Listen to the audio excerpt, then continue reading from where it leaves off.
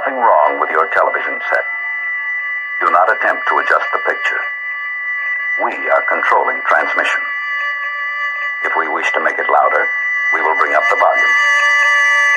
If we wish to make it softer, we will tune it to a whisper. We will control the horizontal. We will control the vertical. We can roll the image, make it flutter.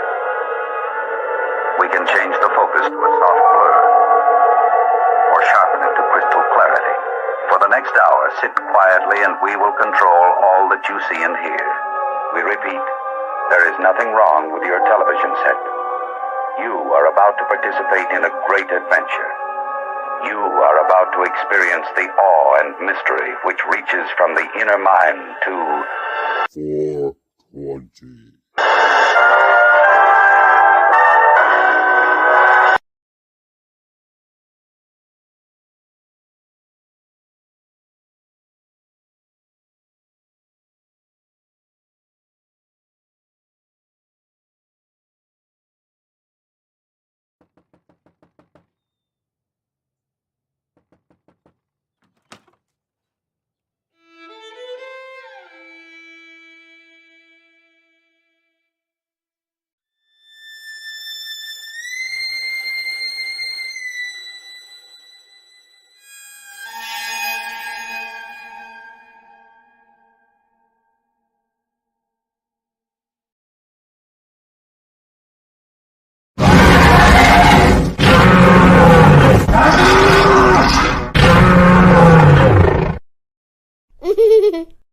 You're funny.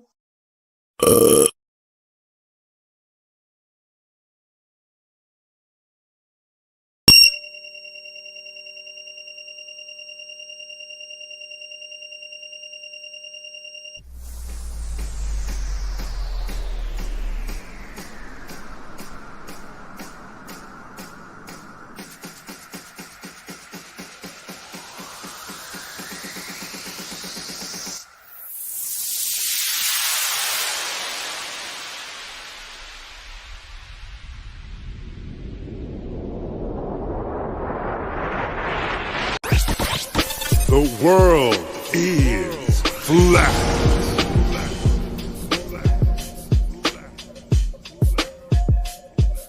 I'm here to ring the alarm with my puppet like charm, straight from the barn. I'm talking about Flat Earth Farms, cause most don't know. They think we live on a globe, a ball that floats. So listen and take notes, and take it to a higher plane. Imagine yourself in all it contains, in all its glory, and Flat Earth Farms can take you there. Open your mind outside the box. No more staring at NASA's Photoshop. No more moon landings, no line to ya. No more people standing backwards in Australia. Just facts and pure truth, planning straight to the roots. Flat Earth Farms help you understand. A magical place on a wondrous land. The world is flat, and that's a fact. Tell your friends next time you chat. Let them know a ball ain't that. Let's stay playing with the baseball bat. Cause we coming at the barn, a higher place, the Flat Earth Farm.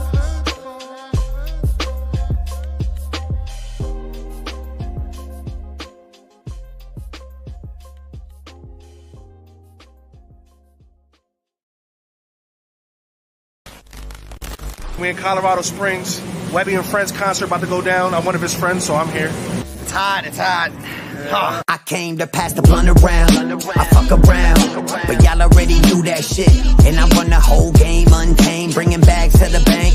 Yeah, I really do that shit. And I'm rolling with the top back, run that track with a bad little bitch with a butt that's fat. In a pocket full of Adderall, I'm just here to have a ball. After all, I got the sauce that y'all lack. Got the sauce like Heinz, oftentimes seat up in my car's reclined. I'm off, so don't fall behind. Check lost and found, I think I really lost my mind. Call my bluff shit, y'all can't even call my line. My inbox always filled like my bottle of pills. Thank God for modern medicine, my doctor refills. However you feel, if you get the stepping for real, I pull up with my dogs and coop Cruella DeVille's. With the syllables, I be villainous, brain limitless. Never follow rules, I rule the school syllabus. Underground's the land of which I am indigenous, and I grew up in it through methods of photosynthesis. Putting down roots in the game that go deep, carve out my own believe me, killing this shit is so easy. I came to pass the blunt around, I fuck around, but y'all already knew that shit. And I run the whole game untamed, bringing bags to the bank. Yeah, I really do that shit.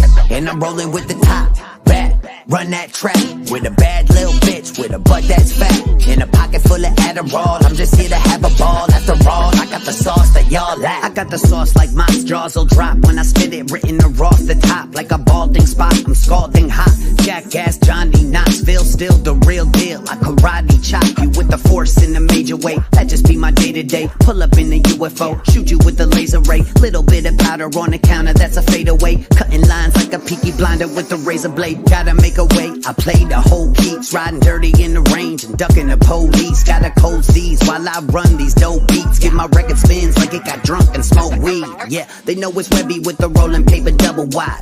Wrapping up like I've been learning how to mummify. So I wonder why they still asking who the fuck am I? Here, let me summarize. I came to pass the blunt around, I fuck around, but y'all already knew that shit. And I run the whole game untamed, bringing bags to the bank. Yeah, I really do that shit. And I'm rolling with the top back, run that track with a bad little bitch with a butt that's fat, in a pocket full of Adderall. I'm just here to have a ball. After all, I got the sauce that y'all lack. It's hot, it's hot.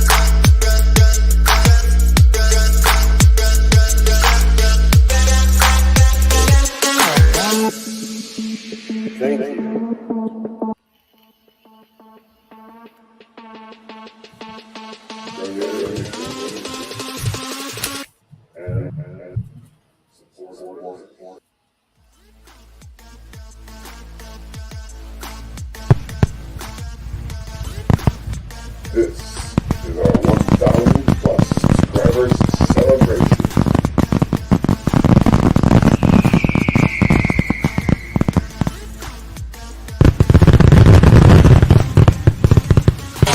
Yeah.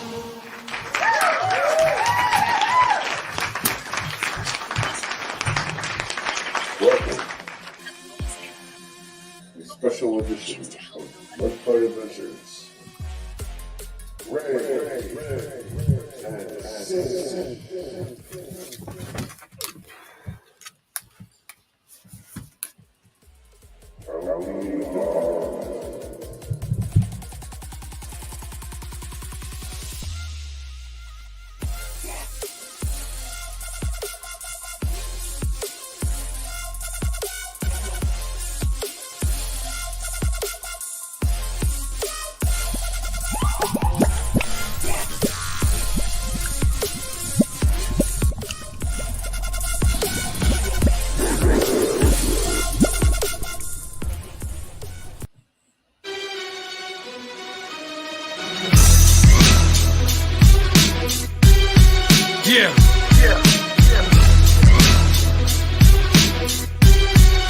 So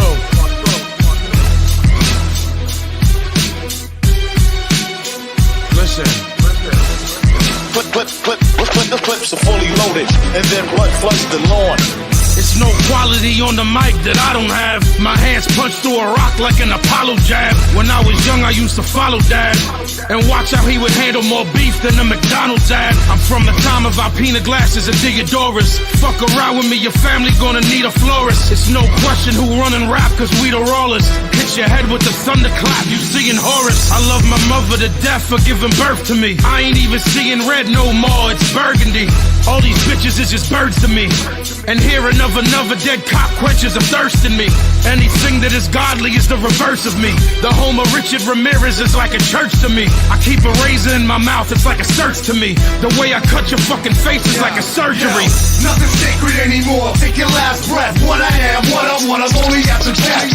Sons are born and guns are drawn. Clips are fully loaded, and then blood floods the lawn. Nothing's sacred anymore. Take your last breath. What I am, what I want, I'm only after death. There's life after death, and if so, where we go? Black operation, black tie ritual, black magic, black carpet event on a black Sabbath, black helicopter, black metal, black magnum, black Berkowitz in the cell with black Manson. My brain strange from taking contaminated acid. Why you be selling your soul? We assassinate assassins. Spray up weddings and funerals, splatter banquets, bang automatic ratchets and broadcast the transcript. We staring down the barrel of another 9/11. Souls condemned to burn in hellfire, cry for heaven. Blood money turn the most innocent minds to weapons. Turn children to killers carrying out from trenches. Selling crack in the rain on the benches with the vengeance. Make a dramatic entrance like a train scene in Death Wish. Spray automatics reckless, leave your brains leaking headless. Pull out the heavy metal K in broad day and end this. Nothing's sacred anymore. Take your last breath. What I am, what I want, I'm only after death. Sons are born and guns are drawn. Clips are fully loaded, and then blood floods the lawn. Yo, nothing's sacred anymore. Take your last breath. What I am, what I want, I'm only after death. There's life after death, and if so, where we go? Where we go? Where we go? And then blood floods the lawn. Blood floods the lawn. Throwing a body on my lawn. Clips are fully loaded, and then blood floods the lawn.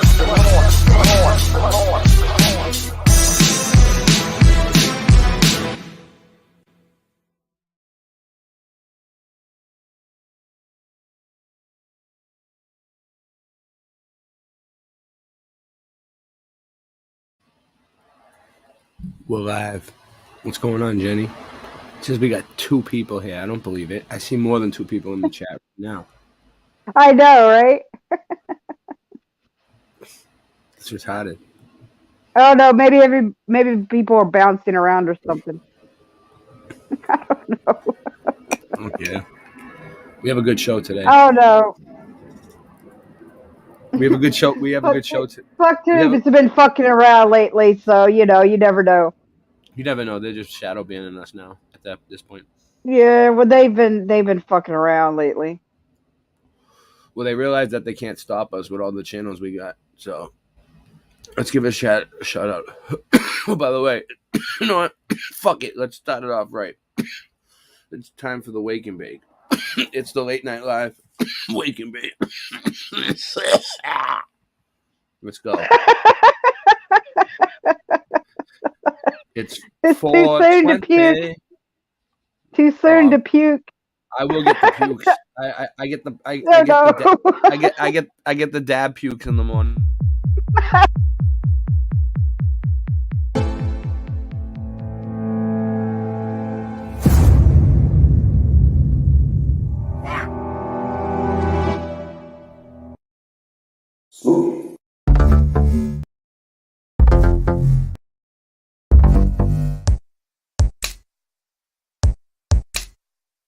Wanna get high? Wanna get high?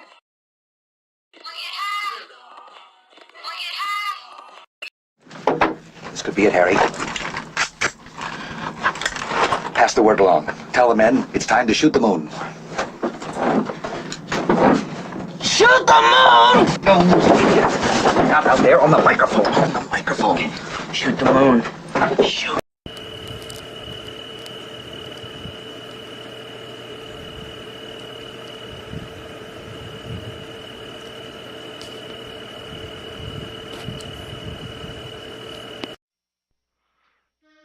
man, you hear this bullshit they be talking every day, man. It's like these motherfuckers is just like professional liars, you know what I'm saying? It's wild. Listen, Bin Laden didn't blow up the projects. It was you, nigga. Tell the truth, nigga. Bush knocked down the tower. Tell the truth, nigga. Bush knocked down the tower. Tell the truth, nigga. Bin Laden didn't blow up the projects. It was you, nigga. Tell the truth, nigga. Bush knocked down the tower. Tell the truth, nigga. Bush knocked down the tower. I pledge no allegiance, nigga. Fuck the president's speeches. I'm baptized by America and covered in leeches. The dirty water that bleaches your soul and your facial features, drowning you in propaganda that they spit through the speakers. And if you speak about the evil that the government does, the Patriot Act to track you to the type of your blood. They try to frame you and say you was trying to sell drugs and throw a federal indictment on niggas to show you love. This shit is run by fake Christians, fake politicians. Look at their mansions and look at the conditions you live in. All they talk about is terrorism on television. They tell you to listen, but they don't really tell you their mission. They funded Al-Qaeda and now they blame the Muslim religion. Even though Bin Laden was a CIA tactician, they gave him billions of dollars and they funded his purpose. Fahrenheit 9/11, that's just scratching the surface. Bin Laden didn't blow up the projects. It was you, nigga. Tell the truth, nigga. Bush knocked down the tower. Tell the truth, nigga. Bush knocked down the tower. Tell the truth, nigga. Bin Laden didn't blow up the projects. It was you, nigga. Tell the truth, nigga. Bush knocked down the tower. Tell the truth, nigga. Bush knocked down the tower. They say the rebels in Iraq still fight for Saddam, but that's bullshit. I'll show you why it's totally wrong. Cause if another country invaded the hood tonight, it'd be warfare through Harlem and Washington Heights. I wouldn't be fighting for Bush or white America's dream. I'd be fighting for my people's survival and self-esteem. I wouldn't fight for racist churches from the South, my nigga. I'll be fighting to keep the occupation out, my nigga. You ever clock someone who talk shit or look at you wrong? Imagine if they shot at you and was raping your moms. And of course Saddam Hussein had chemical weapons. We sold them that shit after Ronald Reagan's election. Mercenary contractors fighting a new era. Corporate military banking off the war on terror. They controlling the ghetto with the fear of attack, trying to distract the fact that they engineering the crack. So I'm strapped like Lee Malvo, holding a sniper rifle. These bullets will touch your kids, and I don't mean like Michael. Your body be sent to the morgue, stripped down and recycled. I fire on house niggas that support you and like you, cause innocent people get murdered in the struggle daily, and poor people never get shit and struggle daily. This ain't no alien conspiracy theory, this shit is real, written on a dollar underneath the Masonic seal. I don't rap for dead presidents, I'd rather see the president dead. It's never been said, but I set precedents. Bin Laden didn't blow up the projects. It was you, nigga. Tell the truth, nigga. Bush knocked down the tower. Tell the truth, nigga. Bush knocked down the tower. Tell the truth, nigga. Bin Laden didn't blow up the projects. It was you, nigga. Tell the truth, Shady nigga. Records was 80 seconds away from the towers. Some cowards fuck with the wrong building. They meant to hit ours. To hit ours. To hit ours. To hit ours. To hit ours.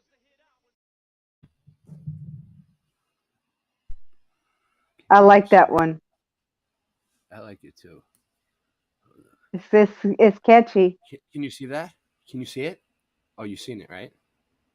You see that? Kind of. It's a little glitchy because of your green screen or whatever. What about that? Can you see it now? Yeah, I can see it, but I mean, it's just you just keep glitching in and out because of that. I know. It background sucks. Hold on. I'll get it off for a second. All right. Check this out. Can you see that? Nice. Oh, wow. Do you know what that is? That's from my plants. You know the plants that I've been showing? Yeah, I got weed finally. I grew weed. Yay! I grew some weed.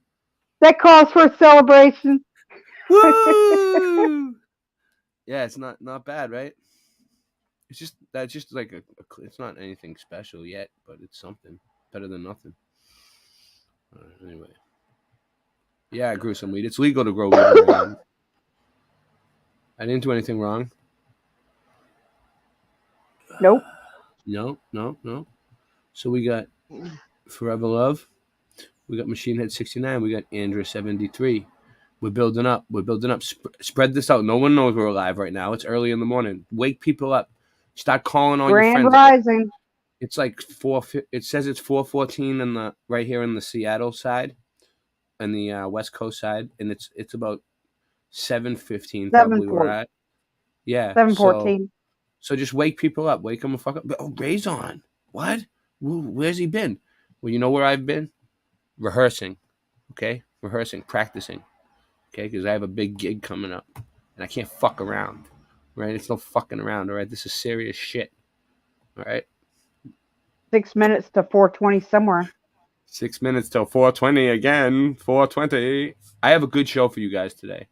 All right, so I have this outside source that I've been getting information from, who's been helping me.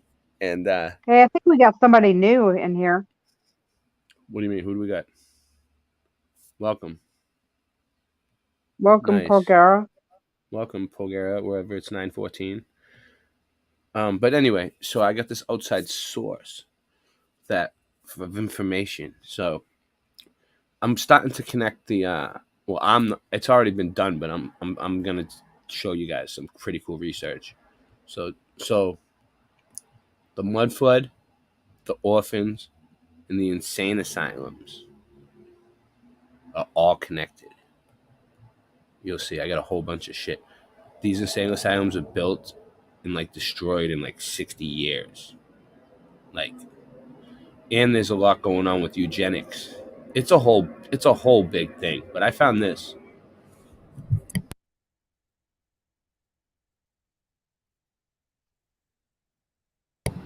How am I sharing, Jenny? Can you see the screen?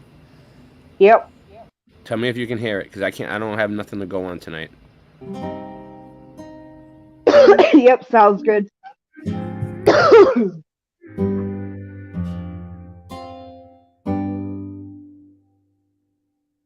One of the tools used in the process of erasing our history is what we know as lunatic asylums. Now, if you're new to this topic, most people, when they think of lunatic asylums, they think of the movies or what. So first of all, the lunatic asylums, right? The word lunatic is someone who's obsessed with the moon. You know what I mean? That's what a lunatic is. Someone who's obsessed with the moon. So, yeah, that's what, lunatic. That's where the word comes from. It's now called. Is that really a bad thing? Well, when people go insane, like over the moon, no, it's not a bad thing, but that's what they look at it as a bad thing. Yeah. They like, yeah. That's where the term was originated. Probably because they don't want us looking at the moon. Yeah, probably because they don't want us looking at the moon. But when people, so they basically use it as a way to get people to shut up and lock them in these asylums. So anyway, let me press play and we'll get into it. For people with severe mental disorders. There's definitely multiple levels to this topic, and we have the dark side, which goes into these institutions not attempting to heal these problems in any real or holistic way. And so the main approach to these health problems involves suppression through drugs, which does not fix the issue and in most cases just makes things worse. I'm sure many of you guys have seen the movies where someone's put into these mental institution and they're completely sane, but they're not able to escape for whatever reason. It could be the institution is attempting to keep you hostage for experimental reasons, and or you have been deemed to be insane simply for going against the establishment. It could also be that you're sane, but the institution and the outside world perceives you to be insane for your beliefs, such as schizophrenic patients who tend to communicate with other worlds. These institutions have a history, and most of these old asylums are these Tartarian, old world looking buildings that have been taken over and repurposed. You find very similar themes with the same common story, and they all use similar terminology, such as being founded or established in 1804 or 1820, but the word founded means they found it. What if these were not created during the 1800s, but were actually taken over after some type of reset? Many of the dates that they give us can be easily manipulated as well. But for the most part, the oldest asylum is in Virginia, and it was founded in 1773. So most of these all started popping up around the 1812 to 1850 Civil War time period. And they actually used that as an excuse for why they needed to create even more of these institutions because people were insane after the war and they needed these institutions as places of refuge. History attempts to paint these asylums in a positive light, but what if it's the complete opposite? In order to understand this, make sure you've seen the other videos on Tartaria explained, including the one on the Civil War, which had nothing to do with slavery and was really a movement of power from the old world to the new cabal that had taken over temporarily. It's thought that the cannons were really used for destroying old world buildings and the mass wealth that was accumulated outside of the cabal's control. Once we establish that, we can see that one of the main tools for controlling those who may resist the new reset or still have memories of the past society would be to throw them into a mental asylum and heal them for being against the establishment. In England, this probably took place before it was moved into the Americas, but there was a device specifically created for mind control and erasing memories of patients. Did you hear that? There's a device that was made for mind control. Look at these places. Look how big they are. They're huge. Huge. Like I said, we really need to start in London before we move to America, as it really explains that this has been going on for a while and it's strategic. We're going to take a look at the Bethlehem Hospital, and there's some weird stuff going on here. First of all, if you search for Bethlehem Hospital, the modern picture is not even the original location. The original location was turned into the Imperial War Museum, and funnily enough, the word Bedlam actually means confusion. And notice how the cannons are right in front of the building, as if to say that these institutions created confusion and erased the old world. If we look at the history of this place, it gets even stranger. Oh, ad alert. Ad alert. Sorry, guys. Oh, no. Oh, no. Oh, no. The Imperial War Museum isn't the first location of the building either. The hospital was founded in 1247, and it was never intended on being a hospital. It was originally designed to be an institution aimed to support the Crusader Church and link England to the Holy Land. You hear that? It was never intended to be a hospital. Never. We get a bunch of history from 1200 to the 1600s about the place being used as a medieval hospital for the needy. And as we get into the 1600s, there was a movement from the medieval style of each patient having an old style keeper physician to take care of them to the new system, which essentially involved a bunch of wealthy aristocrats starting their own hospitals that would later be termed madhouses, as their healing methods were far too aggressive. There would be one physician residing over the entire institution with a visiting surgeon, and drugs were given to the patients in order to heal them of their illnesses.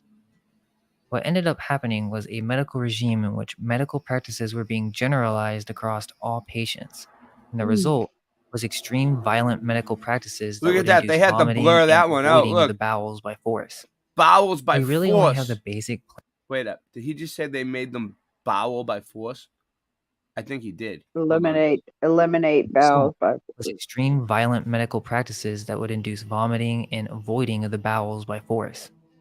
We really only have the basic plans of this building, but in 1667, the Wait up. Wait. What does that mean, Jenny? Avoiding the bowels by force. What are they saying?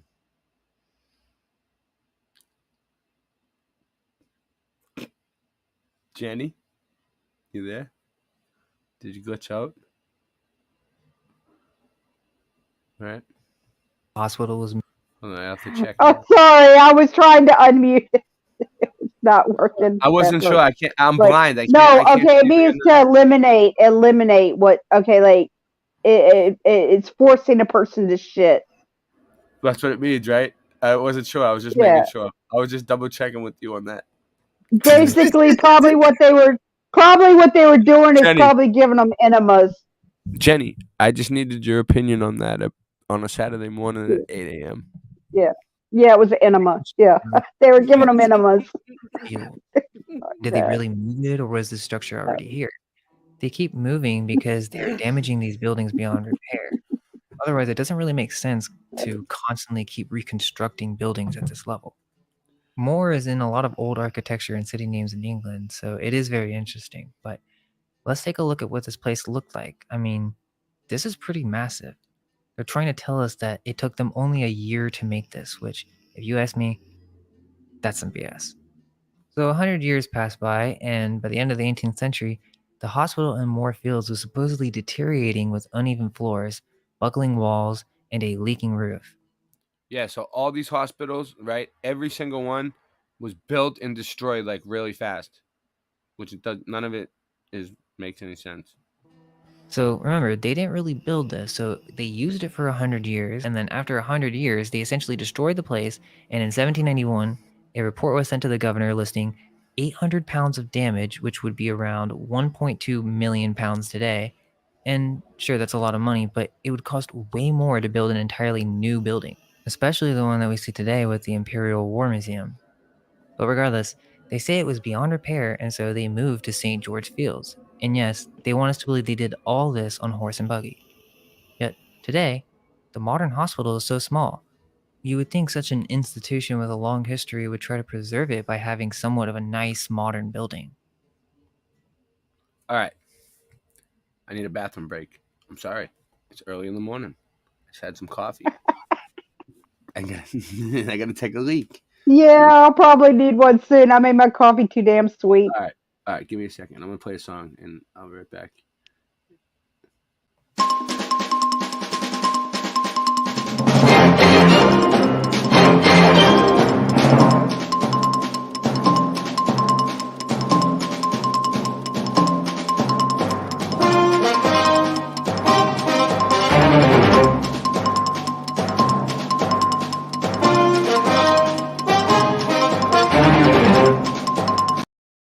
Heavy metal rules. All that punk shit sucks. It doesn't belong in this world. It belongs on fucking Mars, man. What the hell is punk shit? And Madonna can go to hell as far as I'm concerned. She's a dick. I mean, seriously, heavy metal definitely rules. Twisted Sister, Judas Priest, Dawkins, Ozzy, Scorpions, they all rule. Yeah, she's tripping Jack Daniels. It all rules. All that shit rules.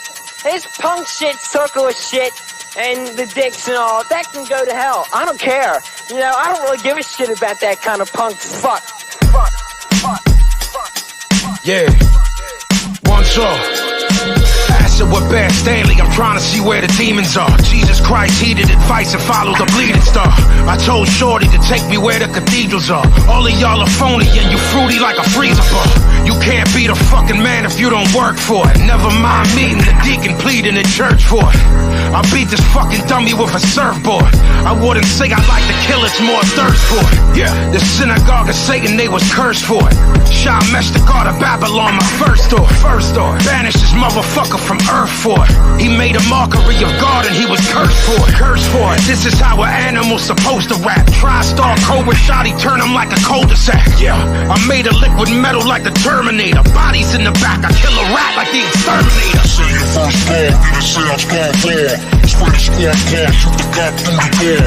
Say your first ball, get a sound squad ball. Spray the squad car, shoot the cop through the door. Say your first ball, get a sound squad ball. Spray the squad car, shoot the cop through the door. Say your first ball, get a sound squad ball. Spray the squad car, shoot the cop through the door. Iron armored pistols, spiders the size of armadillos. Molly pills and Ziploc bags the size of pillows. Speak from the gut, fall for nothing, believe in less. Rather, embrace suffering than achieving death. Pray haste, you take the real, carry Underwood. Bricks blue and white, like Aryan Brotherhood. Hail Satan, scribble with a crayon on the wall. Pay with your soul in a seance gone wrong. Ancient statues with bleeding eyes. Sands my enemies denied. For centuries of treacheries and lies. His eyes resemble a throat slit by knives. Keeps the cousin to death, but he functions like he's alive. Shooters swoop and spray. For students of the bay, consuming the depraved. Until all humans are enslaved. Fingerprints speak the deepest of scriptures. Creep a pistol, squeeze a fistful, weak official. Be unique and for sizzle. Say your first ball, get a sound squad ball. Spray the squad car, shoot the cop through the door. Say your first ball, get a sound squad ball. Spray the squad car, shoot the cop through the door. Say your first ball, get a sound squad ball. Spray the squad car, shoot the cop through the door. Say your first ball, get a sound squad ball. Spray the squad car, shoot the cop through the door. My spot bills green like trust funds. Blazing Godfathers, triple Henny and dust blunts. Captain Antonio Coke shades. I'm in a mask with gloves. Life's a bitch. I still fuck her till she shits blood. No more older sluts and inverted stunts. Arrogance and murder. I'll be upstate for 30 months. All I need is a dirty judge and a virgin muff. We run detergent on blocks so we can turn it up. Back in pinion corpse paint, grim to match the ceiling. Degenerate nihilist, super violence and racketeering. My goons stay pushing that air dance. Every floor in the project like Lufthansa and Air France. Whip top with goose gosses, get that work from rosters. Mean streets like Johnny Boy exploding mailboxes. Power like Rod Carew, ketamine in my new suit. Robbing cops like feeding elephants at the fucking zoo. Say your first ball, then it sounds gone ball. Spray the squad car, shoot the cop through the door. Say your first ball, then it sounds gone ball. Spray the squad car, shoot the cop through the door. Say your first ball, then it sounds gone ball. Spray the squad car, shoot the cop through the door. Say your first ball, then it sounds gone ball. Spray the squad car, shoot the cop through the door. You're wild, man, wild.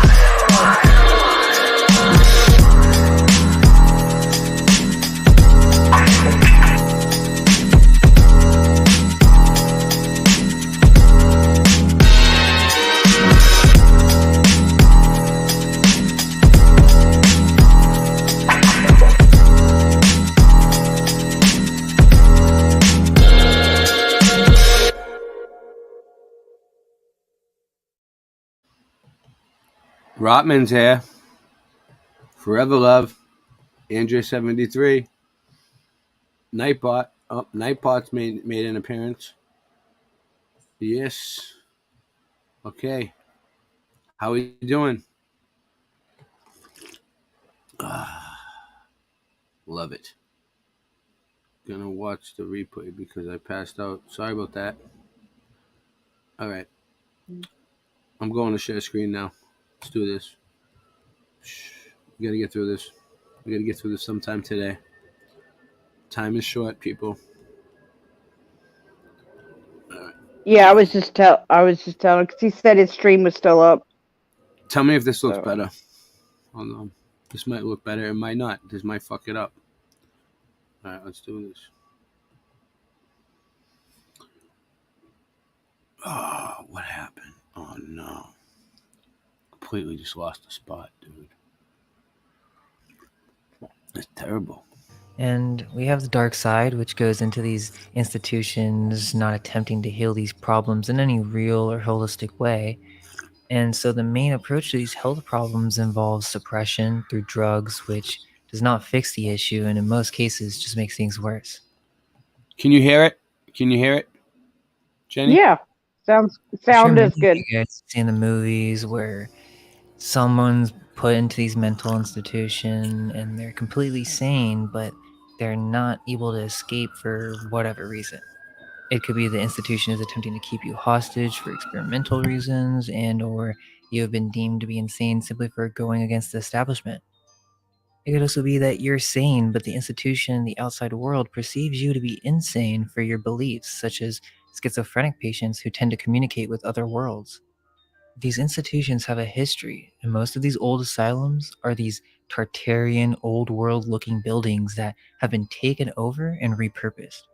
You find very similar themes with the same common story, and they all use similar terminology, such as being founded or established in 1804 or 1820. But what if these were not created during the 1800s, but were actually taken over after some type of reset? Many of the dates that they give us can be easily manipulated as well. But for the most part, the oldest asylum is in Virginia, and it was founded in 1773. So most of these all started popping up around the 1812 to 1850 Civil War time period, and they actually used that as an excuse for why they needed to create even more of these institutions, because people were insane after the war and they needed these institutions as places of refuge. History attempts to paint these asylums in a positive light, but what if it's the complete opposite? In order to understand this, make sure you've seen the other videos on Tartaria Explained, including the one on the Civil War, which had nothing to do with slavery and was really a movement of power from the old world to the new cabal that had taken over temporarily. It's thought that the cannons were really used for destroying old world buildings and the mass wealth that was accumulated The cannons were used for destroying old world buildings outside of the Cabal's control. Once we establish that, we can see that one of the main tools for controlling those who may resist the new reset or still have memories of the past society would be to throw them into a mental asylum and heal them for being against the establishment. In England, this probably took place before it was moved into the Americas, but there was a device specifically created for mind control and erasing memories of patients.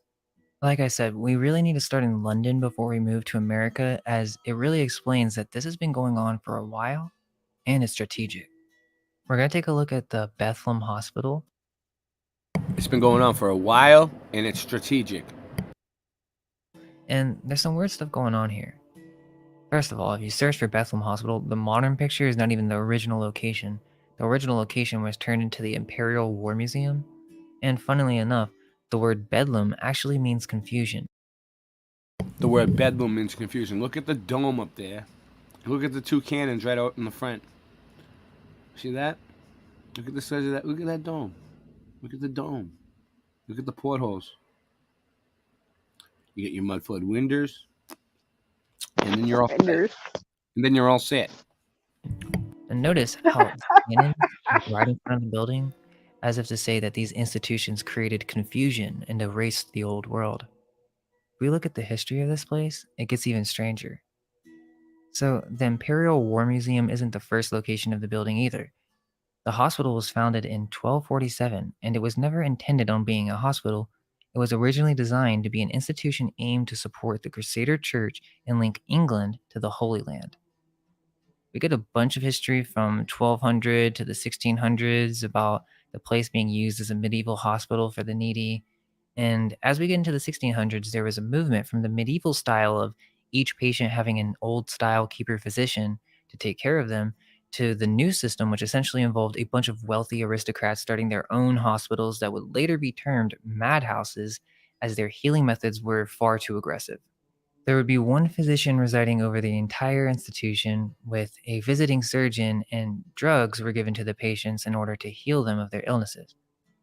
What ended up happening was a medical regime in which medical practices were being generalized across all patients, and the result was extreme violent medical practices that would induce vomiting and voiding of the bowels by force.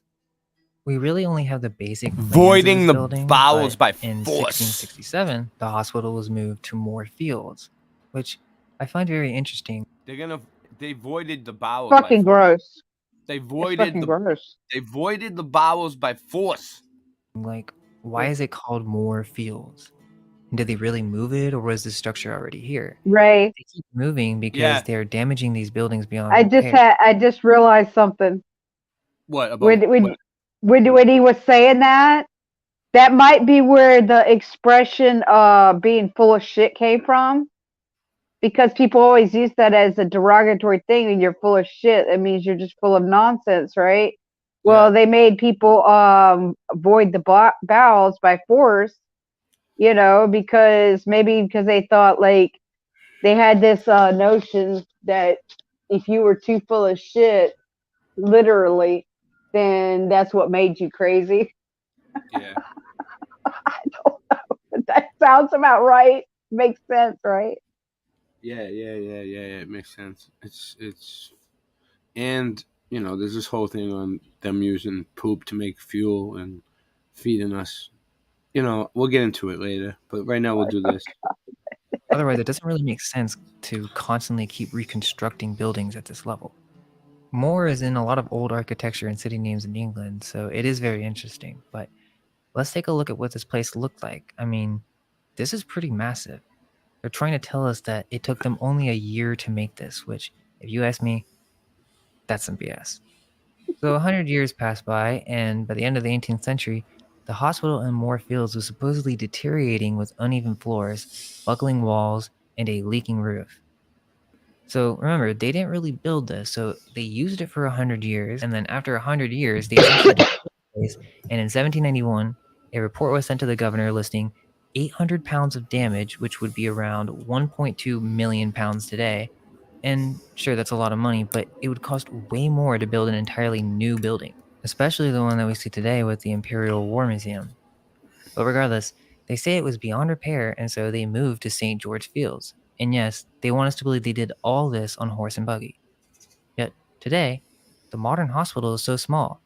You would think such an institution with a long history would try to preserve it by having somewhat of a nice modern building. Nope. That's just the history for this one asylum. They all have this theme. Now, we went to this one specifically because there's some crazy stuff that went on here. There was this guy named James Tilly Matthews. He was a London tea broker who is basically the first documented case of schizophrenia.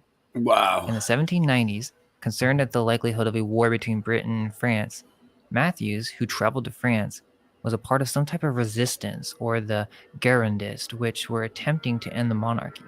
Whether he was working as a spy for the English is questionable, but after spending time in France, he was accused of being associated with these Girondists, which the French establishment at the time used the whole reign on terror as an excuse to imprison their enemies and to continue their agenda of control. So Matthews was thrown in prison, and after 3 years, the French authorities concluded that he was a lunatic and released him. When he returned to London, Matthews wrote 2 letters to Lord Liverpool, complaining about conspiracies directed to him, and during some debate in the House of Commons, he yelled treason. Now, I don't know if that's completely true, who knows, but basically the officials arrested him and placed him in the Bethlehem Hospital in 1797. After examination, he declared that he had taken part in secret affairs of state in reference to his efforts in France. After 10 years in the hospital, his friends and family petitioned for his release on the grounds that he wasn't insane.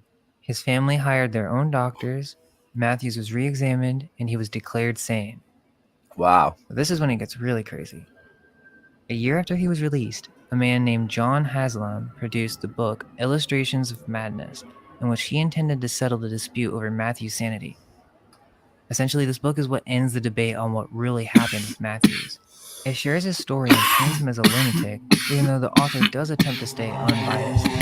But here's the thing, even though there are some elements to the story that may be caused by some type of schizophrenia, it's likely that this was purposely induced as he knew way too much information. What do you think they did to him for 10 years in the hospital? So essentially, this was made to... Alright, so let's examine what they're doing here. Alright, they got this guy's head in like an oven. It looks like a brick smelting oven. They got all this stuff coming out the top here. This is like Freemasonic art. It looks like to me Freemason You could art. see fire. You could see fire inside that thing where they're putting his head too. Yeah. So they're fucking doing some type of, I don't know, something with heat to his head, burning his head. Then there's something down here with like 2 people. You can't barely see it. I can't zoom in or anything. I don't have that. I don't have the technology. I lost it and I destroyed it, and it's a painful process to build it back again. Make us insanity, when really, there may be some truth to it. Let's remember that during this time, asylums were mainly vehicles of the state. So Matthews believed that there was this gang of criminals and spies skilled in pneumatic chemistry. This gang would torment him by means of rays emitted by a machine called the heirloom, or gaseous charge generator. They put James Matthews in Bethlehem Hospital because he knew of the secret war machine that was used by these French revolutionaries, which we can ask, who were these revolutionaries, and is there something else going on with that story? But essentially, 250 years before the CIA's failed brainwashing experiments. Whoa. The CIA's failed brainwashing. Here we go. MK Ultra. Now we're getting into it. Now we're getting into the MK Ultra. The precursor to it. The CIA. What up, Deanne? More people are here. Now we have 15 people here. Keep spreading the word, guys. We're live. Sherry Ives, tell everybody. Machine Head, tell everybody. All right, here we go. Hold on 1 second. All right, I need another break. I'm going to take a lot of breaks right now. Not because, just because Share it around, y'all. Share it around. We're gonna stretch this out.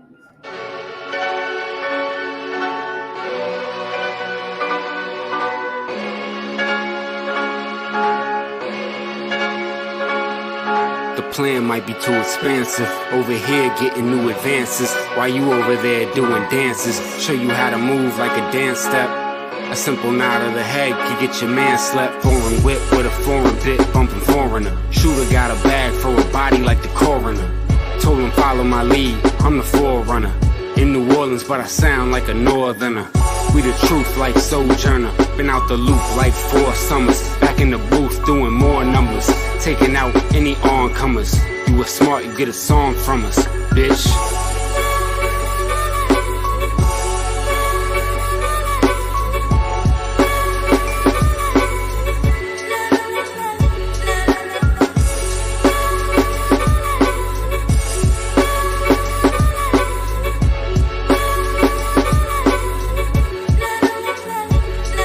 Yo, I'm sick and tired of your trash rhymes. You need to leave the mic alone, I'ma tell you for the last time.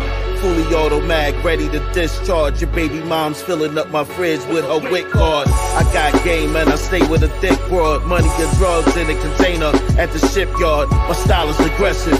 This a murder message. I hold burners to serve purpose and murder peasants. Slide off and flee the scene with the heat smoking. Kick a nigga in his ass till my feet broken. You couldn't win, nigga, keep hoping. Got your grandmother frying me chicken while she deep throating. Your whole rap style is delicate. You soft, so I be insulting your intelligence. In my closet, it's a whole lot of skeletons. Cause it's the only place where I'm hiding evidence. Taste the product like cotton, yayo. Pass the chronic like hot potato. I'm in charge like I'm Scott Baio. Gotta win, we cannot fail. Clock bell, size of whales on them lock scales. Kill your dogs like some foxtails. They going down like a prop fail. Get them smothered like oxtail. Get your cap peeled back like a hell L. Sending packs through the snail mail.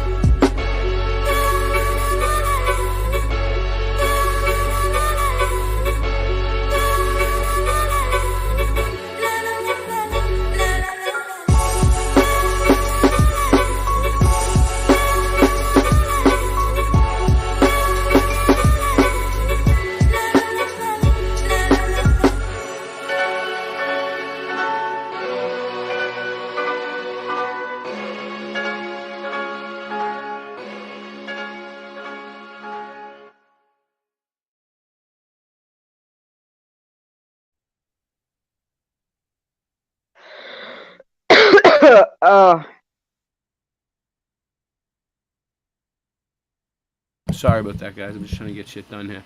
Hey, Ray. Deanne's son, Darren said. He said, Ray, huge thanks for all your support. He will be pleased to be here again. Where is he? What's going on with Deanne? He did say that he's doing a lot better. And he should be getting out about. Dad's been more worried about missing out than himself. Yeah, he's like a huge fan, man. That's awesome. And you know what? I heard he's really, really smart. People told me about him, and they said he's really, really highly intelligent, and he knows a bunch of different languages, right? And it sucks, man. I'm sorry. Check out this what he said.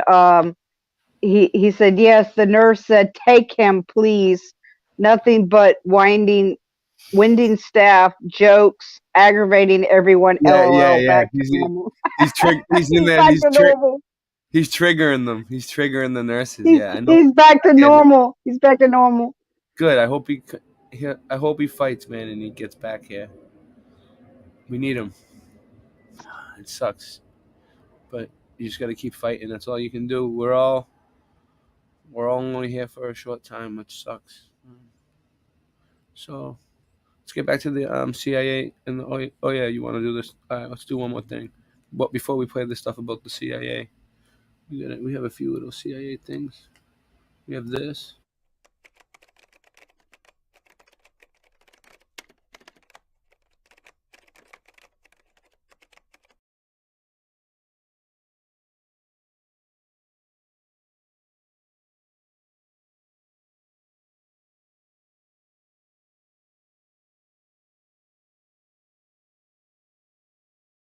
His nickname is Encyclopedia Britannica. All right, and then we got the CIA. Well. We got the CIA trying to kill him.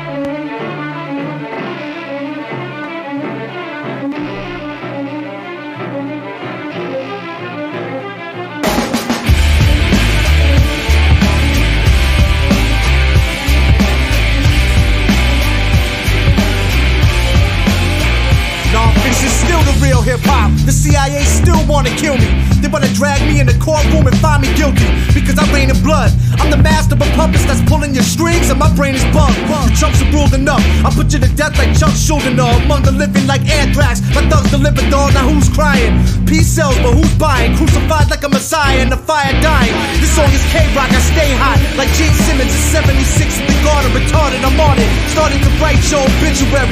Slowly revive, smoking pot. Woke up this morning and spoke to God. He told me the world's over. Worldwide nuclear assault. Circle of tyrants bring the Celtic frost. Gangsta rappers and all types of guns. Religious fanatics are rifling us with platinum albums. The path that travels like a dragon shadow. Invisible to CIA camera angles. They got a file on every rap group. They killed the last man who had proof. They after me for information that I have too. I'm paranoid, tell me what the fuck they asked you. You fuck around with me and I'ma have to blast you. The CIA trying to kill me, be bad news. Get the fuck up out my way when I pass through. I'm paranoid, tell me what the fuck they asked you. You fuck around with me and I'ma have to blast you. The CIA trying to kill me, be bad news. Fuck around with non-fiction, that's a bad move. Symbolism, socialism, live life to the fullest. If they try to take mine, then I'ma wave the 9 and pull it. My patience is running thin, spy agents coming in, trying to lock me down. For now I have to hide the gun again. It's punishment, courts and prisons, the cross and Christians. I know the difference between reality and false religion. My thoughts and vision, freedom and peace, but the hood still breed beats and people bleed in the street. We got AIDS and cancer, teenagers crashing buildings with planes in Tampa. I can't explain the answer, I can only stand for what I believe. Family, friends, health, wealth, good food, pussy and trees. I'll be the one to make a fist and raise it. Sober or wasted, the basics. Overstand the bullshit that you face with. The water's laced with chemicals, you can taste it. Leaves you brain sick, angry and full of hatred. Like nobody likes you, now you become spiteful. Self-hate is frightful, look at the face of Michael. I fight you for justice, freedom and equality. These creeps keep following me. I'm paranoid, tell me what the fuck they asked you. You fuck around with me and I'ma have to blast you. The CIA trying to kill me, be bad news. Get the fuck up out my way when I pass through. I'm paranoid, tell me what the fuck they asked you. You fuck around with me and I'ma have to blast you. The CIA trying to kill me, be bad news. Fuck around with non-fiction, that's a bad move. I'm a survivalist, they said I should have been dead over a year ago with a barcode on my head. God knows my intent. Thug hummers with thugs, drunk with guns, drunk on drugs. Mosh pits, popper collars, keep it crunk in the club. Bustin' for fun, Canarsie to Spain. Pumping carcass, park in the rain. I see you faggots barking the name. Fake fame, you get your wig sprayed, your image is played. Stop keeping the gully, cut the Sam Kinison braid. Keep your song sweet with light verses, like tight virgins out in LA. I'm up in hot tubs with night nurses, X'd out, sniff the white pony, ceremony open shit. See me for the smoke, nervous system full of opiates. MDA, shoot voids like NBA. Bloody advance on firearms, I got 10 to play. Catch a facelift, you grave makeshift, face decay. Surveillance rape with broomsticks, they got tapes for days. State of the world address, NY, some killers for sport. Home of the shit talk, crack houses, prison and chalk. Blows against the system, Pentagon smash, windows inside a victim. Symptoms of the universe, it's Earth. Paranoid, tell me what the fuck they asked you. You fuck around with me and I'ma have to blast you. The CIA trying to kill me, be bad news. Get the fuck up out my way when I pass through. I'm paranoid, tell me what the fuck they asked you. You fuck around with me and I'ma have to blast you. The CIA trying to kill me, be bad news. Fuck around with non-fiction, that's a bad move.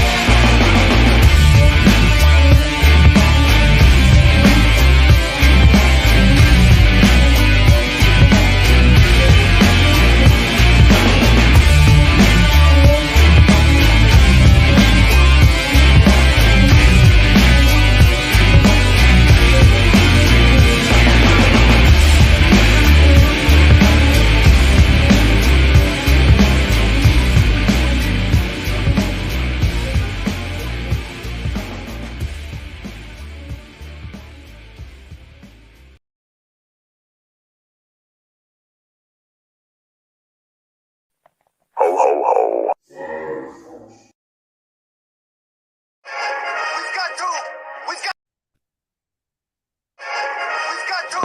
We've got to get moving.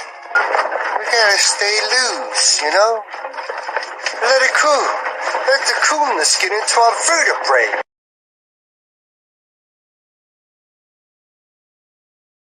Let's get into your vertebrae. Where is Singe Man? He should be awake by now. I thought he was coming into work.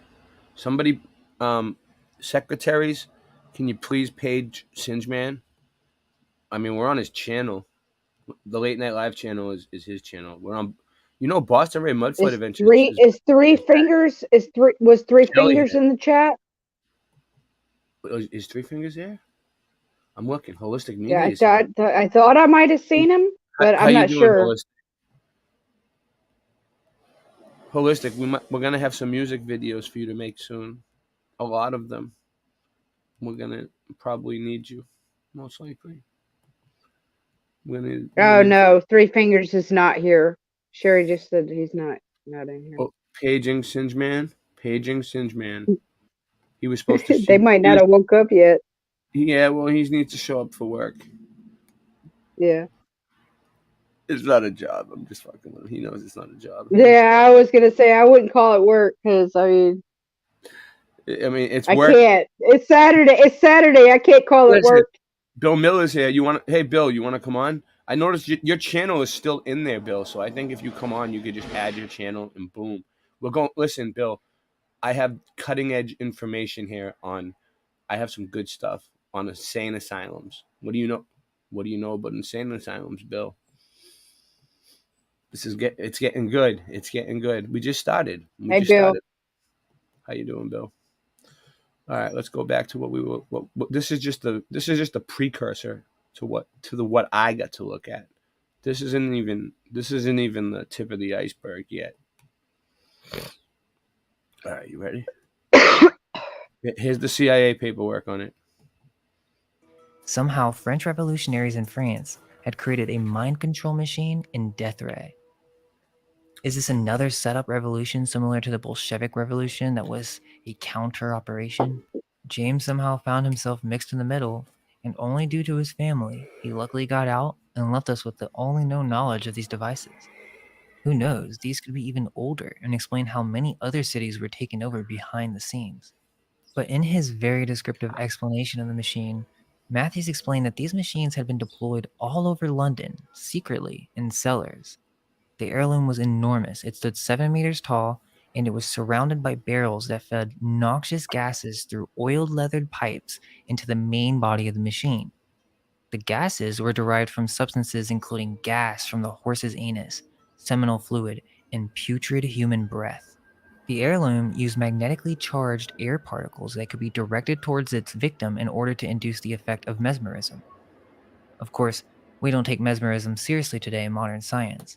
However, this was not the case during this time period, and obviously there was an advanced machine capable of inducing these effects, so who's to say that these people can't do the same with their minds? But regardless, the machine needed to be operated by a certain amount of members who each had their own name and duty, as described by Matthews. The main body of the machine had a number of keys, levers, and brass retorts. These were used to modulate the flow of magnetically charged air that was emitted from the machine. Skillfully combined sequences of the various levers and keys could produce different types of air current, which could be directed towards the victim to assault them with a whole arsenal of psychological and physiological effects. Essentially, this was some type of instrument, and an art at that, as someone would basically play it as a piano and magnetically charge the air current with the intention of directing it towards the victim to assault them. One of these effects were called kiting, where an idea is forced into the thoughts of the victim, which undulates in the intellect for hours together. And how much soever the person assailed may wish to direct his mind to other subjects, he finds himself unable to do so.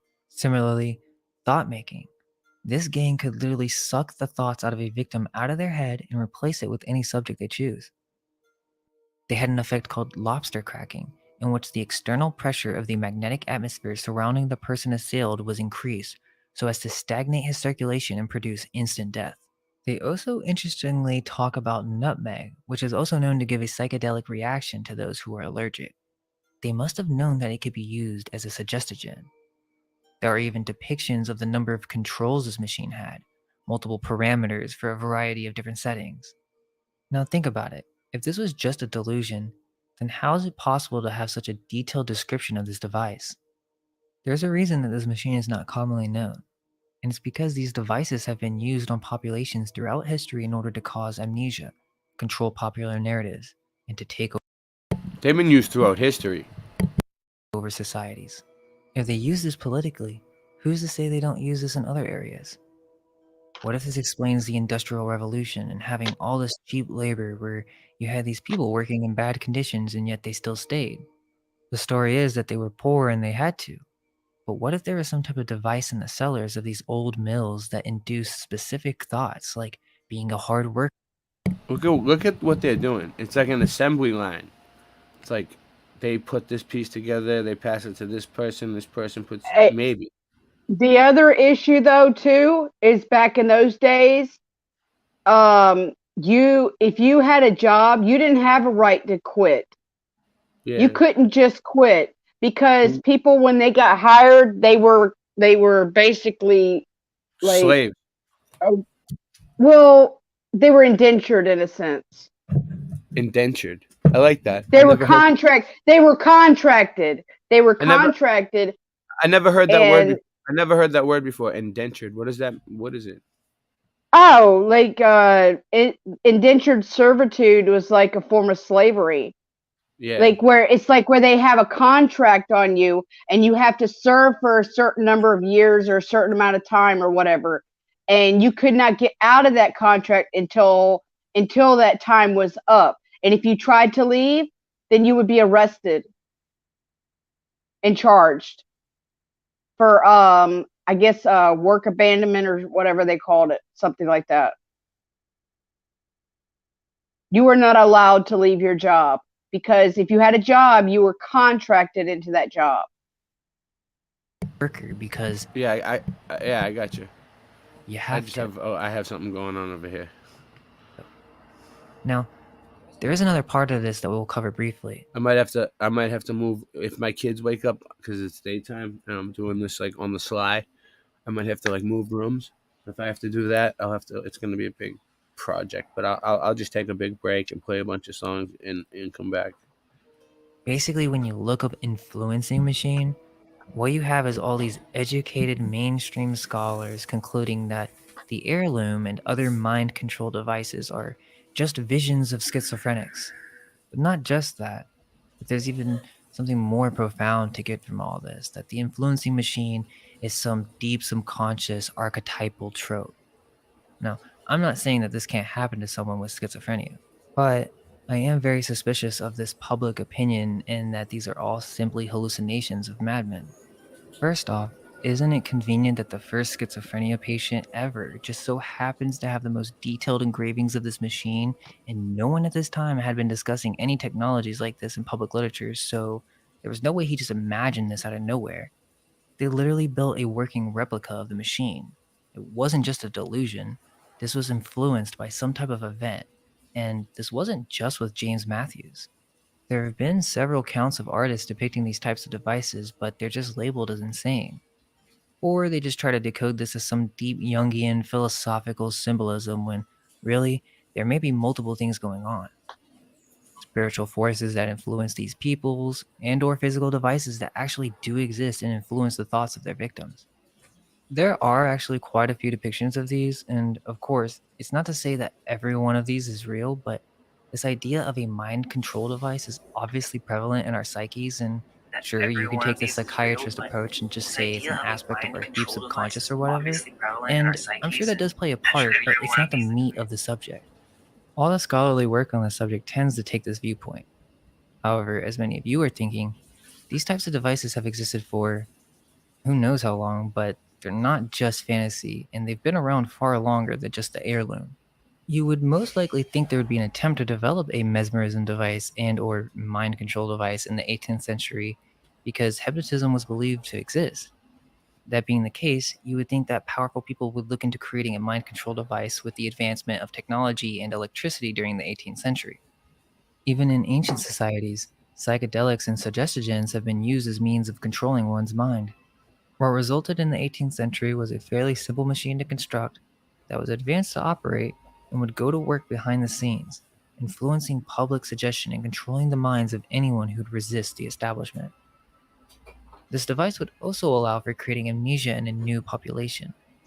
Interestingly enough, there's a game called Amnesia. I'm sure most of you guys know about Dark Descent, but there's another one called A Machine for Pigs. There's this artist who composited everything as one map, and it's really interesting to look at because you have the same type of heirloom device, and you see this happening on a mass scale with it coming out of the factories, and there's a Tesla coil in the background as well, magnetizing the currents. There's actually a lot of weird stuff with this game. You have the old world Tartarian buildings, and there's also this thing about absinthe, which again that gets into psychedelics. But yeah, I just thought it was really weird. I mean, a lot of these illustrations seem to be depicting some kind of hidden past, or maybe they know something that we don't. Also, I want to give a shout out to Paul Cook as he had some really good research on this topic, so make sure to check out his channel. If we return to America with that in mind, and I mean, that's just the surface of what's going on throughout history at these hospitals. It gets much darker, but for the most part, we can begin to question the narrative behind these structures, as it's the same theme with most of them. The narrative just doesn't really add up. Most of these asylums are really big, and their architecture is quite advanced for its time considering the tools they had. Also, the population was too little at the time to construct these structures, and many of them were built in just a few years. Let's keep in mind that the first general hospital in America is the Pennsylvania Hospital, which was founded in 1751. So let me get this straight. They're building these massive Hey, Michelle. structures in cities out of nowhere. Philadelphia started in the early 1700s, and they don't even think about creating a general hospital for over 50 years. The oldest asylum is the Virginia Eastern Lunatic Asylum, which no longer exists as it was destroyed in a very convenient fire in 1885. According to the depictions, it looks to be an old world building that is slightly buried beneath the ground. This building only took 2 years to build according to the story, as it was established in 1771 and the first patient was administered in 1773. The second oldest asylum is the Spring Grove Asylum in Maryland. Again, it looks very similar. Now, it started off as a general hospital in 1797, but it actually can trace its roots to an institution 3 years earlier.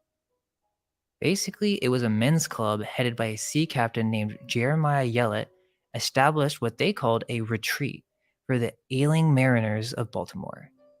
That kind of sounds weird to me, but that's how it began as some private men's club and then became a hospital for strangers and mariners. The Hospital for Seamen and Strangers. It seems that the hospital was actually funded by Captain Yellett and his associates. So, the story is that the club evolved into a hospital as a way to take care of the mariners who had many medical conditions, such as nutritional diseases. They referred to many of the patients as inmates, and it seems that there is something else going on with this supposed retreat. Basically, it could have been a means for mind controlling newcomers who came by sea and labeling them as insane if they do not fit the narrative. At the time, Maryland's mentally ill were called inebriates and or being mentally retarded. Now, they didn't have a word for being mentally insane. Maybe because it wasn't really prevalent until after the reset, so of course, they had to create this narrative. The Northeast Coast is home to America's oldest ports, at least from the mainstream sense, and where these old world cities first started to be taken over, right? Like the west of America wasn't conquered until like after the Civil War, so the Northeast must have started these reset plans very early on, programming any immigrants who may be trying to relocate. So in 1797, the hospital had a new purpose for the reception and care of lunatics, or really anyone who didn't fit the narrative. Let's also keep in mind that yellow fever epidemic happened around this time, and I just wonder if this was also done with intent. Now that we understand they had a mind control device using magnetized air currents, you would think that maybe they know how to spread disease using similar methods.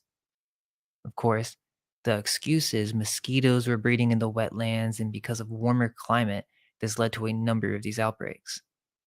That doesn't really make sense as the Native Americans never suffered from these issues, so there's definitely something else going on when it comes to all this sickness, the sudden need to create all these hospitals out of nowhere, which really should have been constructed from day one in any well planned city. Unless, of course, they didn't have any need for hospitals, but that's another can of worms. Basically, in 1808, the state took over the building and they decided to do $40,000 in repairs, which that's a lot of money at that time. And the story goes that they got this money because a bunch of lottery winners donated back to the state so that they could expand the hospital. Right? That makes sense. Okay, this is when it gets crazy. So in 1813, during the War of 1812, An admission to the city hospital could be ordered or authorized by the chancellor of an entity known as the Chancery Court. As the head of this court, the chancellor had the authority to commit to the facility those individuals who were referred to by the law as any lunatic, idiot, or person insane. Acts of 1813. So within 10 years of creating this hospital, which was started and funded by a boys' club, the state takes over and creates a law that they can basically put anyone they deem crazy in the mental asylum. Captain You see what they did there? Yellett obviously had connections with the state. They were in cahoots. He just funded it. Now, I'm just giving you one example, the second oldest, in fact, but you just have to think. These started appearing out of nowhere all around this area around this time, and I mean a lot of asylums. And the typical answer is because of yellow fever, civil war, and syphilis. But as we have gone over the hidden side of things, we see there may be a different agenda at play. All these backstories for these hospitals aren't giving you the whole truth. I mean, just look at this logbook of the West Virginia Hospital for the Insane. This list documents reasons for admission to the institution. I mean, these guys weren't playing around. So these are pretty crazy. If you ran out of money and became homeless, got business trouble, if you got kicked in the head by a horse, I guess that was common back then, imaginary female trouble, an immoral life, not sure what that's supposed to mean, imprisonment, okay, that's kind of scary. If you had your own religious beliefs, or if you were a woman with her own beliefs, that would get you sent to an asylum. Let's see. Bad whiskey. Okay. These institutions don't really care about your health. They were designed for that purpose. These facilities are tools of the state to control a society based on what the controllers deem appropriate. If you overstudied religion, that would get you sent to the institution. Overtaxing mental powers. So if you were too smart, they would get you. Oh, and look, you can get sent in for politics, right? How convenient. I mean, this is a super long list. I'm not going to go over it all, read it over, but it's just insane. I mean, egotism, how do we even measure that? Someone acts arrogant, they just get thrown into a lunatic asylum? I mean, this kind of became a meme because of some of the weirder, funnier ones, but they would basically throw you into an asylum for any reason that they wanted. It could be any reason. They would just throw you in if you were a problem. Ad alert. I get it. Very old world looking, and you know it's not really commonly accepted that there are castles in America, but many of these old asylums and old prisons are literally just that. They just aren't called castles, and we've never looked at them with new eyes. Many of these old asylums share what is called the Kirkbride Plan, which is a system of mental asylum designs advocated by American psychiatrist Thomas Kirkbride. Now, this is the explanation they give on why many of these buildings have similar designs, but could it be that these are actually older world structures, many of them containing underground tunnels and also mud-flooded windows? It's even in the narrative. One good example is Rockwood Asylum, which first we have to look at the Kingston Penitentiary, which if we look at some photos, it looks very old world. This is Canada, but still, you can find the same thing in the US. But the story goes that the Kingston Penitentiary was overrun with medically ill, criminally insane inmates. So, to solve this problem, the asylum was built on the shores of Lake Ontario, close to the penitentiary, built by the prisoners themselves.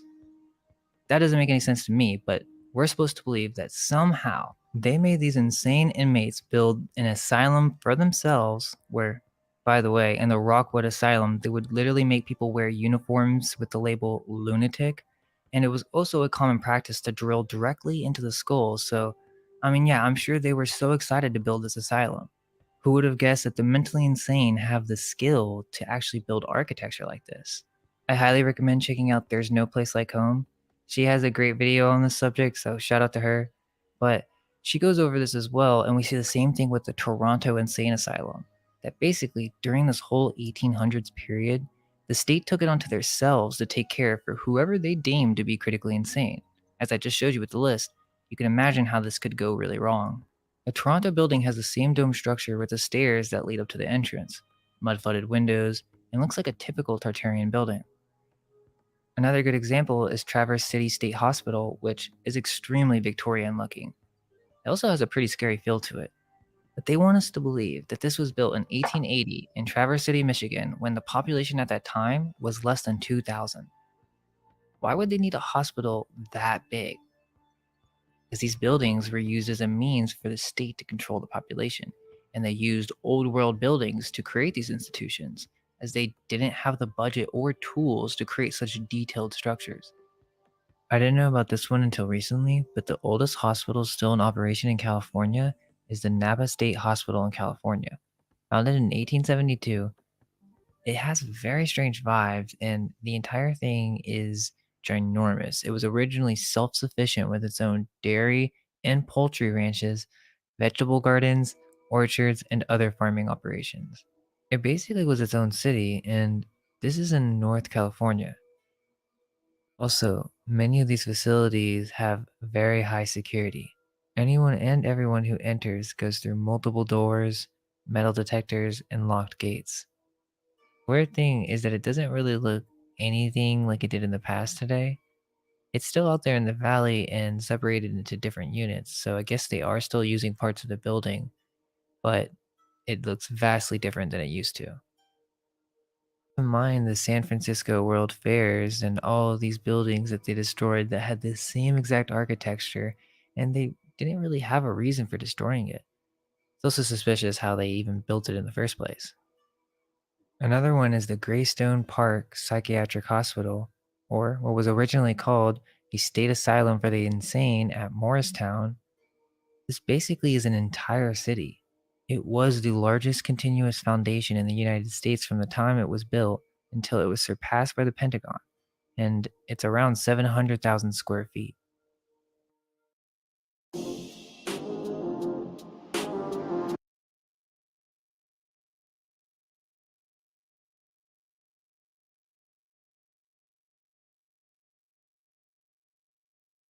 Just like a castle to me, it literally has gargoyles.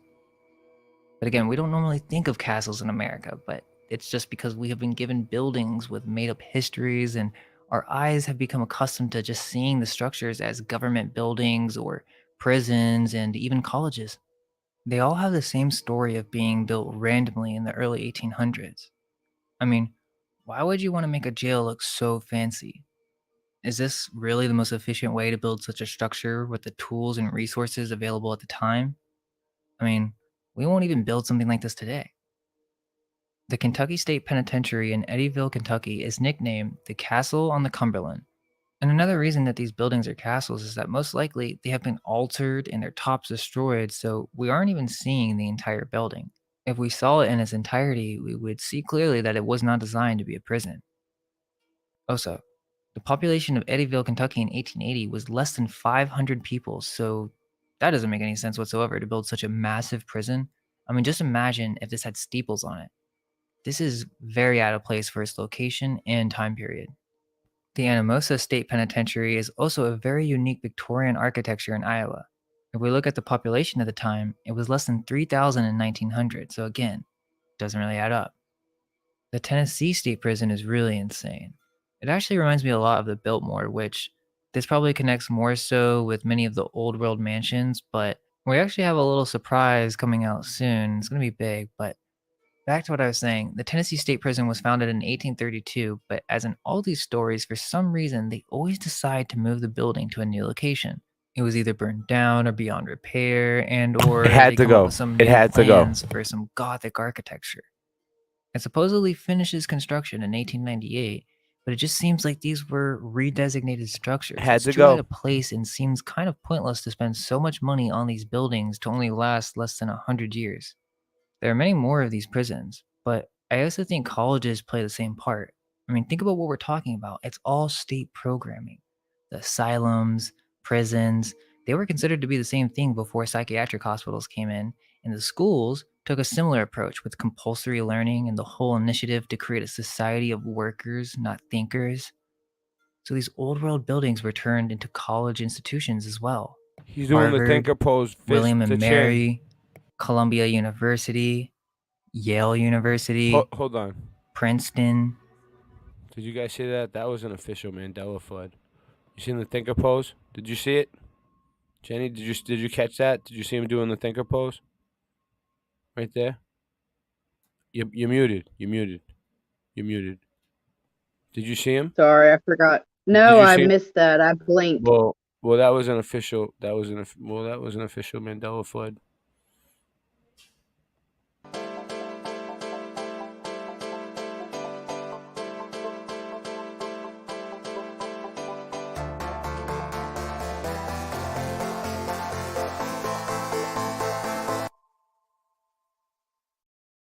All right, so listen, guys. Here's the deal. We got 20 people here now. We're building up. People are starting to figure it out. People are waking up. Good morning, Grand Rising. All right, so here's the deal. I have to move rooms twice. I'm maneuvering this for you guys this morning. Okay, I'm maneuvering. I'm bobbing and weaving. I got Jenny on here with me. And we're bobbing and weaving. So you're gonna have to give me. I'm gonna have to take a break now because I'm gonna have to move my whole setup to the other room, and then I gotta move it into another room later. So enjoy it. Here's a break. There's a lot of opinions floating around these days, and I got my own. You know, they may not be publicly acceptable, they may get me canceled, but it's my goddamn American right to speak them. And if you got a problem with that, suck my dick.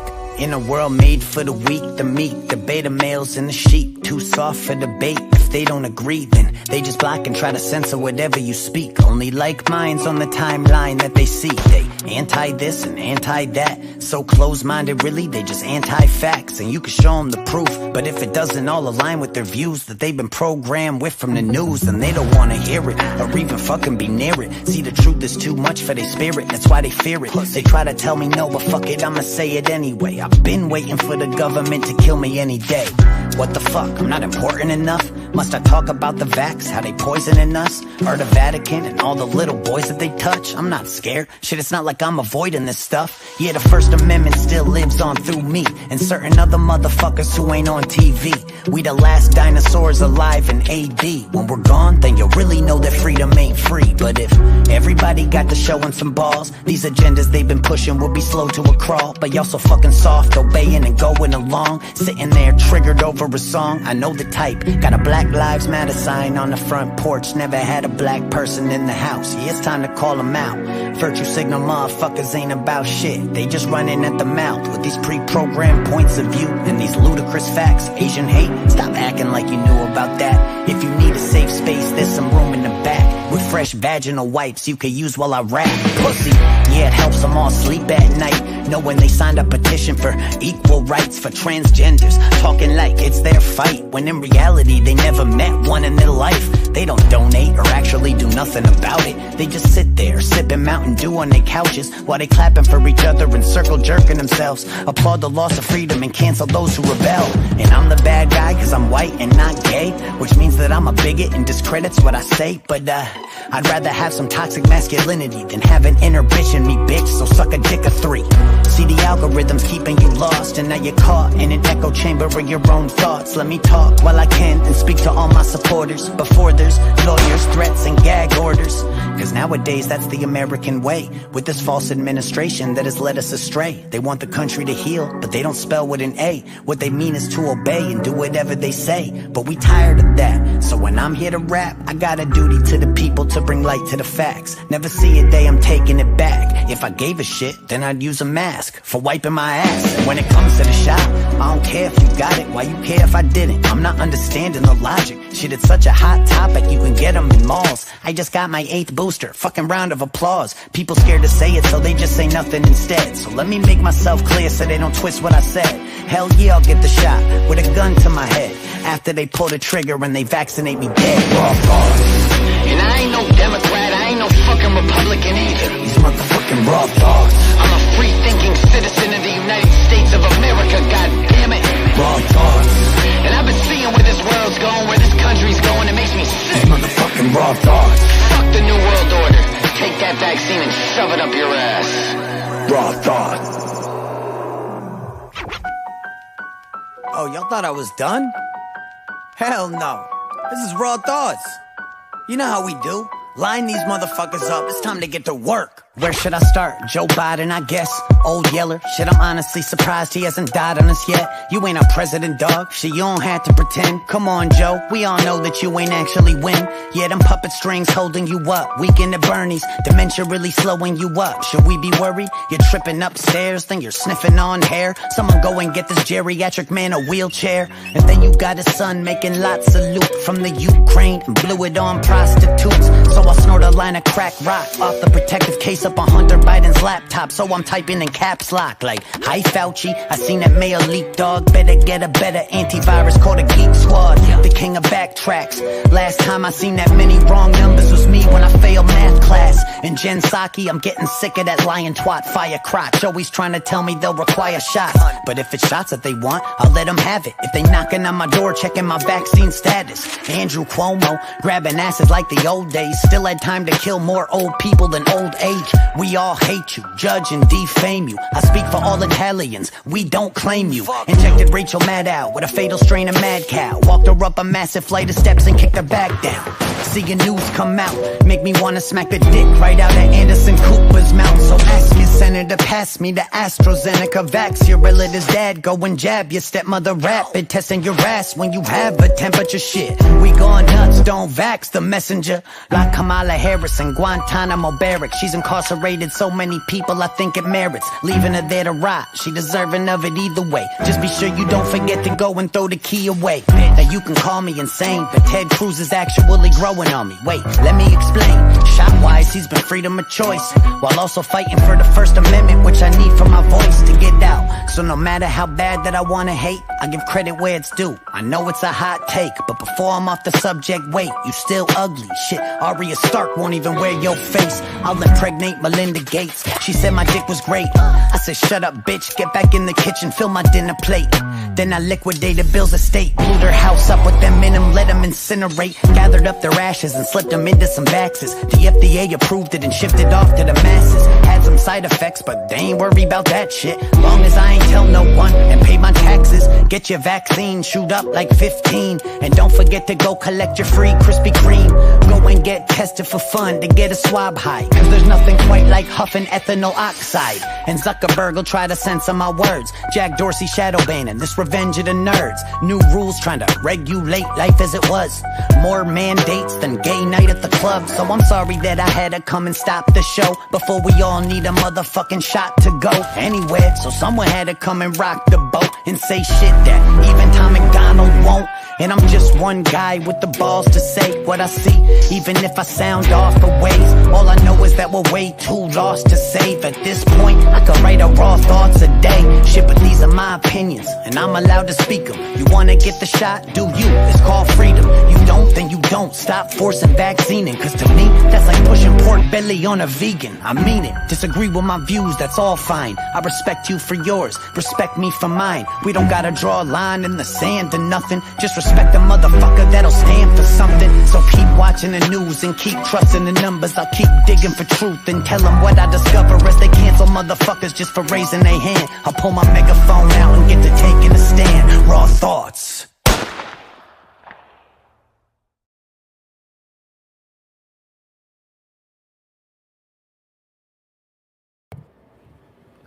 Can you hear me? How's my mic sound? Yeah, good. All right, cool. All right, I'm moving on with the program now. Okay, let's go. Boom, baby. All right, share screen. I gotta get this done. I'm getting screwed around. Don't know how much time I have left. Things have been very tight lately. Sorry about cutting the stream off early the other night. I had to do it. I had other things going on. All right. St. John's College, Moravian University, Dartmouth College, St. Joseph's University.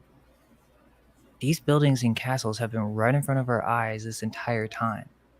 These are government-controlled, old-world buildings that were repurposed as mind control weapons. Each one of these colleges has its own strange narrative that really doesn't add up, but we'll have to save that for another video. Hope you all stay curious, and all we can hope is that our minds will be unveiled. Yes. Let go of everything you think to be true. Relax the mind and ask the question, do I truly understand what this Jenny? reality is? I'm checking. I'm trying to check. Jesus. Give me a second. Let me get this out of here. I'll check. I got it. I heard somebody coming. Maybe not, though. Oh, that was me. I popped in. I'm sorry. I did it to myself. I'm putting links in. All right. Give me 1 second. Stop. I hear the echo. Stop screen sharing. Airplanes going by.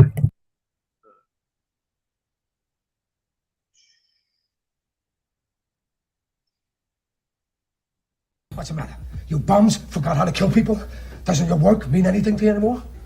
Have you no sense of pride in what you do? No sense of duty? No sense of destiny? I'm looking for generals! What do I got? Foot soldiers!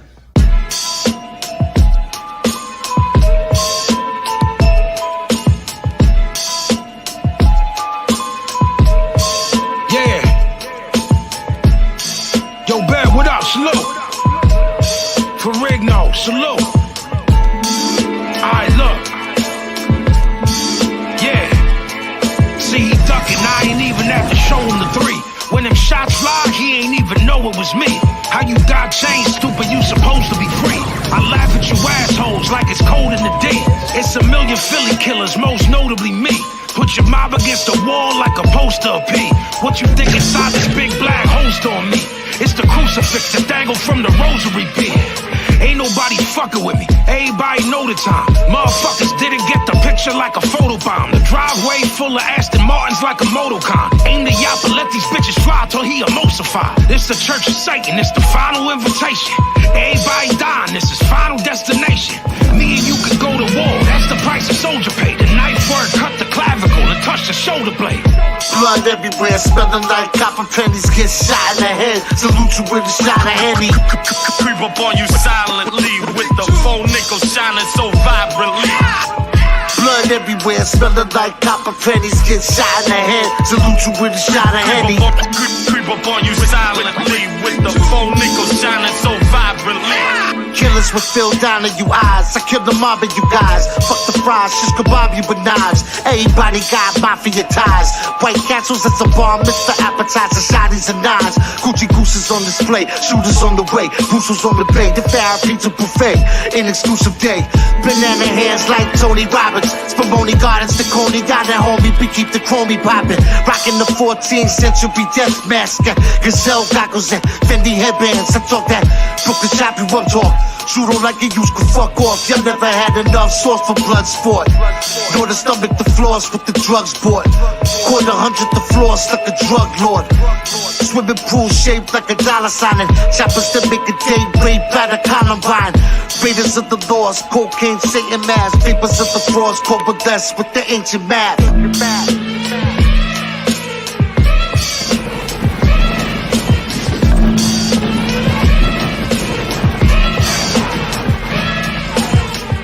Blood everywhere, smelling like copper pennies. Get shot in the head, salute you with a shot of Henny.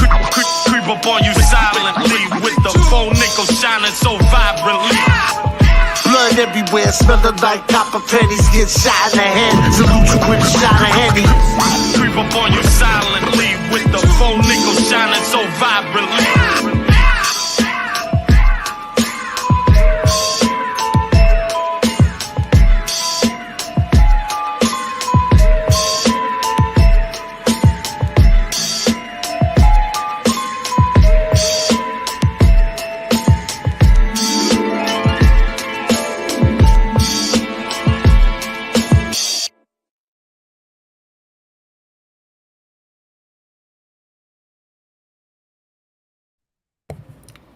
Bill Miller's here. So, Bill, I have something really interesting. I'm glad you popped in right now. You ready for this? Okay, so I'm echoing a little bit. I don't know. Not much. Not too bad. Grand Risings. Grand Risings, Bill. So anyway, so there's this in Massachusetts, right? There's this Taunton State Hospital, right? Mm-hmm. And it's one of these hospitals. Look, airy and abandoned, right? It was here's the images, right? Mm-hmm. Look, let me show you something, Bill. This is what it used to look like right here. It's the one on the thumbnail, right? Yeah. Look. You see? That's what it used to look like, right? It was they're trying to say that it was built and destroyed within 60 years. Yeah. One of those stories. It had to go. It had to go. Knock it down. Knock it down. And now my family lives there in Taunton. Okay. And they went and I had them check it out for me, and they said it's not there. There's still a hospital there. Yeah. But now I'll show you what it looks like. Hold on. A shell of what it once was. Yes. Is my It's audio right good, here. Ray? Yeah, your audio's great. Okay, good. We're sounding good today. We're doing good. Look, this is what it is. Excellent. This is what it is now. Ooh. Or Yeah. something like that, and it's all run down. And it's not, you know what I mean? I bet you could find footage of urban explorers going through that one. Yeah, I think there was something there. Hold on a second. Let me go back. What happened to it? Top of the day to you, Jenny. Yeah. Good call. Aryan abandoned book, Exploring Masses, the travel. Let's check this out. Can you see it? Yeah. Aryan abandoned inside Masses Taunton State Hospital. Yeah. Also once known as the State Lunatic Asylum, Taunton remains closed to the public, but its eerie legacy lives on in Massachusetts. Kind of sounds like tartan. Yeah, Taunton. Yeah, it does. It's weird. I think it's like Native American though. That could be. Oh, is that available? It took you down. Yeah, they took me down. They took me down? Yeah, for a minute. Now you're back up. Oh, well, no, we're fine. We're fine. All right. Oh, what just happened? And they changed the scenery on me. You see that? They're fucking with all of us. To go back. All right. So the Taunton State Hospital, the state conjures up the image of horror movies with the same people being kept at mental asylums in a form of extraditional prison. It is a psychiatric hospital located on the Hodges Avenue in Taunton, Massachusetts, and not to be confused with the main campus of the modern hospital of the same name. Not to be confused. Don't confuse it. Although some of the old facilities continue to be used, it is one of those mental asylums that just sends chills down one's spine, unfortunately. You know, most of it is now demolished. Unfortunately. No, fortunately for them, it was demolished. But some of it remains and stands as its testimony as one. So it was there. You know what I mean? They can't hide it. They can't say it wasn't there. Part of it is still there. Yeah. It's a story that bears witness to the many mental asylums that once dotted the country. So there was many mental asylums. Yeah. Yeah. So history of the Taunton State Hospital. This is his story. Right. His story of, because it's not our story, right? Mm-hmm. According to autodidactic, right? His story of the asylum dates back to 1851. And that's a weird way to write 1851, by the way. I don't know. When moves were made to find a new site for a psychiatric hospital, as the state's only other facility in Worcester was under pressure with the rising patient population. Oh, in 1851, they had a rising patient population. Yeah. Yeah. Yeah. Not many skilled laborers around, but you can knock up an insane asylum that looks like a castle, no problem. Yeah. Exactly. They all look like castles. According to the National Park Service, the studies of the conditions in Worcester was a result of a eloquent and moving memorial delivered to the state legislature by Dorothy Dix.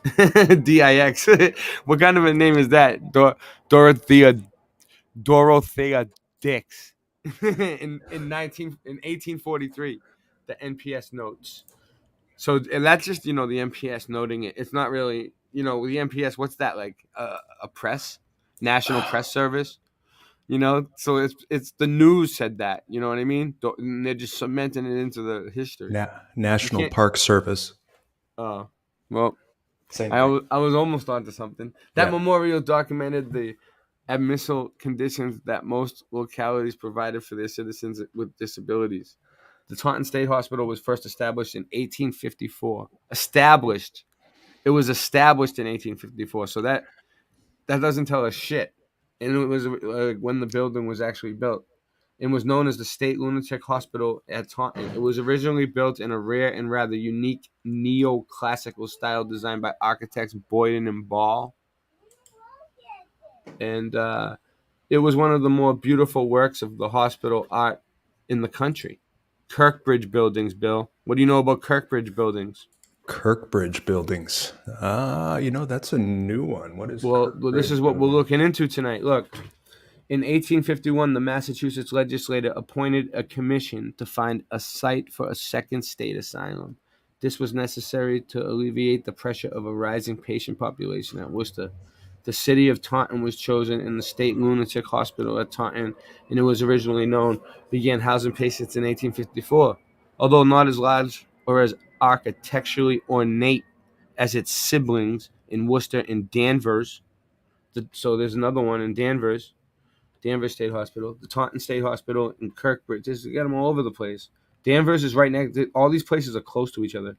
State Hospital Kirkbridge is still impressive, designed in the neoclassical. So, what does it say? The Kirkbridge. I have a link about the Kirkbridge buildings. So about it's. We'll get to it. So it says at least the campus enjoyed fresh air and sunlight and was built on a principle of treating the mental health of its patients. Hospitals and psychiatric type are said to have been self-contained cities. Self-contained cities. The original design was able to accommodate 250 patients. Yeah. It's the Kirkbridge design, Bill. That's what it is. It's a design of the building. I'll show you. I have a link to it. It's a specific building design. It was the second state asylum in Massachusetts, built at a time when understanding of mental health was much different than today. Yeah, you definitely much different than today. Additions. Over its life, sick wards, crisis centers, juvenile facilities, and group homes were added. Over its lifetime, it was expanded at different times and grew to include over 40 buildings and structures. The main part of the hospital closed in 1975, and the buildings began to fall into disrepair. 24 pictures of vacant hospitals around the world that no one should ever visit. All right, let's just check that out real quick. There's one. Okay. Is it going to make it easy for me? It's Yanktown State Hospital. Hold on. What do all these pop-ups do? I fucking hate the pop-ups. Wow. I'm just going to go through these really fast. I don't have time to go over every single one. Wow, look at that one. Let's see. Can I zoom in? Is it going to let me zoom in? What does it do? No, that's not what I need. All right. Zoom in. There you go. We can zoom around a little bit. You want to zoom in on things? You guys like the Mudflood channels that zoom in on things? Here you go. Whoa, look at that Mudflood window. Woo, let's zoom around. Ooh, this is what I do all day. Ow. You know what I mean? All right. So anyway, well, I thought you guys might like that. Listed main building, the Kirkbridge building. Dome collapsed in 1999, dude. 16666 upside down. More destruction would come in 2006, another 6, when parts of the former asylum were destroyed by the fire. Oh, in 2006, it was destroyed by fire. In 2009, some of the most damaged buildings were demolished. So they just been destroying this fucking thing left and right since 1999, even before that. Just fucking destroying it. Closed. What does it say? The main part closed in 1975. Gutted.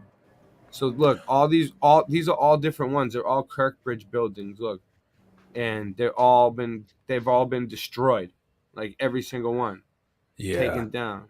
Yeah, Look, I don't believe those stories, I mean, they have buildings in Europe that are allegedly 1,000 years old that are still standing, but all of a sudden these buildings just start to fall apart. Yeah. I think somebody's kind of instigating the destruction of the buildings and calling it disrepair. So here's another one, right? Hold on 1 second. I'm on a roll tonight, Bill. I'm on a roll today, this morning. I've been up all night. Dude, I was practicing all night. Well, not really. We didn't really get much practice done, but we had a lot of fun, though. How are you, Jenny? Yeah, how you doing, Jenny? What do you got, a nose ring? Is that new? Are you getting piercings, little girl? All right, here we go. Nova Scotia. The Nova Scotia Hospital, known locally as the NS or Mount Hope, is a psychiatric hospital. So this is another one, right? In Dartmouth, Nova Scotia. You see it over here? Mm-hmm.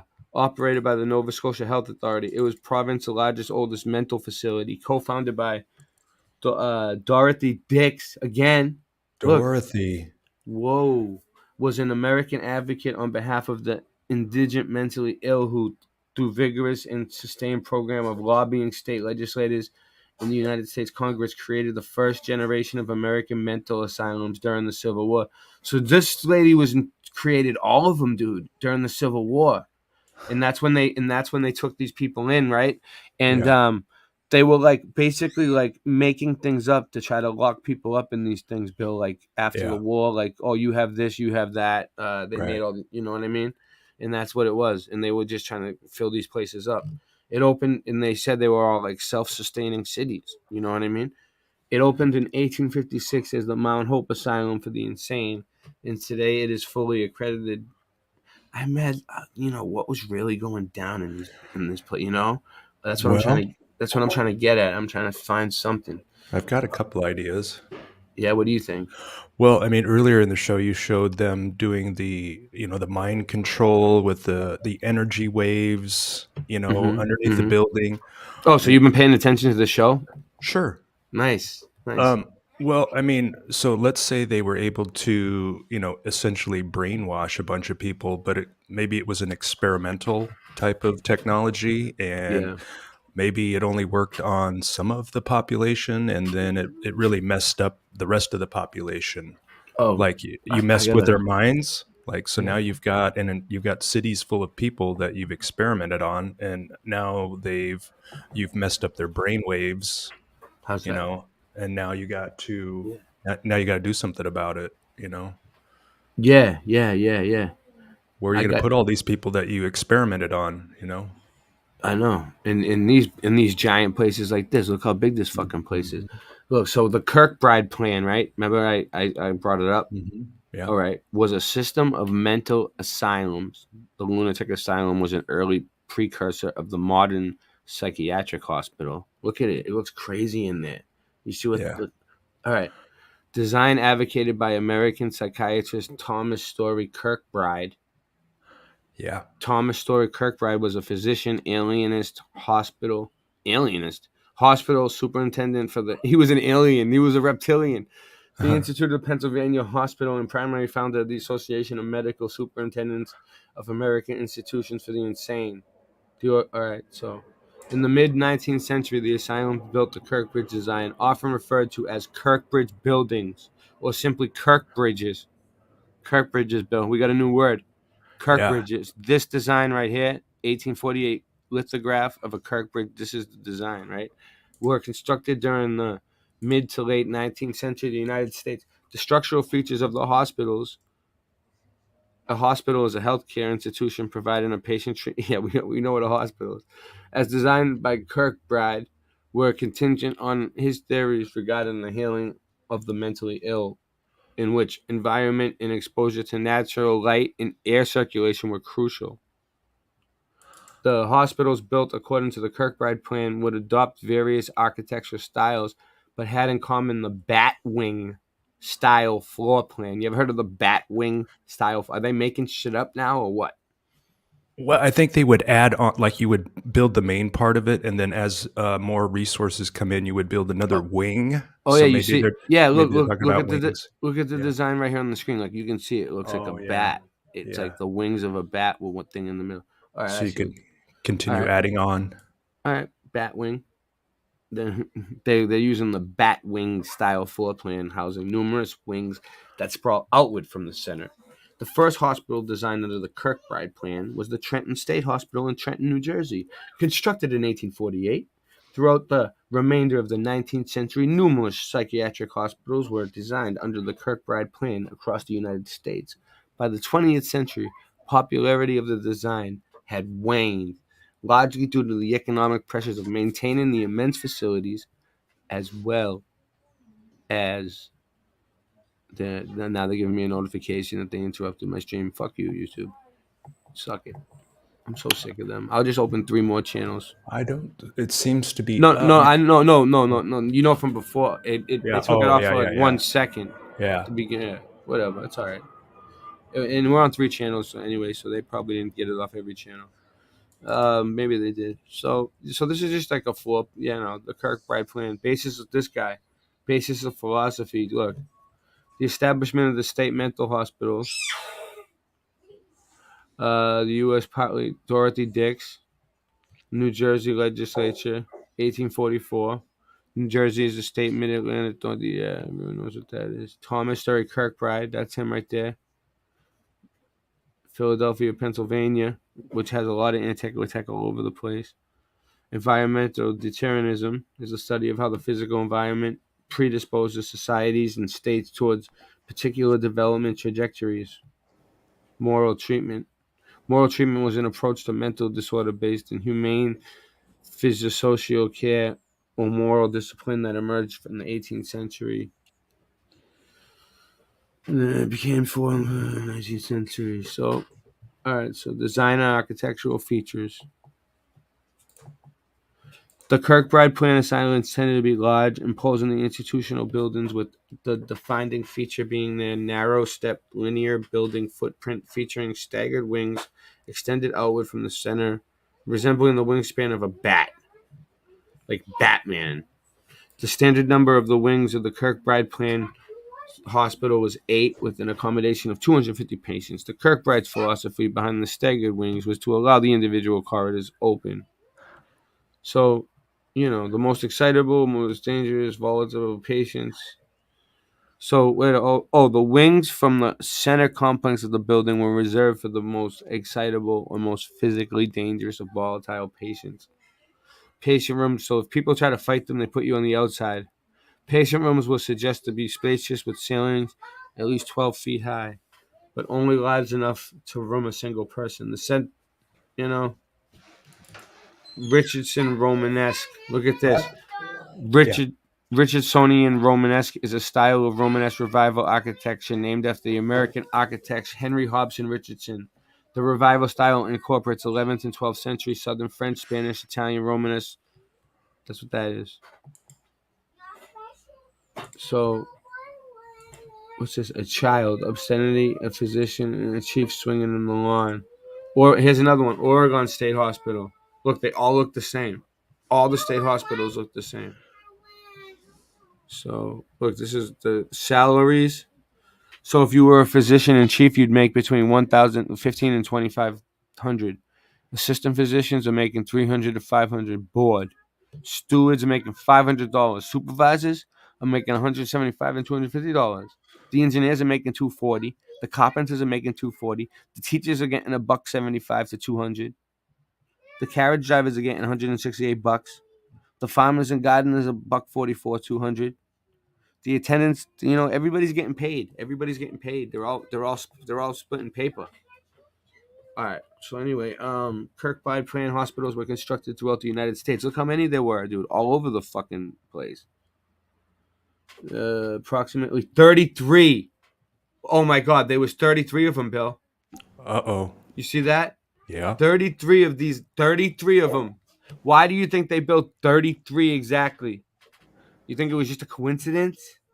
You guys think they're just playing games? These people are fucking serious about this fucking 33 nonsense bullshit. So anyway, it's everywhere. So we're onto something. Once you start seeing the 33s, they start popping up in the you're onto something. You're following the right trail. Of these identified Kirkbride plan hospital buildings still exist in their original form of some degree. 24 have been preserved, indicating that the building is still standing and still in use, at least in part. The building is still standing in part, or still in use in part. 11 of the 24 preserved properties received secondary condition codes of deteriorating, vacant, partial demolition, and so they were all falling apart, like you said, Bill. They were all fucking crumbling. 26 were demolished to be replaced with new facilities. Yeah, the highest concentration of Kirkbride plan hospitals were in the Northeast and Midwestern states. Yep, that's where I'm from, the Northeast and the Midwest. Fewer Kirkbride plans. Oregon State Hospital. Eastern Oregon State Hospital. There's a whole bunch of them. What if this is where they were putting all the people that weren't being affected by the brainwashing? What if this is where all of the people that knew what was going on were gathered and collected and sent to? It's crazy. They're like, oh shit! Here, they're on to us. We better collect them up and stick them somewhere and call them insane. Look at this preservation efforts. Look, it says edit. What, I can edit this? I can add my own thing in here? Well, if it's Wikipedia, I think so. I mean, due to their intricate architectural features and historical significance, Kirkbride Plan hospitals have attracted conservation efforts from local and national groups. Approximately 30 of the buildings been registered with National Historic Register of, the NRHP, okay? Local conservation groups and historical societies have made attempts to have numerous Kirkbrides from demolition. The Danvers State Hospital, look at it. That's in Massachusetts. The Danvers State Hospital, also known as the State Lunatic Hospital of Danvers, Danvers State Asylum, was a psychiatric hospital located in Danvers, Mass. It was built in 1874, opened 1878. Northampton State Hospital, Hudson River State Hospital. They all look the same. I found something in my archives we could play when All you're right. done. All When right, you're yeah. done. No, when you're done.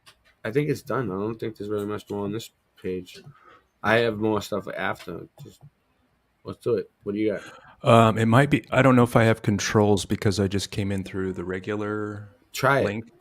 I can't get it to play. Do you have it? I think I'll have to. I can control the volume. This is after the event they called World War One. Yeah. And these soldiers were turning up at these asylums, and they're saying that they've been affected by being too close to the bombing. Oh, wow. Yeah, this is what happened. They said they all ended up in the asylums after World War One. Yeah, this is World War One footage. Look at them. This looks like more of a disturbance. It looks like they could be on drugs. Like they gave them meds that made them like this. What were they doing to these poor people? Yeah, electroshock therapies and shit, maybe. What's up, Voynich?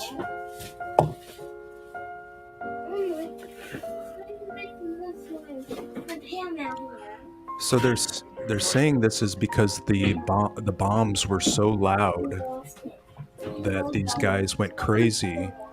But what if they were subjected to some kind of electrical like a disturbance in the frequencies or something that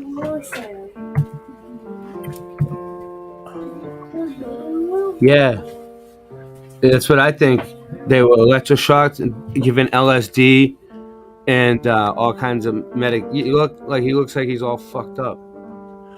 Physically they look all right. You would think that if they were so close to the bombs that you would see some physical damage, but apparently, they look good physically, like they have all of their limbs, like they didn't get hit by the bombs. It's just the noise. It looks like of the bombs. it looks like they're fucking with them and they're taking notes. They're like, all right, let's give this dude this dosage of this and shock him, and look what he does. What if these were the people that were resisting? Wow. What if these were the people that were resisting the brainwashing? Like, oh, we better do something about them. They're onto our plan. This is really good stuff.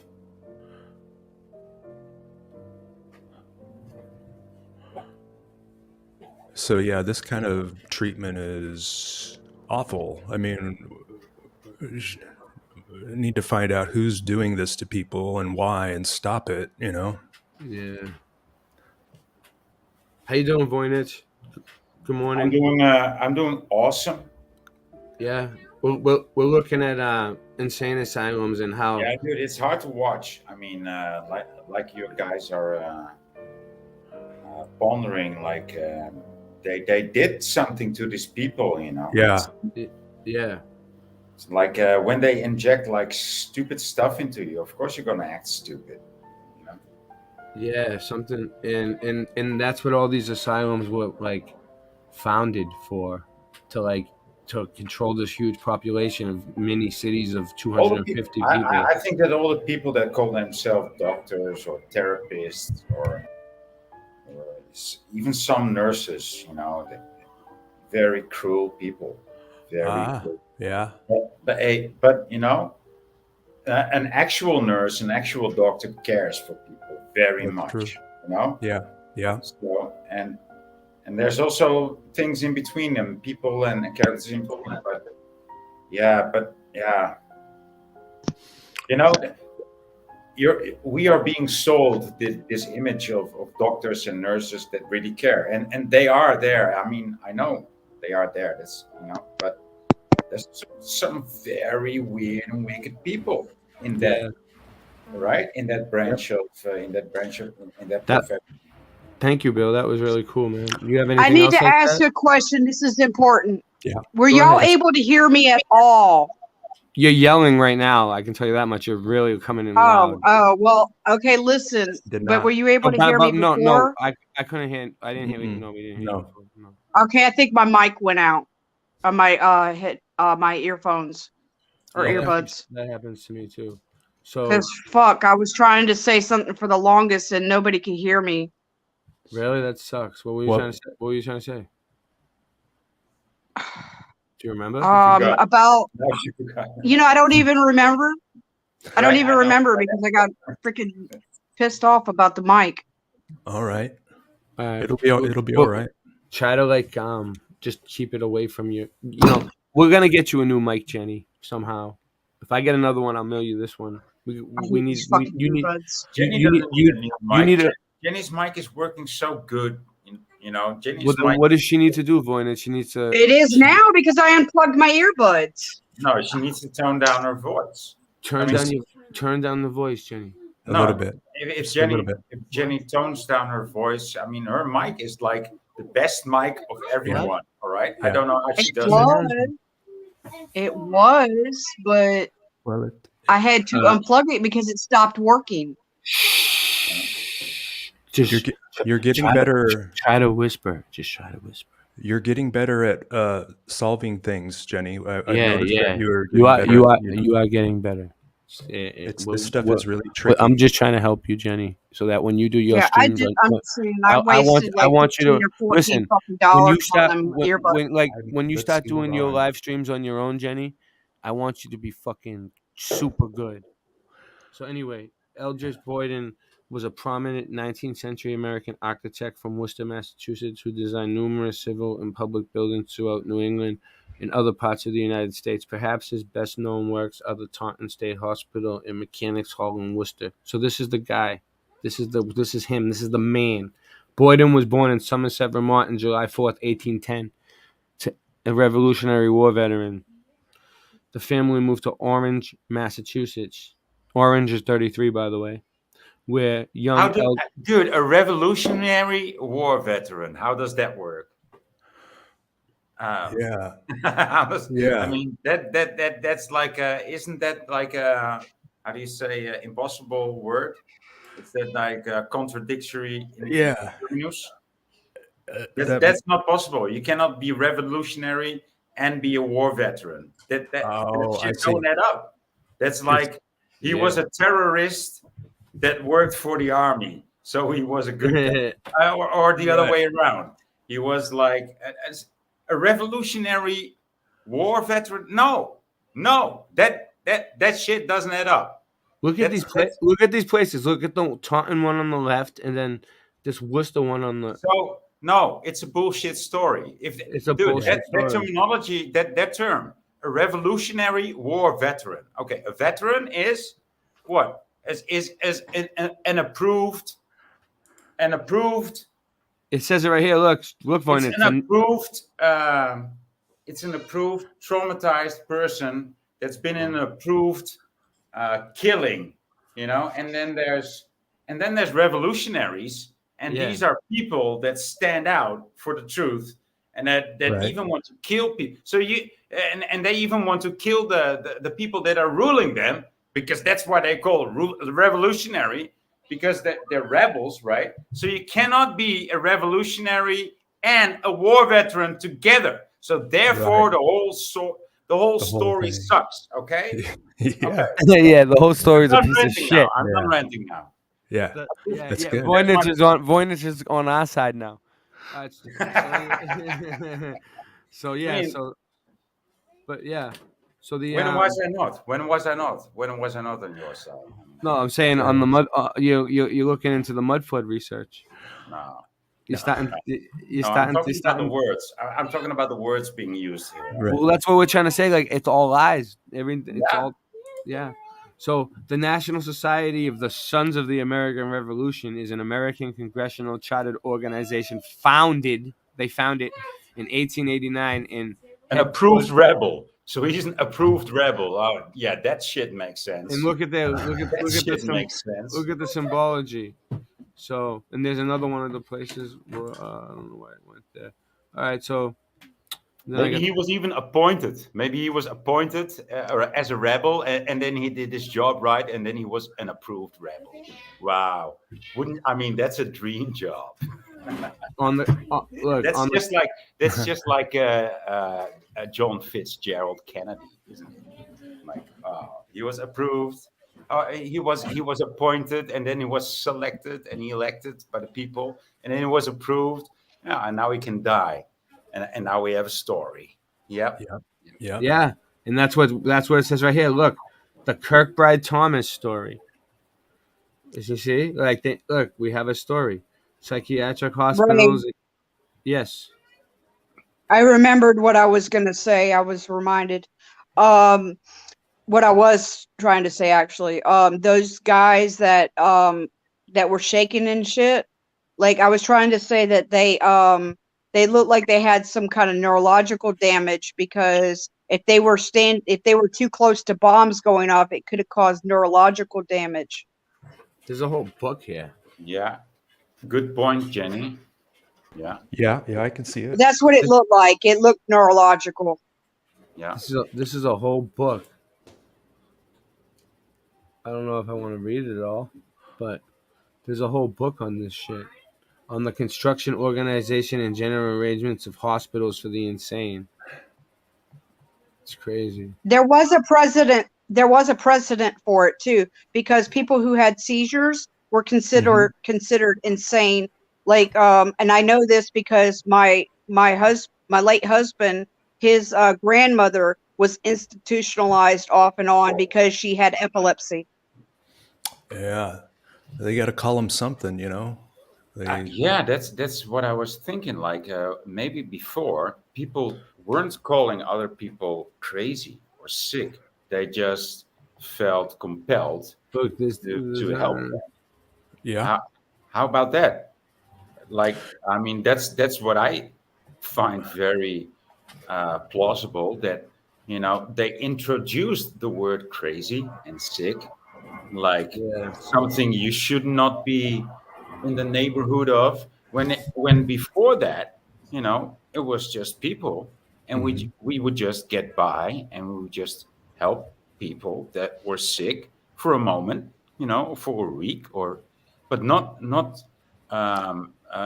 deem them sick, like, oh, incurable. No, we would be human to each other, and somehow this how do you say, this degradation came in that era, and people started to call other people sick and crazy, when before they would have taken care of these people. Like, oh, what's wrong with you? Do you need some food? Do you need some rest? I mean, you can come to my place. I will make a place for you if you just need to rest or whatever. And, and we would get along in that manner, and we would not need hospitals. No, I agree. Right? I agree. I mean, we do have the ability to heal ourselves, and sometimes we need if others. we don't, people in our surroundings might, and You know. Yeah. Sometimes all you need is just some rest and some care, some tender love and care, some TLC, right? Yeah. Yeah. Yeah, that's what I needed. Yes, the other night I needed some rest. What's up, RT? Sorry, man. I'm just trying to RT in the house, cool. RT in the house. I'm just trying to put something in my LinkedIn. Hold on, so I'm almost there.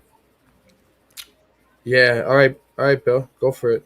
Yeah, that's what I was trying to say, RT. You have to start it. Oh shit. Yeah, that's a good point, Jenny. Musical break.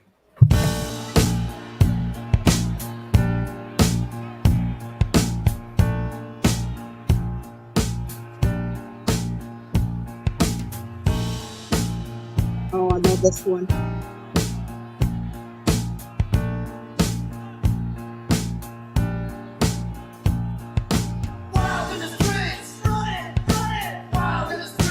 Circle Jerks versus Wings.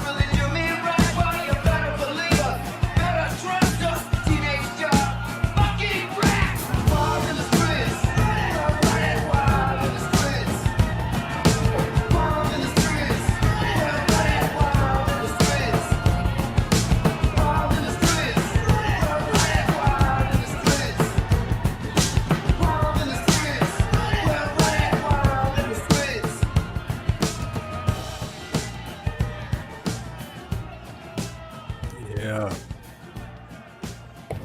Nice one. Yeah, it's a good one.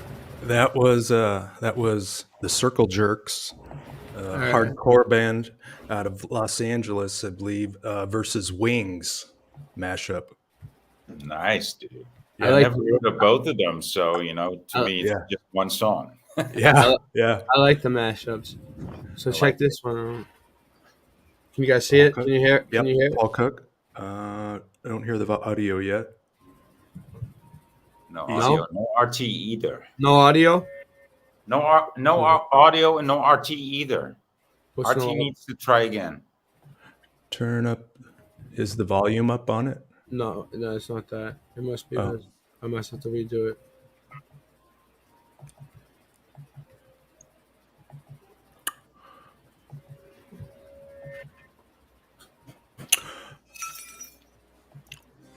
Easy Tigers. Easy I don't know. Tigers. Andy. Easy Thanks Tigers. to my Patreons. Maximum respect. Today's going to be a showcase Okay, of stop the video, please.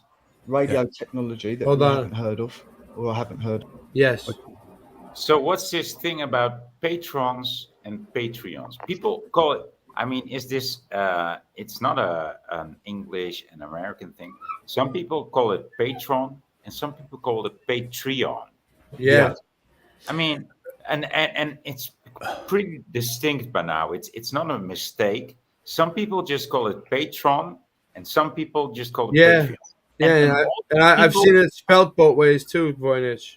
Right, but it is Patreon. right? It is Patreon. Yeah, that's unless- how it's spelled. It's Thank you, spelled Bill. Patreon. It's Patreon now. It's Patreon now, but maybe it was Patreon before. I have heard it. No. It might have been, but this is like a current Mandela effect that I heard nobody talk about. So we found me I and Bill Miller found a huge one last night. I know. I was there. I It have was not heard last them- night. It was 2 nights ago, but it's okay. Yeah. I've heard it. It is Patreon.com, but I've heard people describe. I know, it and as you know a what? It's not. person that I'm sorry. I did hear people have described a person that is on Patreon.com. I have heard him described as a patron. It's Right. kind of like So people that attribute to Patreon are patrons. right. Yeah. Okay. Yeah. Okay.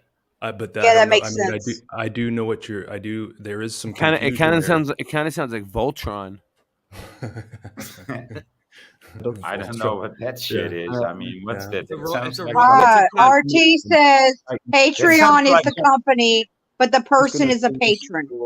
Yes. Okay. All right, but That's a check lot this more out though. He's information talking I about wanted to- frequency weapons. If you want to support me, I'll leave the link in the description. And what we'll do is get straight into it. I'm going to go through the gears and step it up every 8 minutes or so. Let's go. Yes, don't forget to like, subscribe, comment, and share. Share the love, share your thoughts, share whatever. So the picture you've just been looking at was a picture I found from 1925 from a booklet. And I'll just read a little article. It says, here we see the doctor of the future at work, feeling a distant patient's arm. Every move that the doctor makes with the controls is duplicated by radio at distance. Whenever the patient's pterodactyl meets the resistance, the doctor's distant controls meet the new same resistance. The distant controls are sensitive to sound and heat, all important to They future have diagnosis. that. They have that now. Something like that. Now, what's interesting about this is this is 1925. Now, this is proof that this is them going backwards, because I found technology identical to this called the teleautograph from 1888. And they're saying here in this little article that this is something of the future. So you can see how they're trying to bury it already and make out it's something that could be coming out soon. But it's already been out. It came out 40 years ago. So let's have a look how this thing worked then, shall we? It looks like a TV screen. A mirror. Showing how the pterodactyl is worked. The impulses of the pterodactyl are transmitted by radio to the patient, who in turn has a similar instrument which not only receives but also transmits the same impulses. In the patient's room is also stationed a television transmitter which transmits the light impulses back to the doctor. So let's have a look. See, radio teleautograph, remember that? So it's going from the transmitter to the autograph. The autograph fills the patient, and then it sends signals back to the TV. And now, one thing I want to talk about here, and I'm going to look into, is mirrors. I'll talk about it in a minute. But as you can see the aerial, and it's just a cycle going round. There's also a little part here that says magnetic solenoids, which are electrical valves. It was cut out, so I couldn't work it out. But you can see how it works here. Exactly how it works. So you've got the radio autograph, teleautograph feelers. Remember them because they play a part in something. But yeah, I want to talk about mirrors. All right, well, that was just a short. Just wanted to start a business. Yeah, just start your own business on your own time. Singe is here. I heard him pop in. Good, Grand Rising, Singe. Y'all heard me popping in? How you doing? Good. Hey, I'm talking on the internet. Sorry. Hey, how's it going, y'all? What's happening? How you doing? All right. We got more. You want to give the you want to give the chat a shout out? Give the chat a shout out. You're echoing. Okay. You're echoing. Fix the echo. Things man is echoing like very, very bad. I need to get my mic. I mean, my headphones. All right, I'll mute you. There we go. There we All go. good. There we go. That was bad. We can't take it anymore. We're not gonna take it. Oh no! No, Don't make me play that one. You have it? I don't We're know. not gonna find one. Don't make me play that. Find the mashup. Don't make me go headbanging. Find a mashup. Look for it, Bill. Bring it up. Just wash the comb on my head. We're not gonna take it. No, we ain't gonna take it. I don't know. We're Let's not see. gonna take it anymore. No, we're not gonna take it. We're not gonna take it. Oh boy, we're not gonna take it anymore. We're not gonna take it. No, we ain't We're not gonna take it. We're not gonna take it anymore. Twisted Sister. You're gonna love it. You guys are gonna love this. You guys are gonna love it. You know, October 1st. That band, dude. October 1st is the debut. I actually hate that band. You guys are gonna love it. Never liked it. Yep. Yeah, that's right, Musician for Truth. October 1st is the debut. You'll see. Bad Emeltologist. RT. I mean, I hate it so much that I need to roll another joint. Just there you go. Yeah, to deal with it. For medication. I mean, that's how bad it makes me feel, dude. Just thinking about this whole fucking theater, this whole theatrical act of theirs, like. What, you mean the Truman Show that we live in, or the container? Oh, yeah, that's it. But I was not the hip to fishbowl. that shit back then. The container that we're stuck in. I'm not gonna that take we can't get out of. That's right. We don't. I'm not a number. Jen. I am it looks a like free man. It looks The like whole fucking thing back. crashed. Dude, yeah, relax. You don't have to yell about it. Oh, I'm sorry. I didn't know I was yelling. Jenny, He just doesn't make it. control. A little bit of love. Get a whole The whole lot. system crashed. A little bit of love. When I get to the bottom, I go back to the top of the slide. Where I stop and I turn and I go for a ride. Till I get to the bottom and I see you again.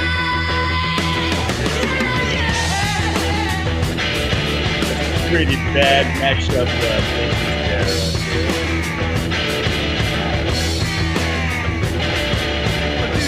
Don't you want me to love you? I'm coming down fast, but I'm miles above you. Wow, Bill. Tell me, come on, tell me the answer. When you made me a lover, but you ain't no dancer. Now have the scandal, have the scandal, have the scandal.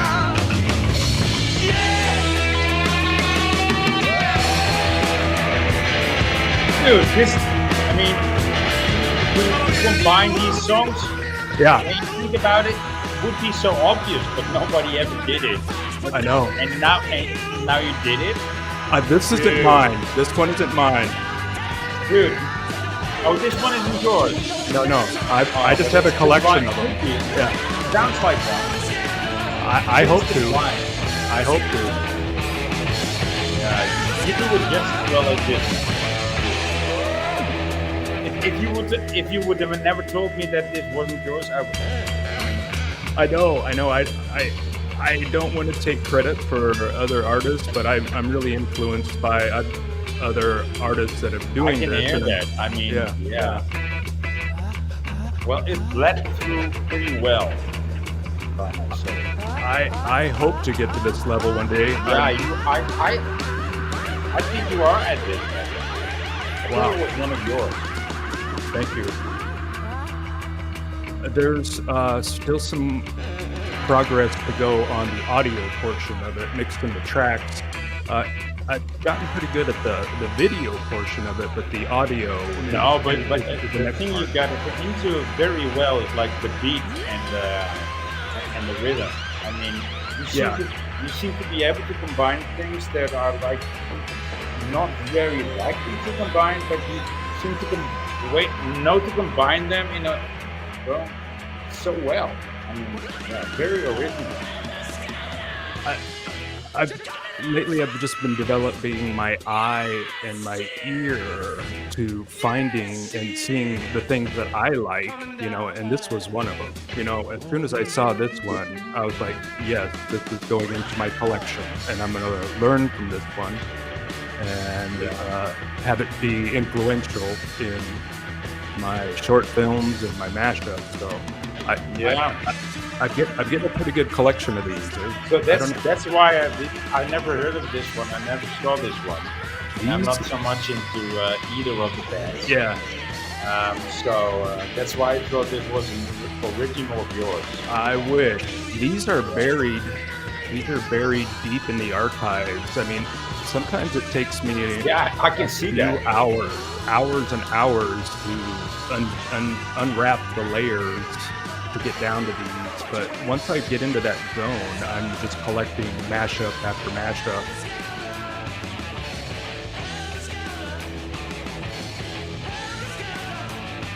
Things are a bit helter-skelter. I guess that was kind of my theme of this one when we were talking about how messed up things were kind of have been, and so I played helter-skelter.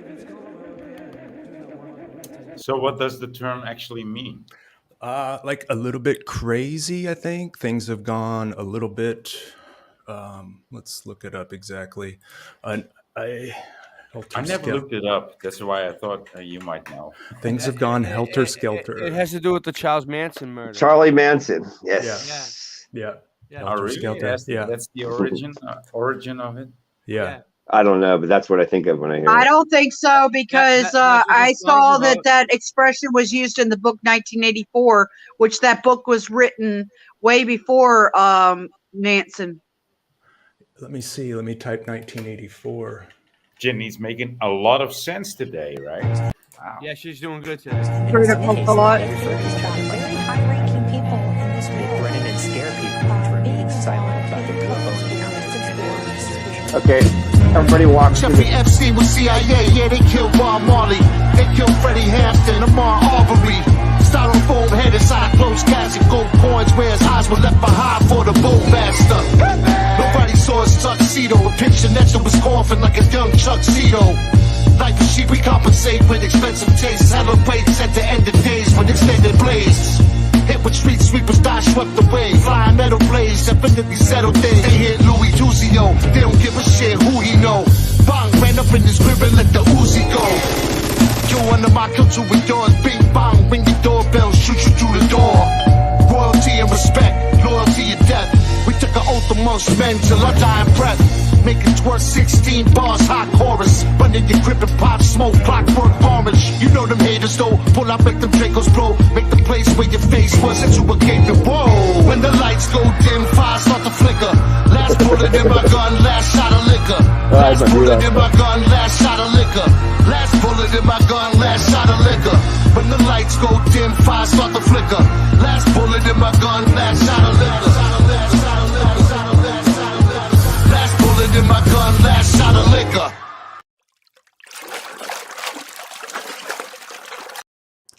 Yeah. Oh, wait. It All didn't go out all the way. Oh. Yo, Singe!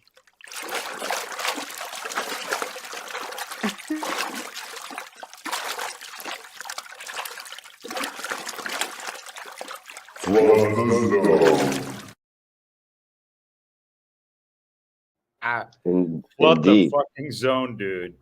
I mean, don't drain the swamp.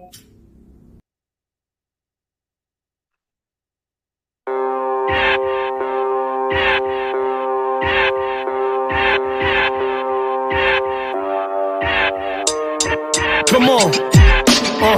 That's a grip of the serpent. That's the words of a liar. As I search to acquire the fire, first to inspire me to curse in each verse with the ire. You're witnessing the rebirth of the fighter. Need to do some research on a spider. Feet first with the bugs in my webbing. I had madness on my mind, doing drugs up at 7, throwing slugs up at heaven. Scorching from the flame of the hell fire burning, on and off another game. Purple rain leaking, black coffin in my vein. I can see my sanity encircling the drain. Flush with the rush of the pills crushed up in my well. Am I still fucked up? Tell me where's the plug? It's so bad I'd have pulled it. A car out of fuel, I'm a gad out of bullets. I'm gone. I'm on it, and I'm violent. A little unstable, it's probably my environment. All the time spent trying to write me a rhyme to get out though. Could we cutthroat? But above all, I'm a warrior. Look, my blood pump high octane. I flame on, cut a line and go straight to the brakes. You crash dummies. Wipe the mud up off my face. Watch the sun shine down on me. Risen from the ashes, swinging for the fence with a bat named Lucille, like Walking Fucking Dead. Pop the trunk, I'm fed up. Turn the street to bedlam. Murder, murder, red rum. Drill a beat like Ted Bundy. I've been at this shit forever, man, for oh so long. Trying to paint a perfect picture with the tools that I got. Or maybe it's the death of my pops in a box full of ashes, passing around like a souvenir, asking me questions about him. The tension keeps stacking. The fact of the matter is I'm just a bastard. Now fuck what you talking, I've heard it 1,000 times. Back on my mind, I had thought about suicide. Walk with my head up, but egg just to crack a smile. Dealt with the hurt and the anger keep coming out. I'm on it, and I'm violent. A little unstable, it's probably my environment. All the time spent trying to write me a rhyme to get out though. Could we cutthroat? But above all, I'm a warrior. Look, my blood pump high octane. I flame on, cut a line and go straight to the brakes. You crash dummies.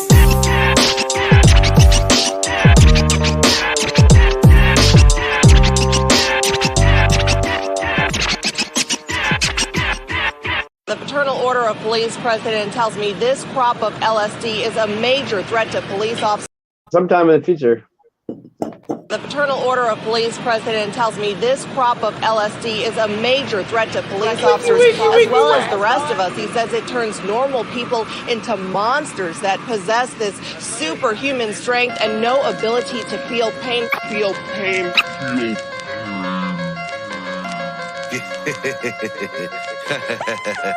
Check it. Yo, if you ever need help after a nuclear assault, who the fuck you gon' call? Me, Cannibal Hope. Savages approach with bangers and cannons to smoke. Who the fuck you gon' call? Call me, Cannibal Hope. How your daughter been abducted by a cannibal cult? Who the fuck you gon' call? Me, Cannibal Hope.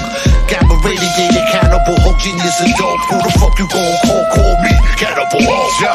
Yo, jump the Grand Canyon barefoot. Throw they helicopter 1,000 miles from their hood. Personified rage, used to turn green before I learned to monetize pain. Mangled the coat, ill bill, Cannibal Hope. Burn my eternal soul if I ever betray my eternal oath. Family friends shoot each other in park cars at Gemini Lounge was only 2 blocks from March. Mars was 40 mil that got Morty killed. Thought he was more wavy. I call my grandmother sauce gravy. And when the shotty blows adios, not proud to say my uncle how he shot dope and sold Cosby coke. Artifacts, heartbreaking like a teen suicide bomb attacking Iraq beyond rap society. Brainwash, stay calm. Ice water like Raekwon. They artificial like a prosthetic arm. Listen, the pistol pop like champagne. And rock like Van Halen when they had Dave. Pop the strong for the milli, drug dilly, young Billy with Chuck Jury in the cut grilly. Angel touch gelato. Remember that a brand you can trust is the motto. LSD in the fruit punch. It's the ILL lefty 2 guns. Trust me, you don't want to smoke. Fuck around, transform into Cannibal Hope.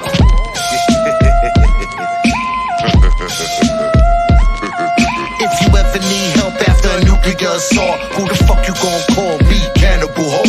Savages approach with bangers and cannons to smoke. Who the fuck you gon' call? Call me, Cannibal Hope. How your daughter been abducted by a cannibal cult? Who the fuck you gon' call? Me, Cannibal Hope. Gamma radiated Cannibal Hope, genius and dope. Who the fuck you gon' call? Call me, Cannibal Hope.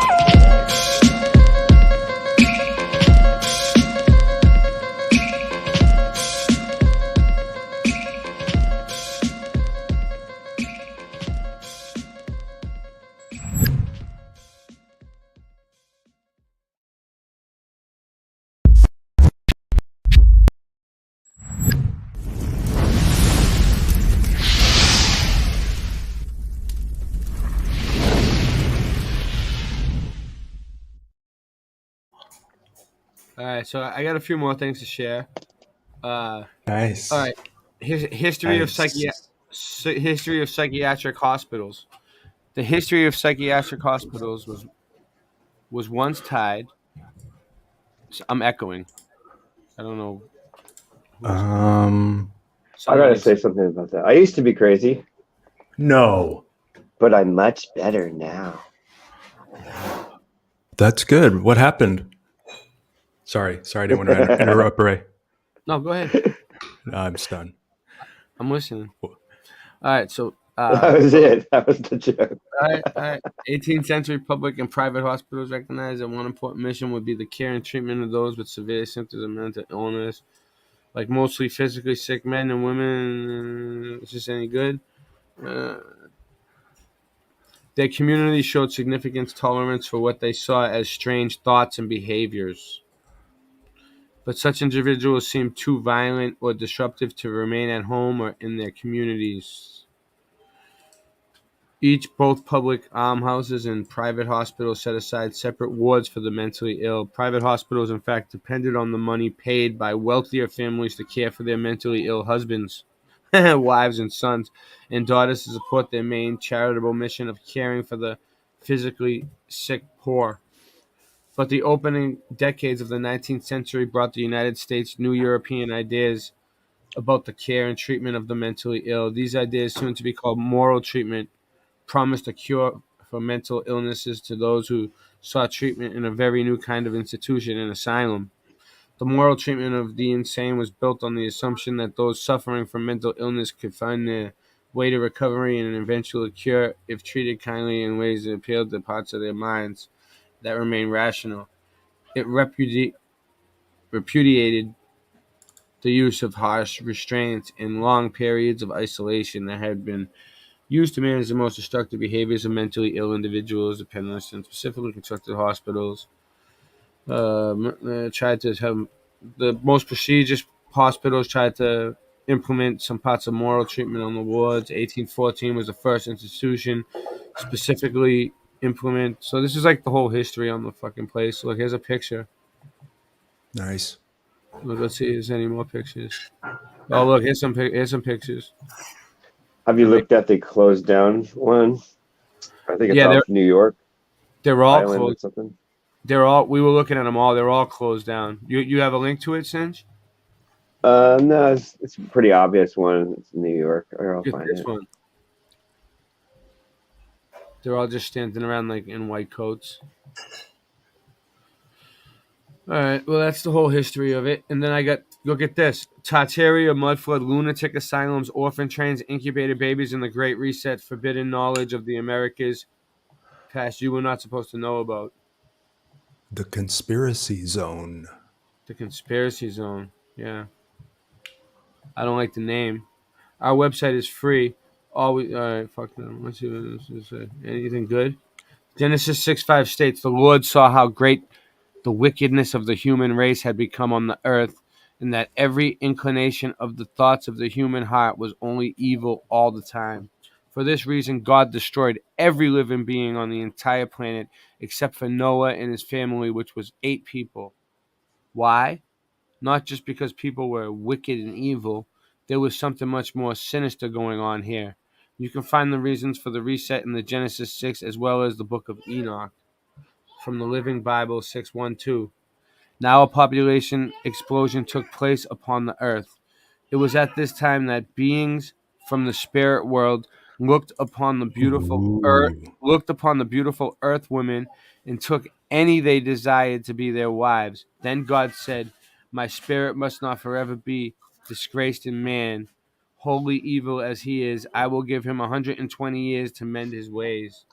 For in those days, and even afterwards, when the evil beings from the spirit world were sexually involved with human women, their children became giants, of whom so many. Anunnaki. Here we go. We're getting into the giants. So many are told when the Lord saw the extent of the human wickedness. Look, oh, the giants. So now what we see going on here is intermixing of fallen angels called the Watchers in the book of Enoch, who had sexual relations with human women in their children. because giants or Nephilim.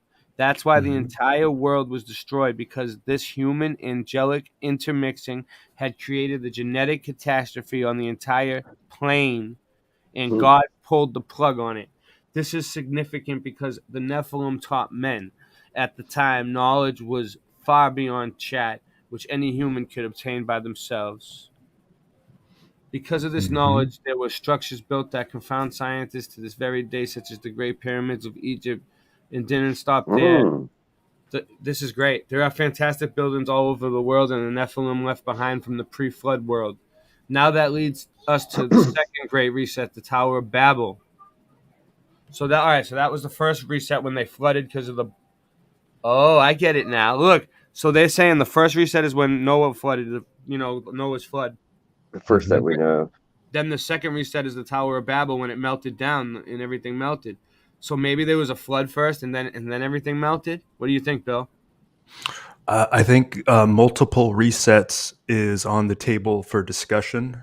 It's so hard to determine what happened, but I think keeping all the options available to talk about and discuss will get us further. Yeah, instead of I have a theory, but it's not my theory What you got? because I've heard other people mention it.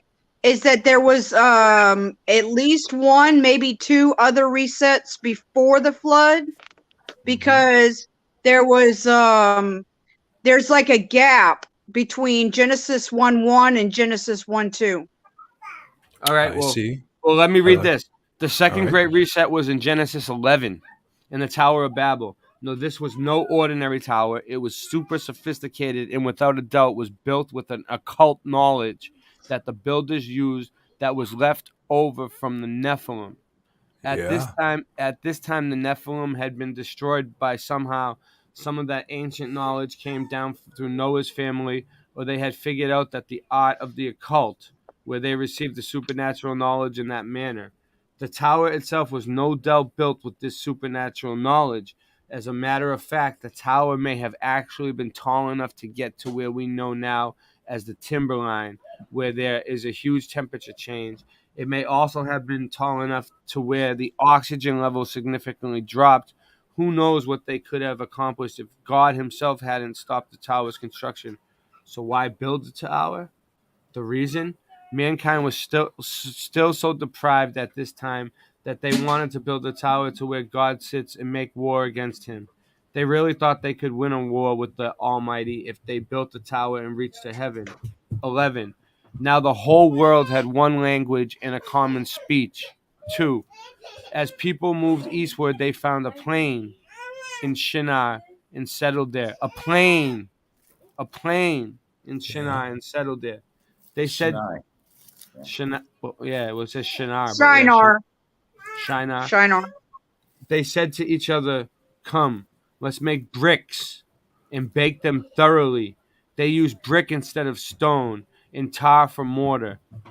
Then they said, "Come, let us build tar for mortar." That's weird. Tar. Yeah. Yeah.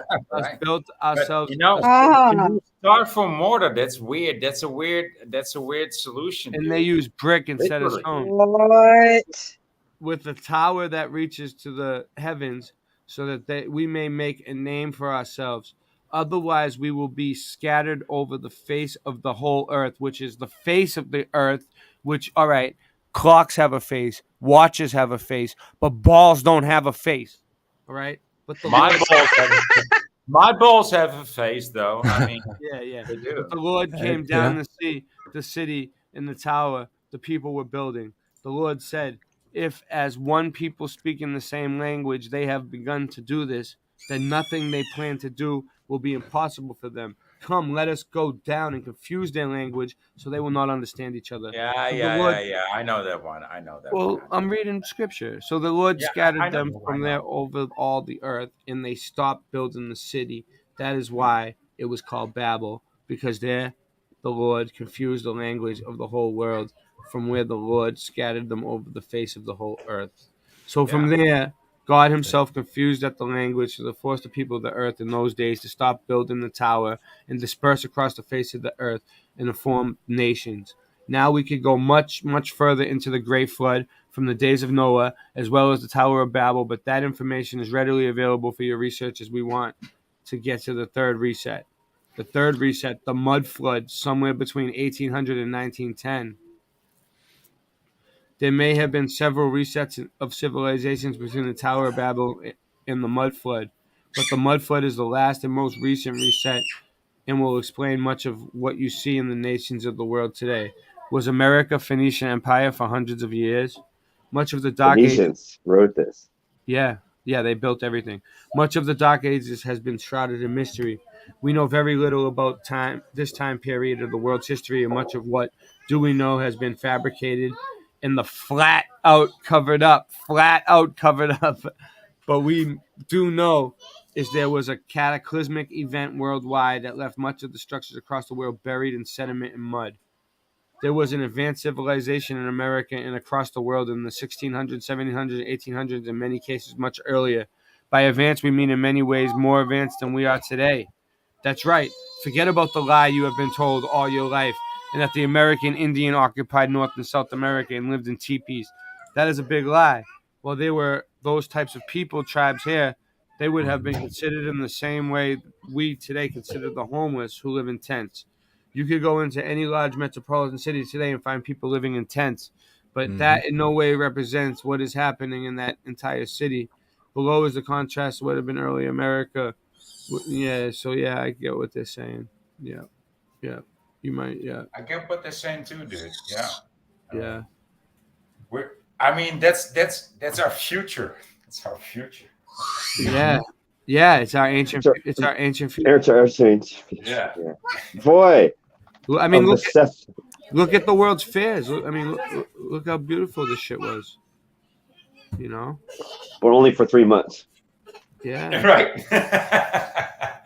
So what is this world gonna be like? So they're gonna. Okay. So our future is gonna be this past. Okay. So they're gonna represent us communicating with each other across all continents, right? And they will say, "Oh, look at these people! They knew how to communicate amongst each other, but and now they're all gone." And the next thing you know is, after they put you in this whole fucking world fair, they put you in a fucking insane asylum because that's where they need you next. Right. Yeah. Well, this really covers everything, Bill.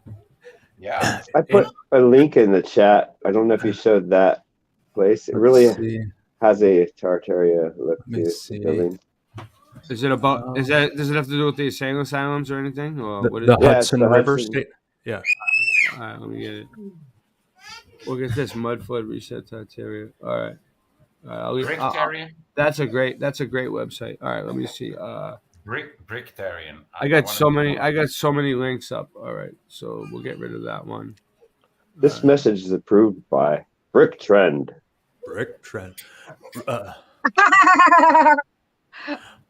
What's the guy's name? Hudson River State Hospital. Rizzo? Little Rizzo owns it. Oh, Little Rizzo. Okay. He's a If I ever have a son, I might call him Brick. You know. Give me a second, guys. Rick. I mean, that's a cool name for a dude. What's your name? Rick. Tetrahedron of trust, man. Ricardo. Ricardo. Okay. Yeah, that's gonna be his full name. Yeah. Ricardo. What? Yeah. What? Or like Voynich, you could do Bricknich. Bricknich. Voynich. So this is another one that is a Kirkbride building. No. It's gonna be Ricardo. It's another one. Yeah, I love my honey too. Forever love. Mother Cinch and I have decided on it already. It's gonna be Ricardo. It sounds good. You got to go with your instinct. So, I don't know. I can't really figure it out. I mean, it's all right here. I don't feel like reading it at all. But yeah, it's another one. Ricardo. It's another one that was there, and they. All right, so when did they take it down? Is it still there? I don't know. It's crazy. There's so many of them. Shot of liquor. Look at this. The effects of flooding on mental health. Outcomes recommendations. What? The effects of flooding on mental health. What does that Flood even the mean? zone. Oh wow! You want to? Yeah, I've been doing my research. Right, I've been up. That's I've been up. that Yeah. AI gives on your conversation. No, It tells no, you I've about been up all mental night. institutions and about mud flood, and it's creating your interest now. I was up Yeah. all night. I was Dude, up all that's night great. researching this. That's nice. Really got this. I got it Yeah, together. yeah. I'm kicking ass today. What are they determining? Go ahead. All right. Right. Yeah, can I read it? Can I read it, guys? Yeah, one sec. Daddy was wanting to know what brick trend was. Tell them, put the link in for them, Jenny. I don't have the link. Well, get it. You should know where the links are. I That's your can't. job. Hey, don't worry about it. can't I'll get it. without going out of here. Well, I'm trying to read. Let Don't yell Ray at me continue. about it. I see what you mean, while man. I'm most yelling. people- I'm yelling. Let Ray Hey, continue. Introduction while most I'm people Italian. That's how I talk. Yeah, but the thing is, Jenny, you interrupt me all the time for jobs that you could do. That's why you're here. You know what I'm saying? It's like stuff that you can get done, and you're interrupting me. I don't like it. It's just it's aggravating. I'm sorry. I'm just being honest. This is a truth. We're in the truth community. Introduction. While most people who are involved in disasters recover with the support of their families, friends, and colleagues, the effects on some people's health, relationships, and welfare can be extensive and sustained. Flooding can pose substantial social and mental health problems that may continue over extended periods of time. Flooding can challenge the physiological resilience of the hardiest of people who are affected. Methods. The Health Protection Agency undertook a review of literature published from 2004 to 2010. It is intended to assess and assess. Okay. And appraise the epidemiological evidence on flooding and mental health. Assess the flooding, like if someone was in a flood, like how it would mentally affect you. Are they Assess okay? existence guidance of emergency on planning for the impacts of flooding on physiosocial and mental health needs. Provide a detailed policymakers and services on practical methods to do. So they have a whole thing on like flooding and mental health, like waterboarding. That's what I'm saying. I mean, it's mental, dude. It's mental. It's flooding is now the most frequent type of major disaster. So flooding. I mean, over the last 10 years, floods in Europe. Listen, over the last 10 years, floods in Europe have killed more than 1,000 people and affected how many people? How 3.4 many million. people got into a psychological depression? 3.4 million people. 4 million. Got affected somehow. Yeah. Furthermore, the impacts of climate change. All right, I don't want to hear anymore. That's it's deep, dude. But that's AI fucking with your head. I'm telling you. And then look at this one. That could be. No. What the fuck? Oh, I guess so. I don't know. No, I don't want to fucking. She's a brick. No. She's mighty. All right, you know what I'm talking about. That one ain't letting me in. It's trying to make me sign. It's trying to make me sign in. That ain't my name. What the fuck? I'm not giving them my name. All right, I'll sign in. No, go back. All right, change the name. Change the name to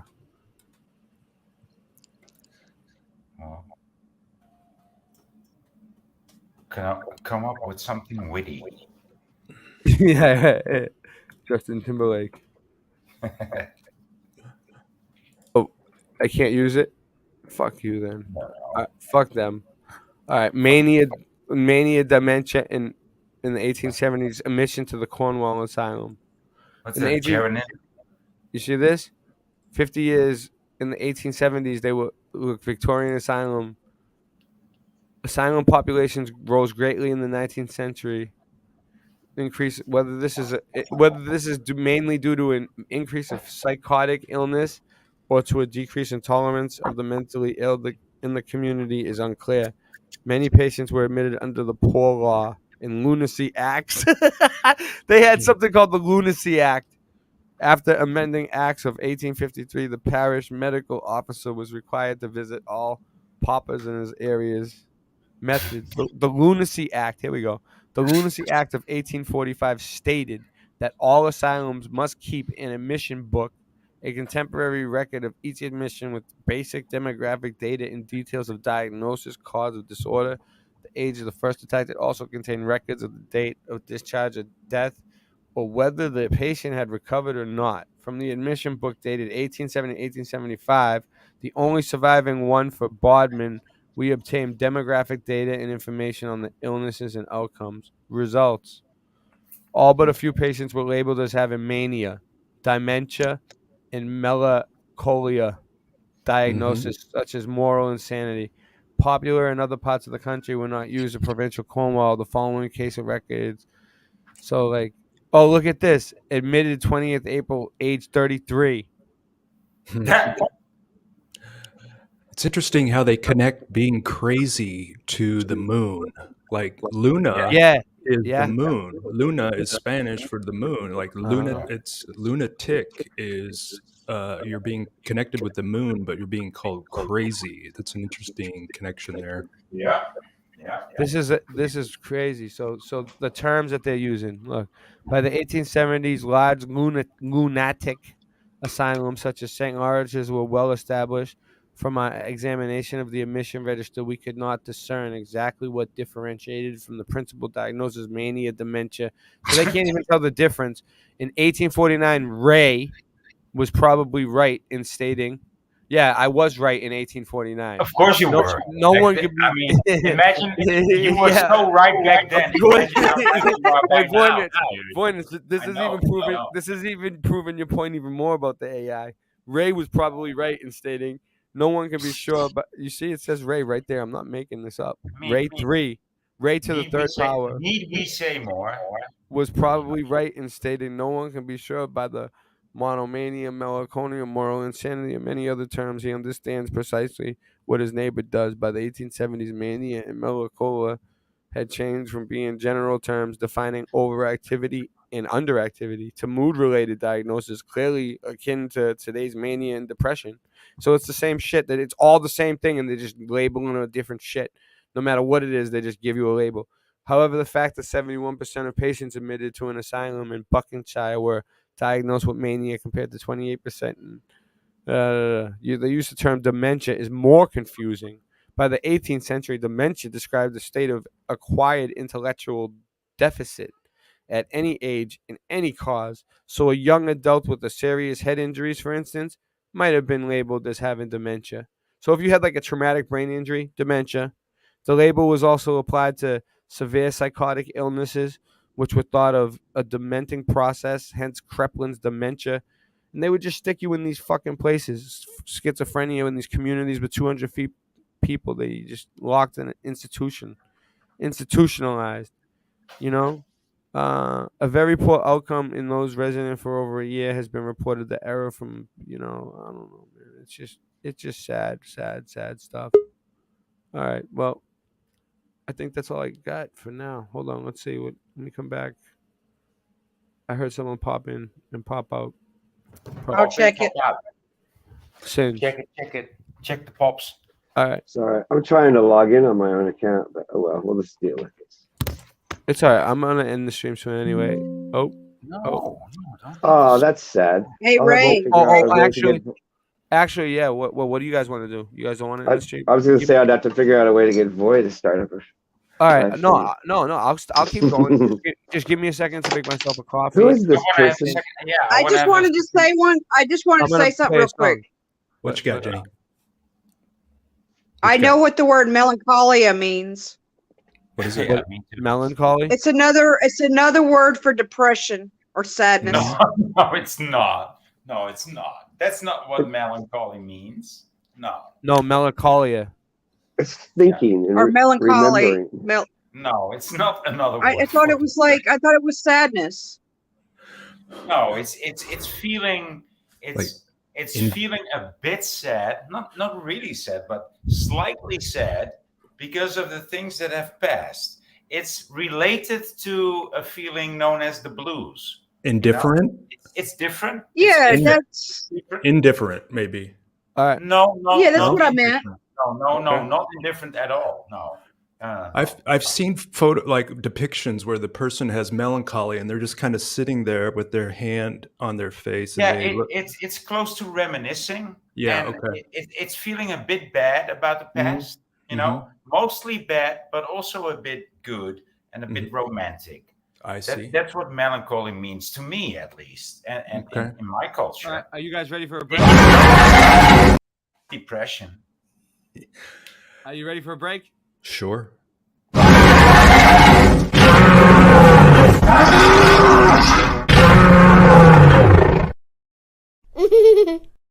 You're funny.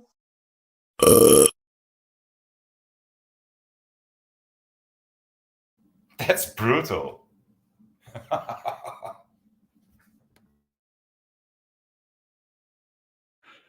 So, oh, here it is. All right. Conspire, slain. Come on. Yeah, as I stand once again at the church steps, while the blocks gets raised by the pallbearers. In the same neighborhood I had first left, I look around and see these faces are all mirrors. I can see the past I recall clearest, fall nearest, brothers that we call dearest. Under the thunder while we wonder if the Lord hear us. I seen the writing on the wall where I scrawled lyrics. Crush it when the panic comes in, and hope against hope to be a man among men. So you walk in my shoes and you stand in my skin. You never understand how bananas I've been.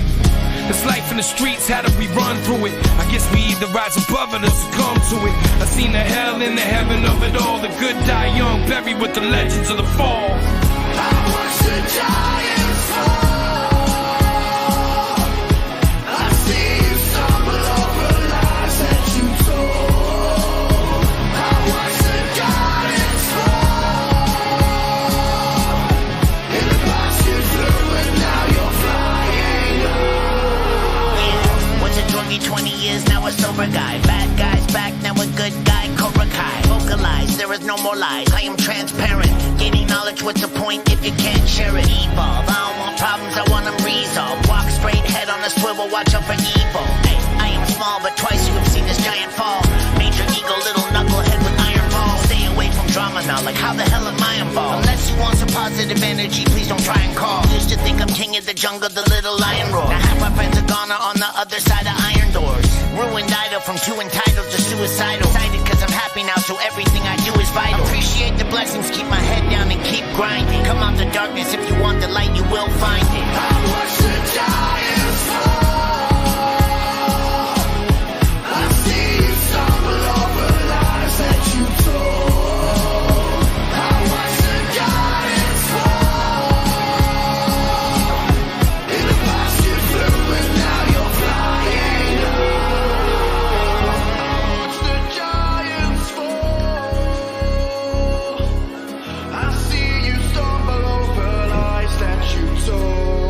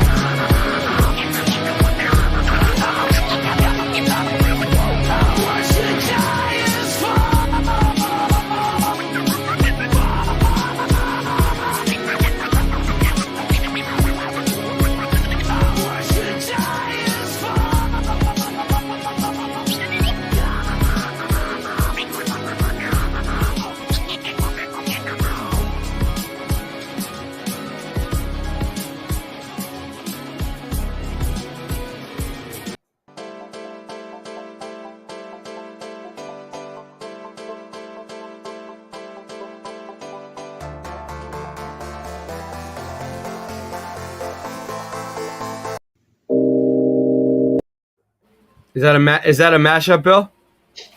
A bit, yeah. Oh yeah, Cool. yeah. Not mine, just one I like.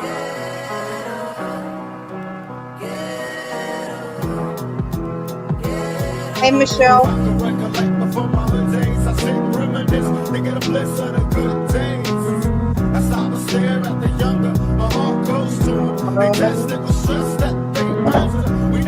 Oh wow, that's Tupac. Yep. Before crack.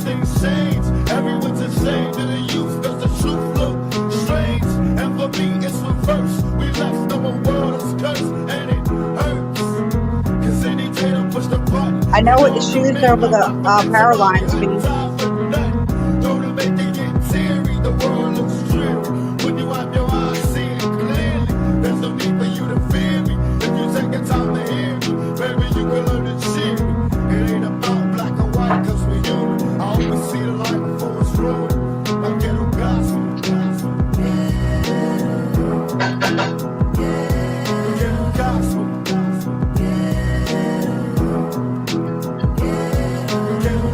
Imagine all the people living for today. That's the life when you're living in the eating in the sleeping in the that's the life when you're living in the eating in the sleeping in the People, don't you understand? The child needs a helping hand. You're gonna be an angry young man someday. Take a look at you and me. Are we too blind to see? Do we simply turn our heads and look the other way? Imagine all the people living life in peace. You do. As the snow flies on a cold and gray Chicago morning, a poor little baby child is born in the ghetto. In the ghetto. And his mama cries. But if there's one thing that she don't need, is another hungry mouth to feed in the ghetto.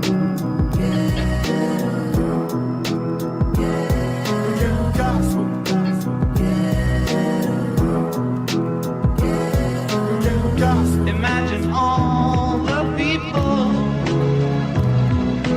living for today. That's the life when you're living in the eating in the sleeping in the that's the life when you're living in the eating in the sleeping in the People, don't you understand? The child needs a helping hand. You're gonna be an angry young man someday. Take a look at you and me. Are we too blind to see? Do we simply turn our heads and look the other way? Imagine all the people living life in peace. You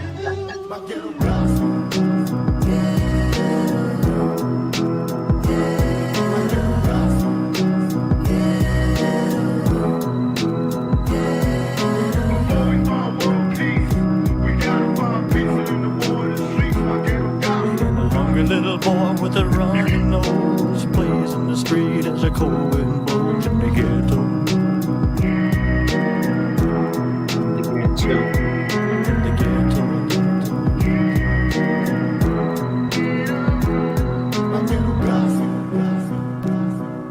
Mashups are okay, Robles. In the ghetto.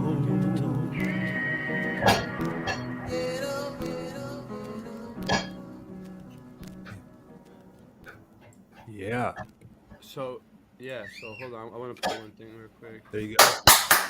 That was. I like good. it. That was a good one. That was a I good one. love that one. That was really good.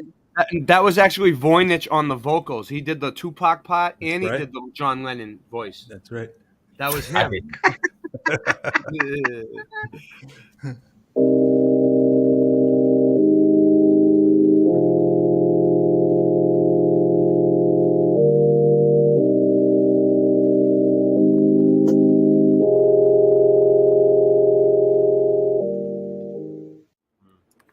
It's weird, yeah. I've heard somebody else tell a story about it.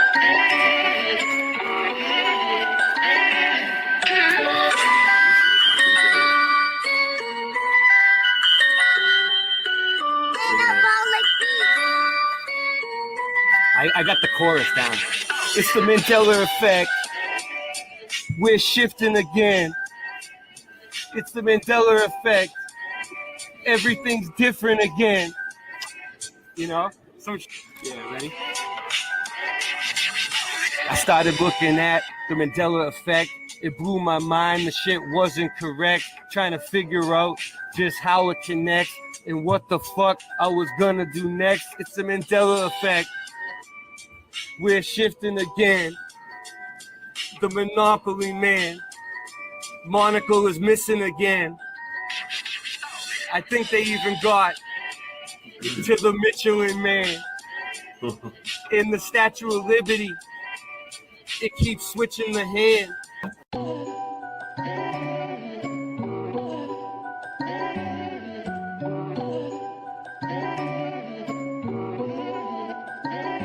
Remind me to tell you about the Monopoly Man and the other the Risk game. Did you know your reality is being put to the test?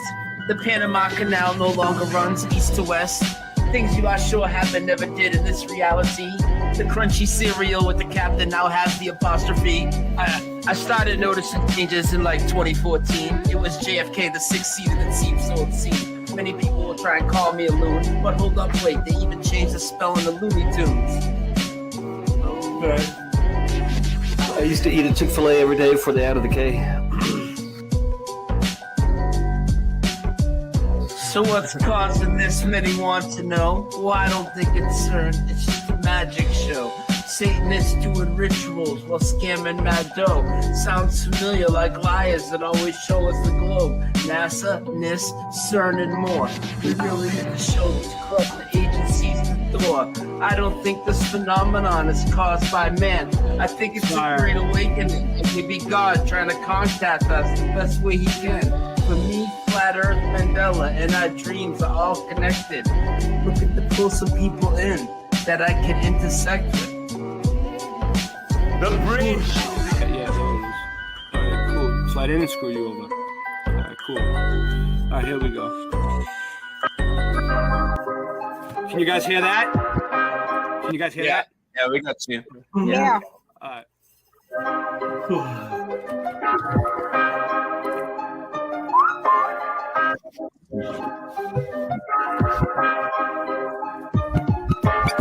Earth is flat.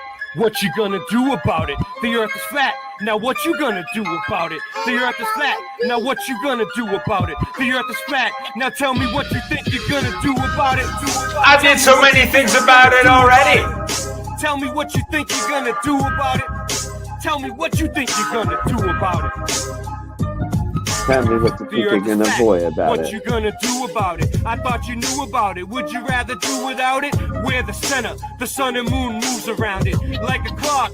Can you hit a moving target with the rocket? I'm not hard to get along with. Just take a bong hit. Do you serve up any content? The stars are constant. You want a conversation for it? It makes me vomit. We never do get hit by comments. You want it.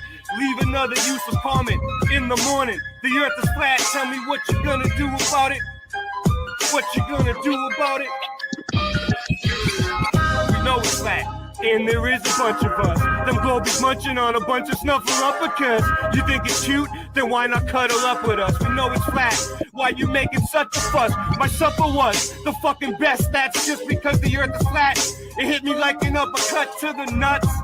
The earth is flat and there's nothing you can do.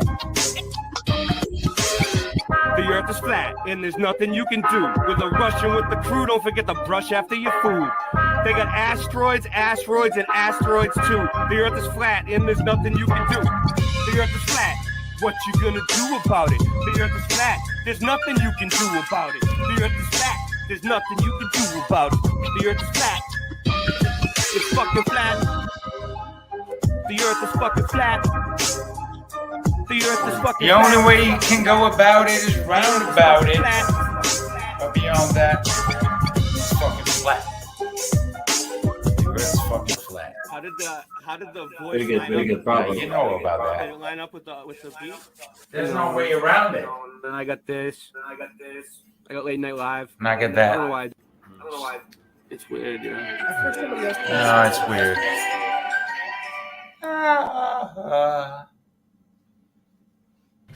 All right. So, what do you want to say about the I Monopoly? love you guys.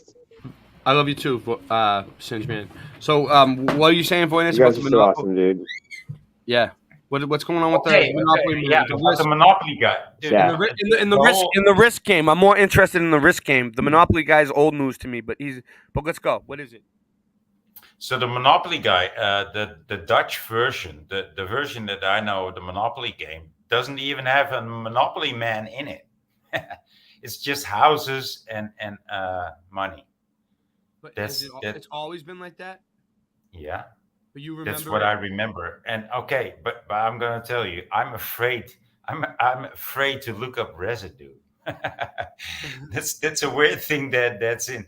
I'm not you know me. I'm not so much afraid, but I never looked up residue because I looked up residue once and it scared the shit out of me. I was That's like, what I'm about to look up stuff right now on mine and Bill's So- phone. But So to go what's the short, other one? the Monopoly guy was never a thing on the Dutch version of Monopoly in my world. Okay, so there was not even a Monopoly guy. So yeah. What about I risk? know about the No, but Monopoly. but look at this though. Can I just tell you something? Look. I put "Don't take the brown acid" boy. in quotations, Oh, and underneath it says "Don't take the brown acid." Don't take the brown acid. Quote: Don't take the brown acid. Woodstock. Woodstock. Yeah. Don't take the brown acid. Yep. Woodstock. That's residue right there, baby. Boom. It is. So anyway, what were you gonna say anyway, Voynich? About the take risk it? board. You Yeah, want to yeah. know about the risk board, right? So Yeah.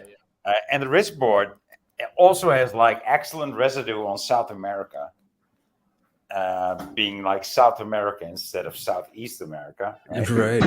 And so, but I know it's in my box in my garage, so to say. But So- I haven't looked it up, dude. Still, ever since Please, the speak Mandela French. effect hit me, so that's like 2018, I think. Well, Brian- I'm looking Go for. I remember me and Bill Miller remember them saying, "Don't take the brown acid" or "Don't eat the brown acid." I Take. remember them specifically saying "take," and I remember them saying the brown sunshine acid. I remember them saying sunshine acid. And Brown sunshine. I don't remember the sunshine. I specifically remember the sunshine, and it was like it was on the you're album crazy. that my dad had. It was. I mean, you're Ray. I mean, you're crazy. You're from Boston. I remember. But apparently, I mean, I still haven't found the quote. To get back, So look, this is the official announcement that they're showing now. to get back to the warning that I've received, you may take it with however many grains of salt you wish. That the brown acid that is circulating around us is not specifically too good. It's suggested that you do stay away from that. Of course, it's your own trip, so be my guest. But please be advised that there is a warning on that one. Okay. There's another announcement where the guy says, "Well, if you're going to take the brown acid, just take half." Stop it, Bill. I We swear. gotta hear that I one. swear. I mean, I swear. no, you gotta Yeah. you gotta bring some proof All right. to the. All right. Let me. Find I'm it. looking for it. Yeah, find it. But just take the acid, but take take the whole fucking rainbow of acid. Yeah. Just not the brown acid. The brown acid. No, brown Voynich. acid comes from the potty, dude. Voynich. This is what it was. Okay, the counterculture, the hippie movement. You know how it was started. You know, in every country to basically, you know, it was started by the CIA, right? Well, the brown acid was given out at the door at Woodstock to everybody. It was handed out. It was like when you went to the show, they gave you the brown acid, right? The brown sunshine acid. So everybody, it was like a controlled thing, dude. They fucking Yeah, I get it, dude. It was they tried to subdue the whole fucking movement by handing out free fucking drugs. No, they gave them bad acid, like some kind of chemical that fucked with their heads on purpose. It was it was some type of experiment. They got a whole bunch of them there in one spot. It was not an experiment. It was the CIA totally sabotaging the whole spiritual thing that could go on there by not injecting everybody, but, right? Look at this. All right, but by look giving at this them right here. This one says, "Don't take the brown acid, YouTube." Right? To get back to the warning that I've received, you might take it, however, many grains of salt you wish. That the brown acid that. Oh, all right. So this is the same one. Hold on. Is that the one I just played? Just booked my first week. Did you ever take acid? All right. Hold on. Any of the car owning. Hold on. What happened, Voynich? Did you ever take acid? It usually comes on a like. I took acid so many times, Voynich. I took the liquid acid on the sugar cubes, and I had the bottle where you drop it out of the sweet breath, and then I had the mescaline, the microdots. I had the sheets, the 10 strips. I had a Bible of acid once. A Bible is a Bible is 1,000 hits. I had Spider-Man acid where it looked like Spider-Man on one side, and then each other side was like paper. It was like blotter. I had blotter. I had acid. I just asked. Hey, Bill. I had acid on amber paper. I never imagined that I would be in this fucking. I've taken so many different kinds. Would be an answer. All right. Well, I've taken. I've taken acid. I've taken acid so many times in so many different kinds of acid. It's unbelievable. Hey, Ray, I have that queued up. I hear you, Ray. Wow. All right. It's a minute-long clip, and it's towards the very end. But here, let me know if you can hear it. It's 48 seconds long. My name is Hugh Romney. I'm with a hog farm, and I'm working. So that's the hog farm. I've seen some people call it bum trips. I don't think there's such. Can you hear? Yeah, I'm having trouble hearing anything.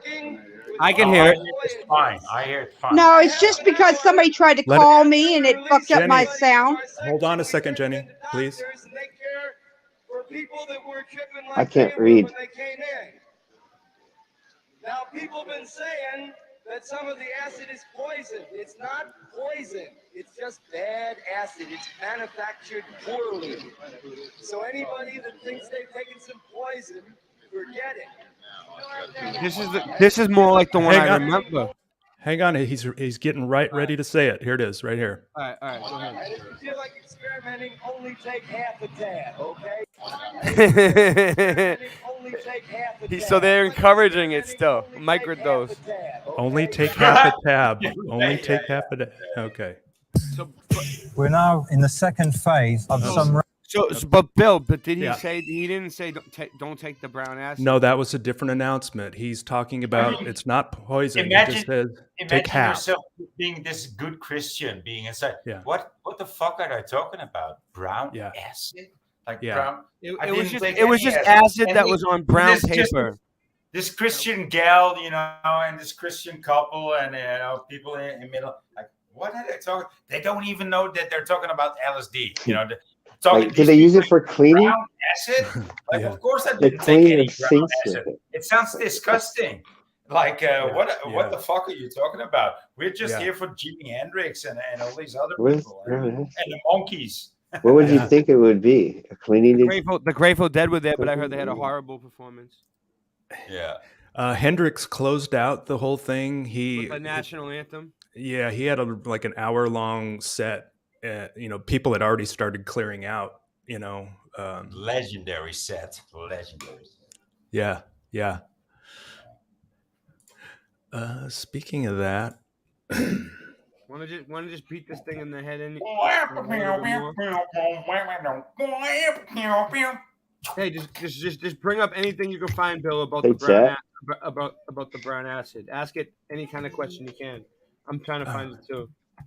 okay. I'd like to say, if you cannot afford acid, whether it be brown, Dude, acid is acid expensive where you are? It's dirt cheap over no, here. dude, you can just. I mean, if you just have bread, dude, and you just let the bread go old, and when it's Yeah. moldy, Okay. when it's moldy and it's Yeah. like got this good, Yep. it's got this good. Argot, right? Argot poisoning. That's what you're talking about, right? Oh no, well no. From the but bread, that's, from the that's bread mold. You trip from the bread mold. It's argot. Yeah, It's that's what LSD is based on, dude. Yeah. I know what you're talking about. Yeah, it is. You're right. And that and the Hawaiian I would say something. the Hawaiian red rosewood seed. That's what it is, right? That's what makes it. Well, it can take many forms.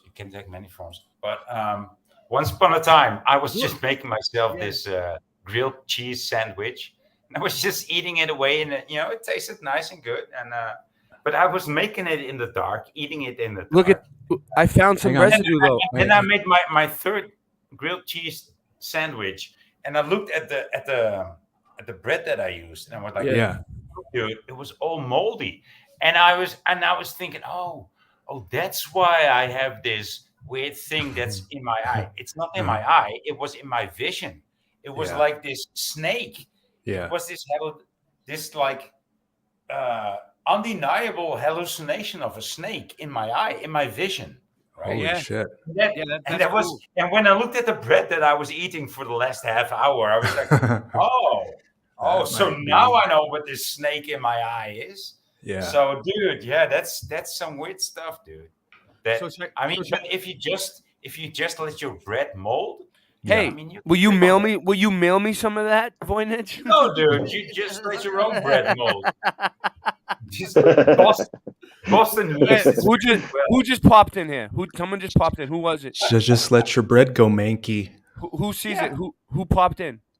Don't let him in unless you know who it is. Who is it? I don't know.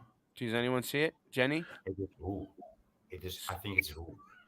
Was it? Was it the back. thing that I loaded? Maybe. Oh yeah, it is. All right, do it.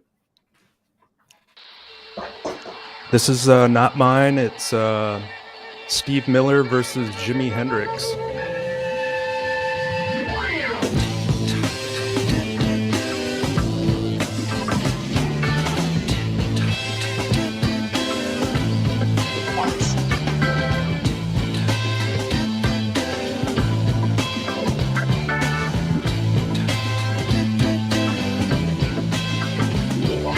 Time keeps on slipping into our future. Time keeps on slipping into the future. I want to fly like an eagle to the sea. Fly like an eagle, let my spirit carry me. I want to fly like an eagle till I'm free. Oh Lord, through the revolution, feed the babies who don't have enough to eat.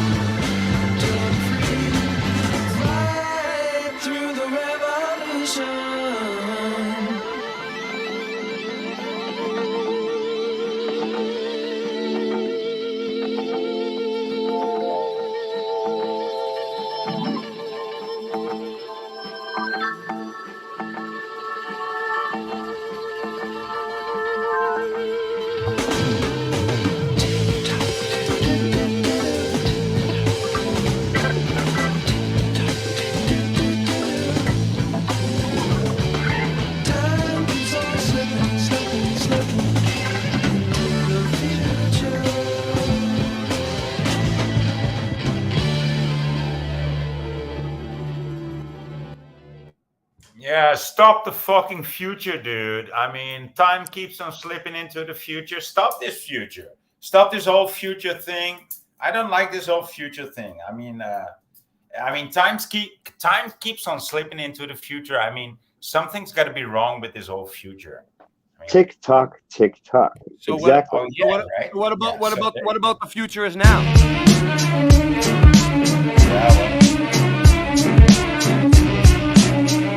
Well, that's just a lie.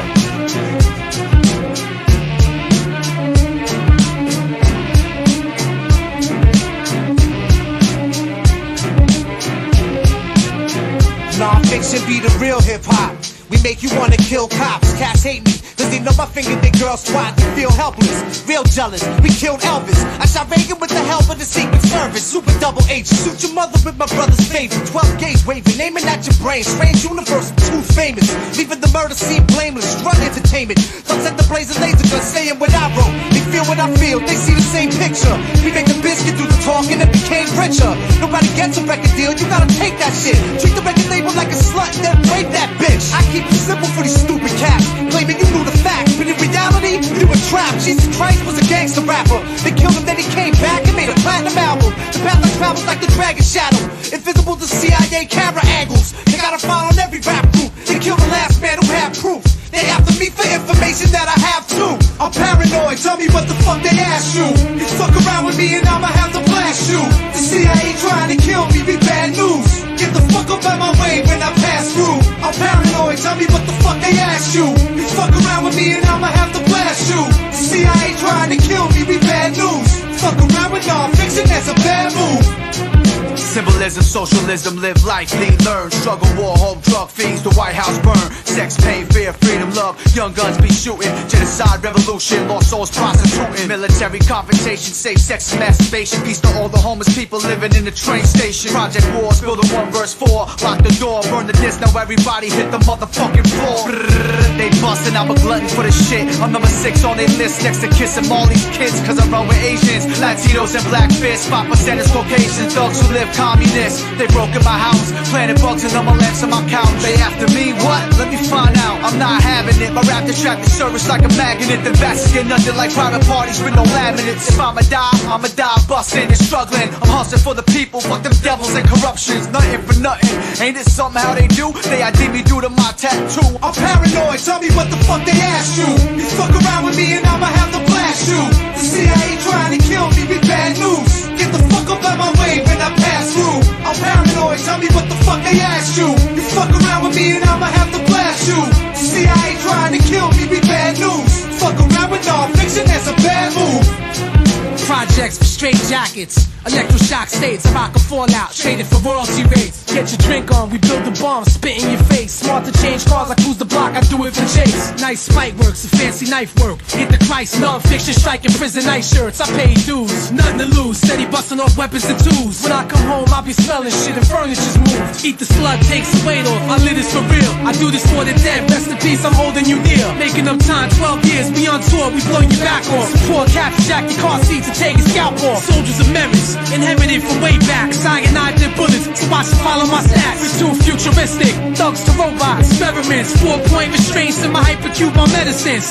Paid veterans, crippling souls. It's getting bigger now, the information running the globe. It's just my mechanics, either with a gat or Xanax. Widespread panic until the Sabbath. I'm paranoid, tell me what the fuck they asked you. You fuck around with me and I'ma have to blast you.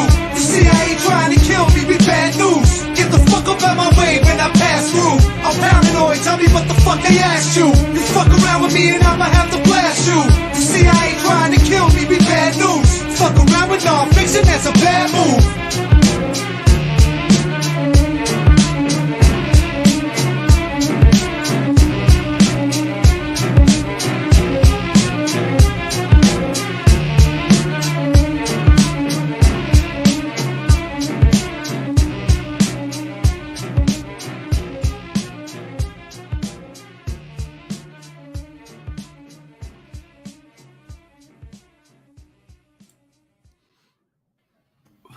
So check this out real quick. Am I still sharing? Hold on. All right. Jerry Gar CIA. So check this out. So I just went on DuckDuckGo, a different one, and before I was on Bing or something. All right, so I went on DuckDuckGo and I said, "Did they say don't take the brown acid at Woodstock?" In quotations, right? Yeah. It says, "Look, Yahoo News, don't take the brown and acid. Aging hippies flash back to Woodstock. 50 years ago Thursday, Les Paul was hitchhiking. Look, look, I'm gonna check this out. This is like a hippie story about Woodstock. Him remembering it. Let's see. This is memory. Let's see what he says. Look, there they go. The clowns again. No, that's the hog Remember farm. Oh yeah. Yeah, the hog farm. No, that's if you that's were having a bad, that's the guy. No, that's the guy giving out the fucking brown acid, dude. No, they had Voynich. They had these guys called Wavy Gravy. Listen, Voynich. They had these guys called Wavy Gravy. No, don't in talk the to me about a farm. wavy gravy. No, I've seen the wavy gravy. We talked about it. Yeah, and they walked around and they used to make people like have good trips. They're These like people. cleaning clowns. They're like Remember the cleaning clowns that would go around if the people were having a bad trip? They would send out the clowns to scare the shit out of you and make like Send in the clowns. Yeah, send in the Those are the clowns. clowns If I was having, I mean, I never had a bad trip. Send in the clowns. Send in the gravy Oh. wave clowns. No, you're not having a bad trip. I'll bet that's a mashup somewhere. Bethel, Who New sings York. that? 50 years ago, Thursday, Les Pointel was hitchhiking to the new storied Woodstock Music Festival. Yeah, make a he mashup hitchhiked. with This Shirley guy, Bassey. of course he hitchhiked, right? He hitchhiked it. He heard about it on the radio and hopped in the car. Today he's returned to the. They all hitchhike. They're what fucking does it- hippies, Ray. Yeah, but They're fucking hippies. exactly. I'm just trying to see if it says he remembers him saying, "Don't take the brown acid." Do you see it anywhere? I mean, it should. No, it should say it. Oh yeah, That's rice seed mold. Yeah, rice seed. It's not so much bread, but dude, if you can find any rye bread, just have white bread or brown bread. Well, that shit works on you too, dude. I mean, it worked on me. I wasn't even trying. Okay, I just ate some mold bread, and that shit works. I mean, you could also say, well, that explains everything, Voynich. Look, here it is right here. Look, I heard. Look, someone said ergot poisoning right here. Just like I was saying, I heard it was ergot poisoning, but I don't know for sure. Yeah, that's what you said. Rice seed. But they're talking about the Rice brown seed. acid the brown acid at Woodstock was ergot poison. Poorly manufactured, caused bad trips. No, it was manufactured by the CIA to make you do that. So it's just a piece of cardboard that happened to be brown, right? Yeah. I asked. I'm in a group chat. I'm in a group text with a bunch of friends from my youth, and I posed that question to him. Yeah. And I said, how would you quote the key sentence from that announcement? And my first friend wrote back in quotes. He says, "Don't take the brown acid." End See? quote. Yeah. See, people remember it. Yeah, I totally believe it, dude. I think you guys found yourself just a brand new Mandela effect. Yes, we did, and I think y'all took the brown. and we're just hammering it in that me and Bill Miller discovered it on this stream on Late Night Live. It was discovered here. Voynich was there. Voynich is the witness. I'm the witness. I took it. It was pretty good. I didn't. It was pretty. You took the brown acid at Woodstock? No, afterwards in the. It's his father. I mean, that explains. They call it Goonie Bird, though. Oh, how was it? The way was it good? His father took the brown acid. Yeah. Here's a compilation of those announcements. It's about a minute long. You know, all us people from the Bay Area, We're real LSD freaks. The stuff that they're passing out here today may or may not be LSD, but there's a chance that you won't have a very good trip. Now, what you're supposed to do after you know that is you're supposed to stop taking it. I am informed that somebody somewhere is giving out some flat blue acid. It is poison.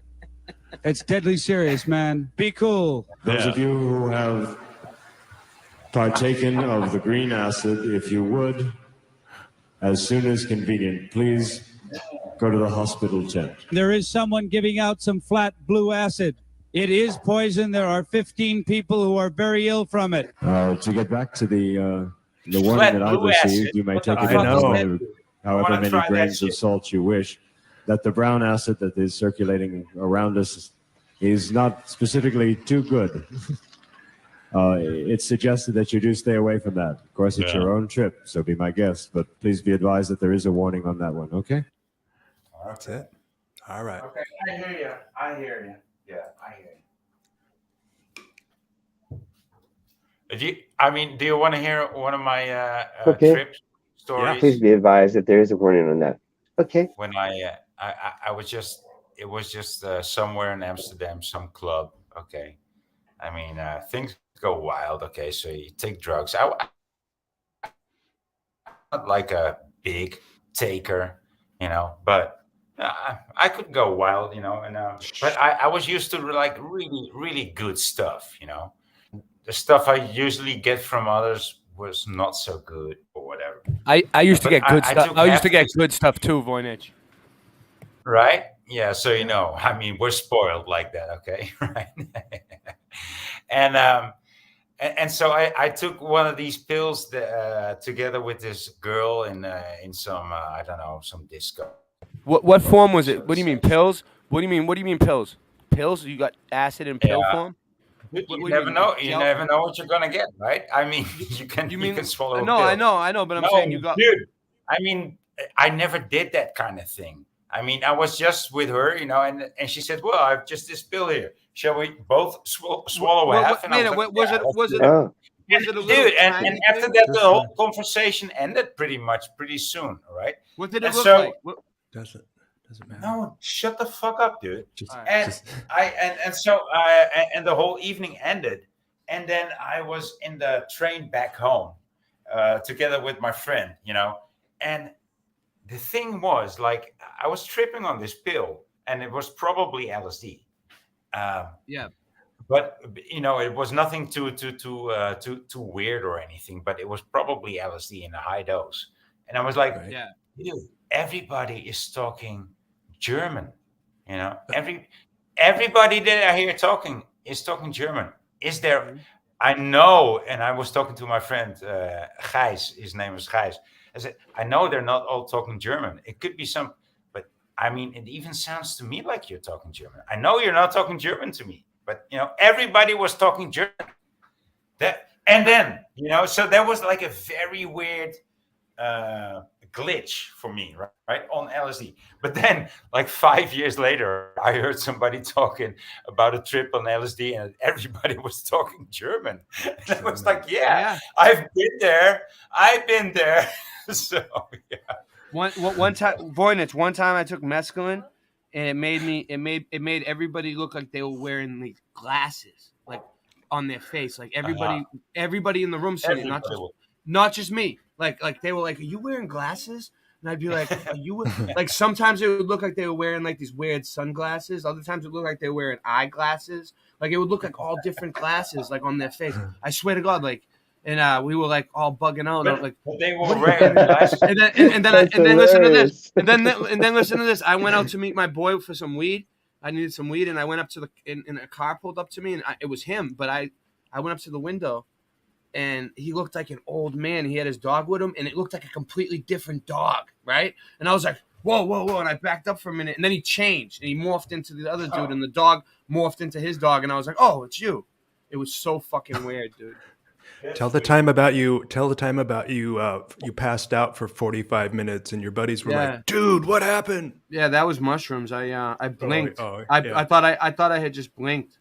Yeah. Dude, yeah. When you said that made me think when I just blinked my eye when I when I was traveling south with my family, with the whole Yeah. family, from the Netherlands to Spain, and I just blinked my eye, but they said to me that I was asleep for 8 hours, and they couldn't wake me up. I said, no, that happened to me.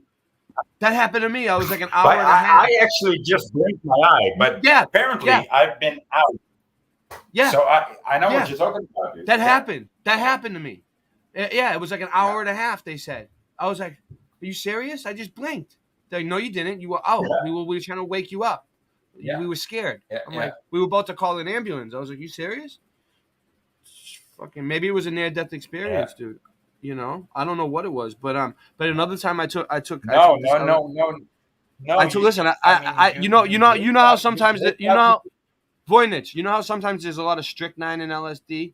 Well, I took this LSD. It's like speed, and they put like strychnine in it. It hurts. It hurts your back. It hurts your back. So it's bad. But I took one that had a lot of strychnine in it, I think, and it made me like feel like I had an out of body experience, dude. Like I detached from my body, and I felt like I was part of the ceiling, looking down at my head, and I was sitting with my friend, and I could see the top of our heads. And I was like above us floating, and I couldn't get out of it. And I felt like the ceiling was sucking me in, and I was like, and I got freaked out for a second, and I was trying to get back down to my body. And it was almost like sleep apnea or something, And I was like trying to get back down, and then finally, because I was laughing so hard, right? I was laughing for like 8 hours straight. I couldn't stop laughing, and then finally, I laughed so hard that I like detached from my body. Oh, that's horrible. Yeah, I can imagine, dude. I can imagine. It was a person can die from laughter. Like if you laugh hard enough and long enough, you can die. That's probably similar to what happened. You did have an out of body experience. I laughed for 12 hours straight, and then the next morning my stomach hurt so bad from laughing. Dude, I was close to that. I actually blamed the guy for being kept on being so fucking funny. I mean, he totally crashed. Yeah, like the whole nobody could say or do anything anymore. He was just taking the stage, and he did it for 2-3 hours straight in a row. And I said, guys, I was just on this couch, and I was just on the floor and on the couch. I was just everywhere, and everybody was just laughing their asses literally all over the floor. When one person and I said, guys, I just gotta leave the room. Yeah. I just gotta say goodbye. I'm gonna hurt my stomach if I stay. Yeah. I mean, it's literally.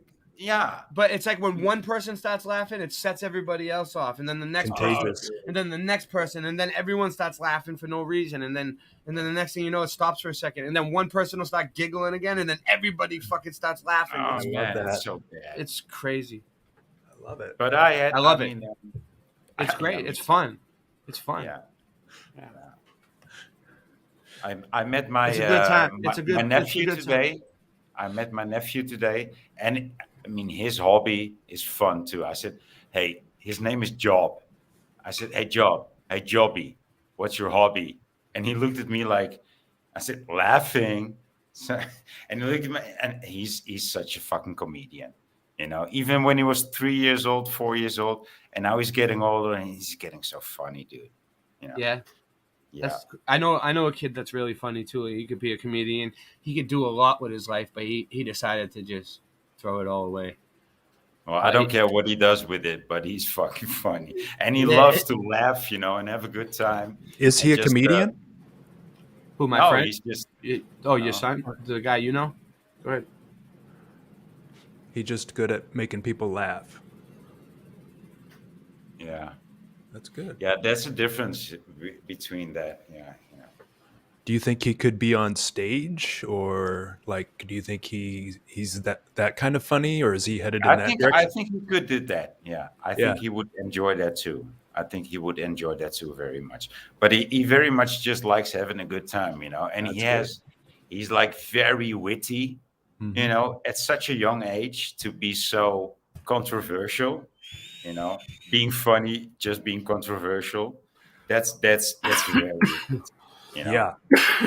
Just to have the balls to say something funny. You know, even though it might be a bit controversial, and he does that. That's And yeah, that's very admirable in a young person. Yeah. So I really enjoy, and he knows that I enjoy it too. So, and then it gets like physical, right, with water and with pokes and here and there. So yeah, I love that. Yeah. How old is he? He's like, what's he now? I think he's 8 years old. Oh my goodness! Yeah. Yeah. That's good. Yeah.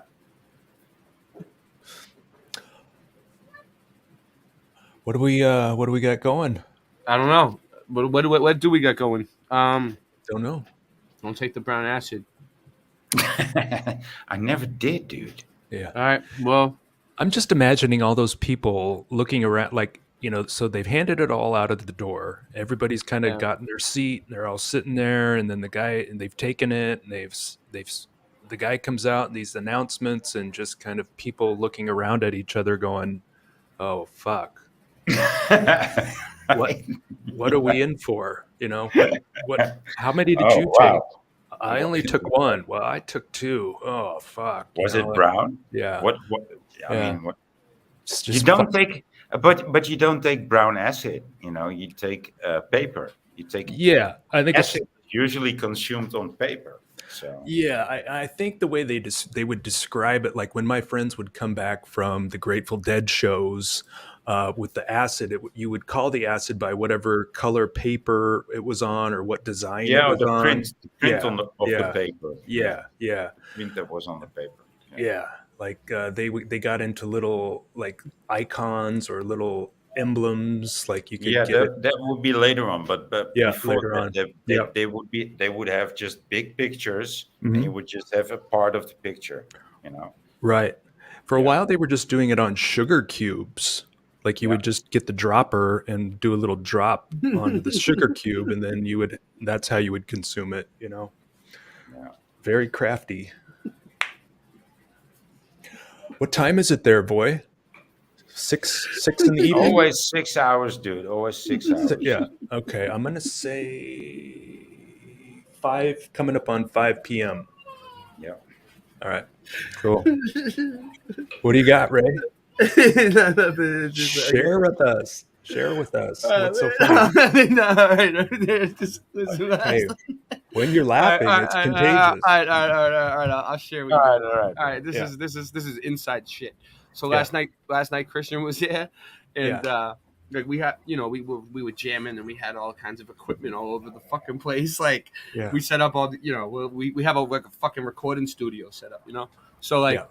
Ooh, nice. It's a pain in the ass though, because we gotta like set it up and then take it down and then set it back up and take it down, and then we have to move to different rooms and move it all around, and it's just keep getting fucked around. So basically like fucked around by the females, you know what I mean? The women always trying to break up the band, just like the Beatles, That's what they do.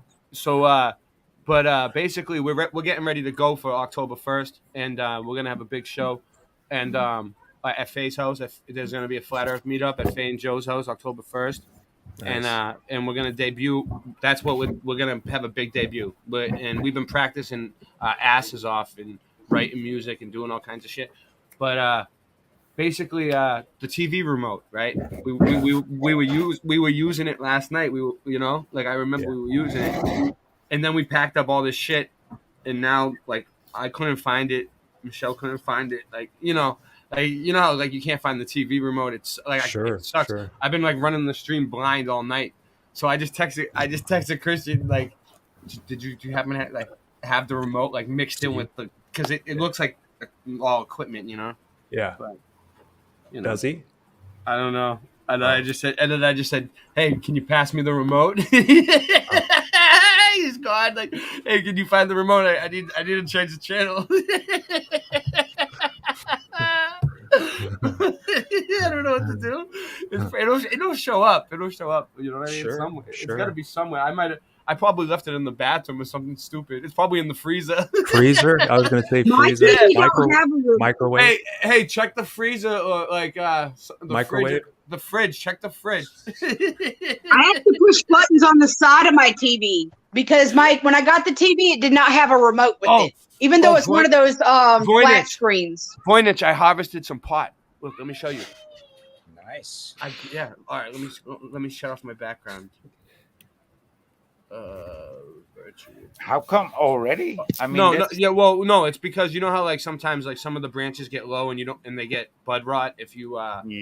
Oh yeah. Was it? Yeah. Okay. Yeah. So I wanted to just. It was like a low one. I didn't harvest my whole fucking shit. No, dude. It's no, like, but I mean, I know it's very late this year. You know what I remember? I mean, look at my plants. There's not even. I mean, it's not nice. There's not even big buds there going on, dude. It's. I got an but, awesome. Hey, but remember, I remember 2017, right? Hold on, give me a second. I gotta share something. Okay. I remember 2017 that I was dealing out some on my own birthday. It was like 14th of September, and I was handing out some buds that I already harvested, and they were already dry. I was just handing them. Mine's dried out in like a day or two. But that's like 5 years ago, and you know I used to have buds by now, and now it's only just Voynich, I figured out that mine is because there's a street light, dude. There's a street light. That's why mine's not only budding on one side. It's not budding on the side where the street light is. Plants are only budding on the side where it's dark and only a little bit. Oh wow, really? Oh yeah. Yeah, the street light fucked it up. You need darkness. You need darkness. It ain't gonna work. Yeah, you do need darkness. It's never dark. It's never dark. It's always got light. The street lights, this house. Hey, but Jess says that it's happening to all crops and like corn and shit. Yeah, and I've seen it too with my pumpkins. Yeah, you know, my squash.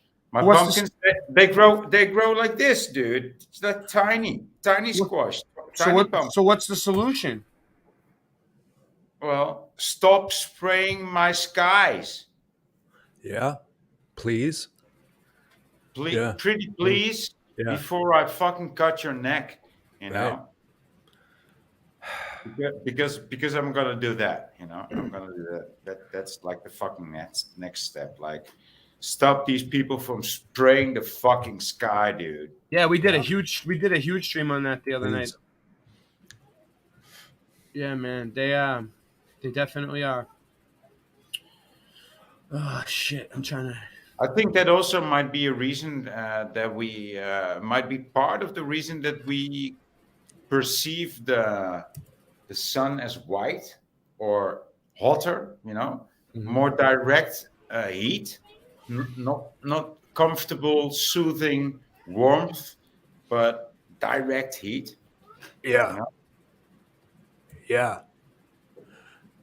I mean, after the sun passes here in Milwaukee, I mean, it starts to get chilly now. You know, I've got the sweatshirts out already. Yeah. There's a pretty drastic drop off once the heat source is left. Yeah. Next year, I want to do plants in my garden. Today and yesterday was very weird weather. Like, how do you say, like how do you say that? Sunny with showers. Drizzle? Sunny and sudden showers. I think that's how it's described best. Like very sunny and then showers, dark. He said he checked his bag. He couldn't find it. Okay. All right. It's got to be here. I don't know. Eventually. I need to. This video will be ready soon. I need it now, and I need it fast. One advantage to living in a northerly climate like Milwaukee is that I don't think we hit 90 degrees this year. I don't know the conversion to Celsius. Yeah, but, no, all right, I got a cool video coming up soon, but gotcha. It's a Google link and it's being slow. Piece of shit. I know. No, it'll be ready soon. Come on. Google Photos. It'll be ready soon. All right. It'll be ready soon, guys. Anytime today would be nice. Should come in like doom doom. Yeah, there it is. I like that though. I like when the bass line comes in. That's that real hip hop shit like this. It goes like this. Yo, my little son's my dude. He's only 3 years old. His mother look at me and wonder, will he be as bold? Will his heart be warmer? Will he be as cold as his father? Life's much harder with the bleeding soul. A fifth of whiskey and a gun inside his vehicle. Running like a breeding bull till he give the weed a pull. Creed's creed till the money just feed him bullets. Superman spitting back with the speeding bullets. High as a helicopter, fly with the smell of vodka. You hear them hammers banging and you can tell it's proper. Dog is an alcoholic, he got his guts leaking. He ain't afraid of nothing now, that's just his nuts speaking. That ain't a gangster party, homie, that's a plush weekend. You ain't lived a fast life, you just got a slut tweaking. So live it that trife, forever with the devil. I'm drinking Jamie bottles with the pedal to the metal, come on. The speed is all we know, don't know how to live slow. We can't outrun the past, no matter how fast we go. The future's behind me, no way that you can find me. The speed is all we know, don't know how to live slow. Live wire ready to rock, ox in the pocket, private stock bottles. Me and Eddie would talk about the ways to get the paper, stayed evading the cops. Main thing we had in common was we hated our pops. One chose the fast life, one wanted to live the rap life. Reading Native Son, inspired by Richard Wright. The other loved the night, sun shining was his kryptonite. Driven by the cash hype to fill up your crack pipe. That's life when schizophrenic minds collide. Two sides to every story, only mine's alive. Ironic after a tidal wave of vital signs. The bad guys speaking when the tide subsides. There's no prize in winning a race against fate. When I meet the maker, I wanna spit in his face. They say the good die young, I'll be an old disgrace. I see my brother in a urn and I should be in his place. I'm fucked. The speed is all we know, don't know how to live slow. We can't outrun the past, no matter how fast we go. The future's behind me, no way that you can find me. The speed is all we know, don't know how to live slow. I never lived slowly, used to live lonely. Started chasing that cutty money to buy a rollie. Never got a rollie, but I got my homies and 2 beautiful kids. I better drive slowly, cause life ain't fair. Speed up too fast, you could die right there. You could get the electric chair and get fried right there. Get shot up in your dreams and have nightmares. Best prepared, never know when your test is near. Cause them texts are clear when them checks don't clear. Try to keep my mind clear, but why am I here? So many questions, I gave God a questionnaire. But if the question here is, when will I stop doing drugs, getting drunk? How many pills will I pop? How many drugs will I sell? How many chickens I'll pop? Well, I thought I told you that we won't stop. The speed is all we know, don't know how to live slow. We can't outrun the past, no matter how fast we go. The future's behind me, no way that you can find me. The speed is all we know, don't know how to live slow.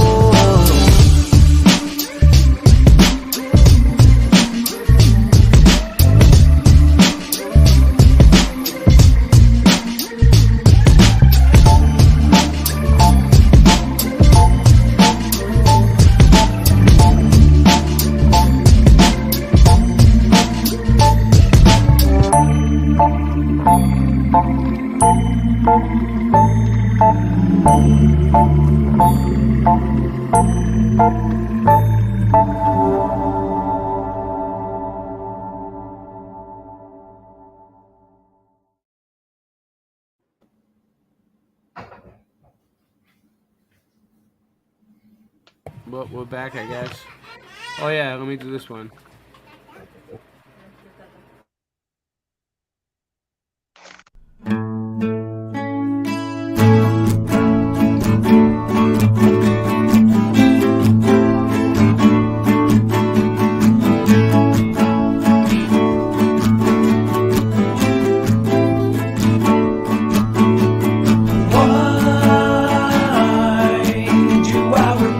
Any man with a big check in his hand.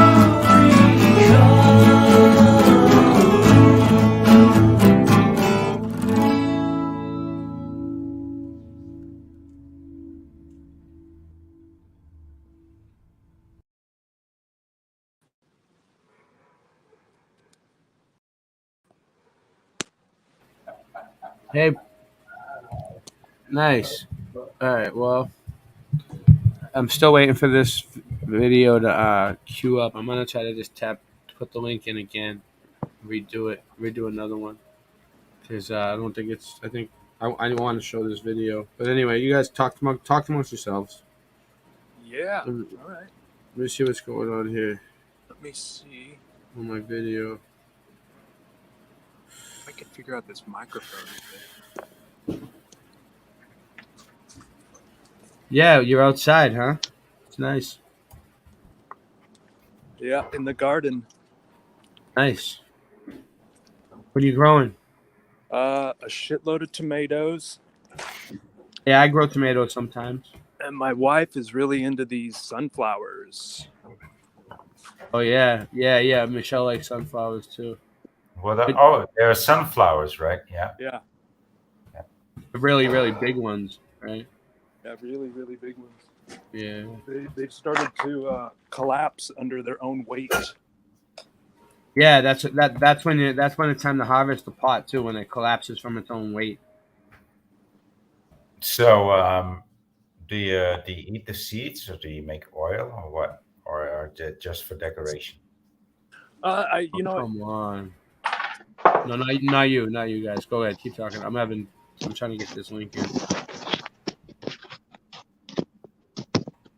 Oh, that thing's still alive, whatever that is. Yeah, apparently you can. Oh, check this out. Let me know if you can see this bumblebee.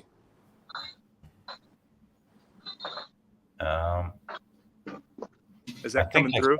I think I can see that. Yeah. Let me see. Let me see if I can do this a little better. Yeah, I see it. I see it. Yeah. Can y'all hear me okay? Yep. Oh, good. It's working again. Thank God. You did it, Jenny. You did it, Jenny. You made it back. Well, the reason I was asking, I wanted to make sure is because I might have to walk over to McDonald's to borrow internet. Yeah. Yeah.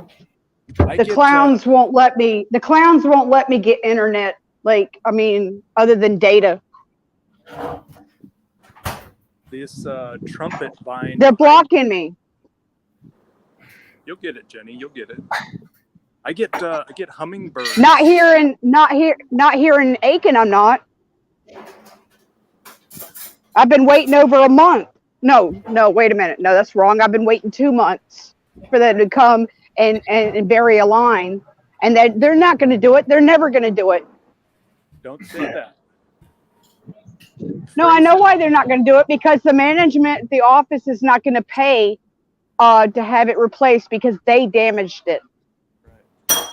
They're too cheap. In a way that leaves it still a possibility. Yeah. Well, I'm not staying here very much longer anyway, so that's another reason it's not going to happen, because I'm not staying here. I'm leaving. Okay, all right. Yeah. I get hummingbirds. Do you guys get hummingbirds? Yeah. Yeah. I get all day long. I see these hummingbirds flittering around this trumpet vine. I seen them in Dominican Republic, and they look like bugs almost. They look like bugs, but if you zoom in, they're actually birds. They're amazing. Yeah. My Google Photos thing is not uploading. It sucks, man. Hey Bill. Hey Bill, if I send you a video real fast on a text message, can you bring it up? All right, cool. Have you heard of the hummingbird butterflies? Yeah. There's hummingbird butterflies, but then there's just actual bird. Like physically, they are birds, but they're about as big as a locust, maybe not. But they're like this big. I know. They're tiny little. But then there's butterflies that actually behave like those birds, and when you see them, butterflies, and insects, and these birds, and then you see these butterflies. Like, what the fuck? And like, what trick is nature trying to pull on me now? But they are actually called hummingbird butterflies. Yeah, dude. And Hey, Bill, the second one I sent you, the picture, the video. Can you get it up for me somehow? Because it's being slow. Is it in a text message? Yeah, I sent you a text message. I sent it in a Google link, but the Google link's probably gonna do the same thing as this. So I just sent it to you straight up. You can download it into your phone. It's from Flat Earth Farms.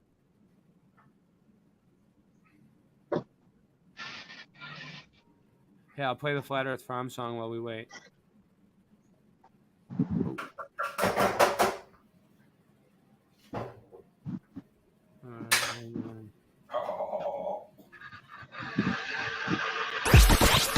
The world is flat.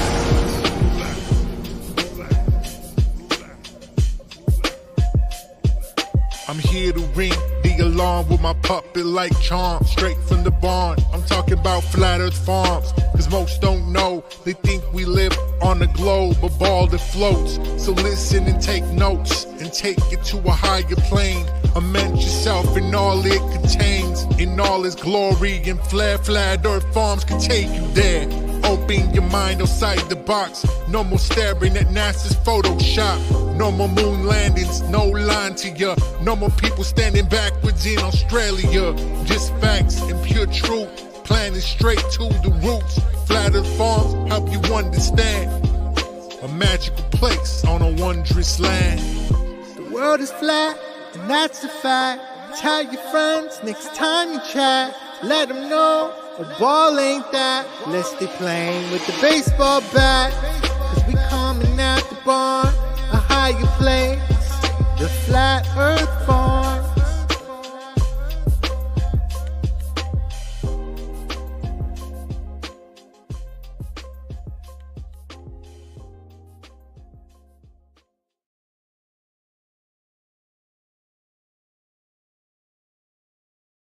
Is it? What do you think? Is it ready yet?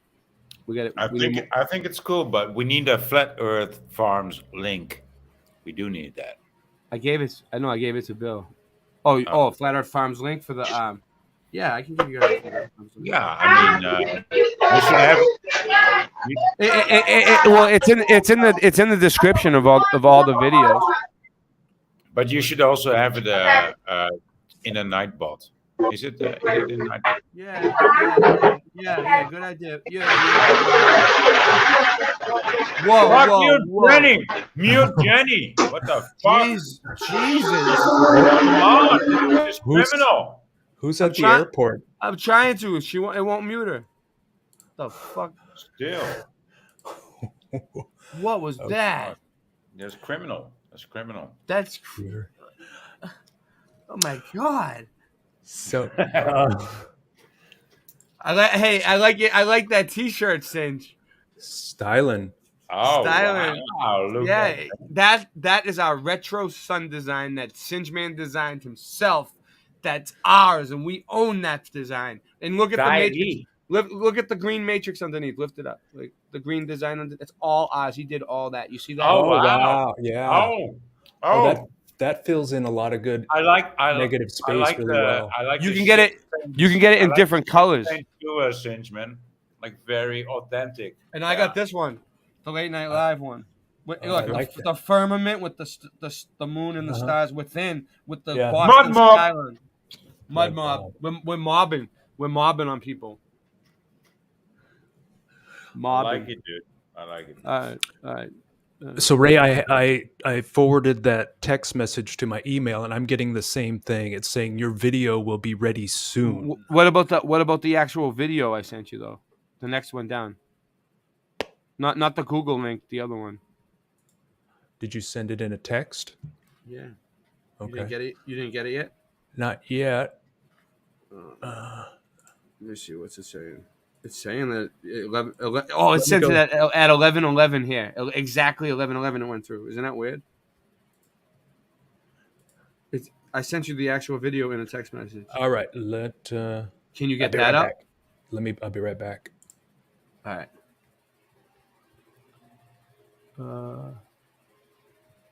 Let's see. Try to play.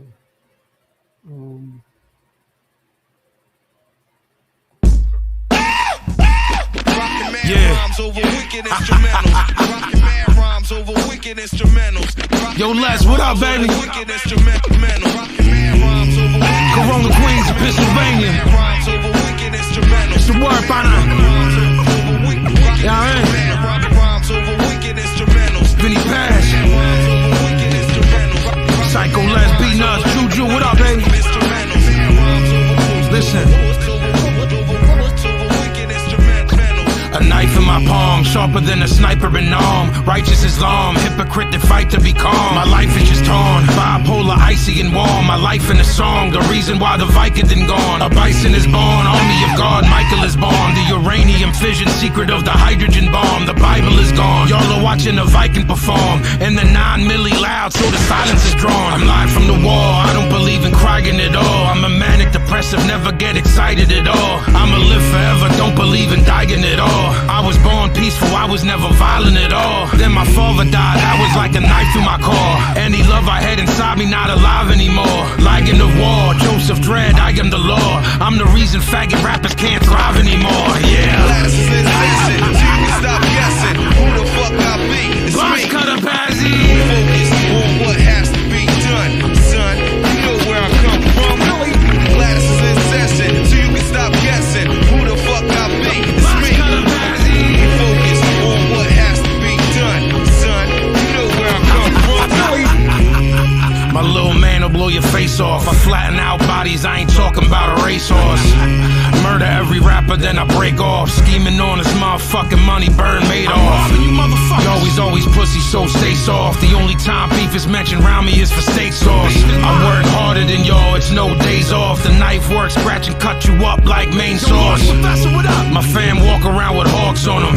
Big motherfuckers, infrared dots on them. It ain't a motherfucker that could box with them. Razor under the tongue and keep an ox with them. Hard body rap, guard of the 7 Getty. I'm a sinner, I'm the god of the 7 deadly. Everything I do hard and it's legendary. I spit 16 bars and you dead and buried. Glasses in session, so you can stop guessing who the fuck I be. It's me. Focus on what has to be done, son. You know where I come from. Glasses in session, so you can stop guessing who the fuck I be. It's me. Focus on what has to be done, son. You know where I come from. Glasses in session, so you can stop guessing who the fuck I be. It's me. Focus on what has to be done, son. You know where I come from. Glasses in session, so you can stop guessing who the fuck I be. It's me. Focus on what has to be done, son. Official pistol gang. It's murder, baby.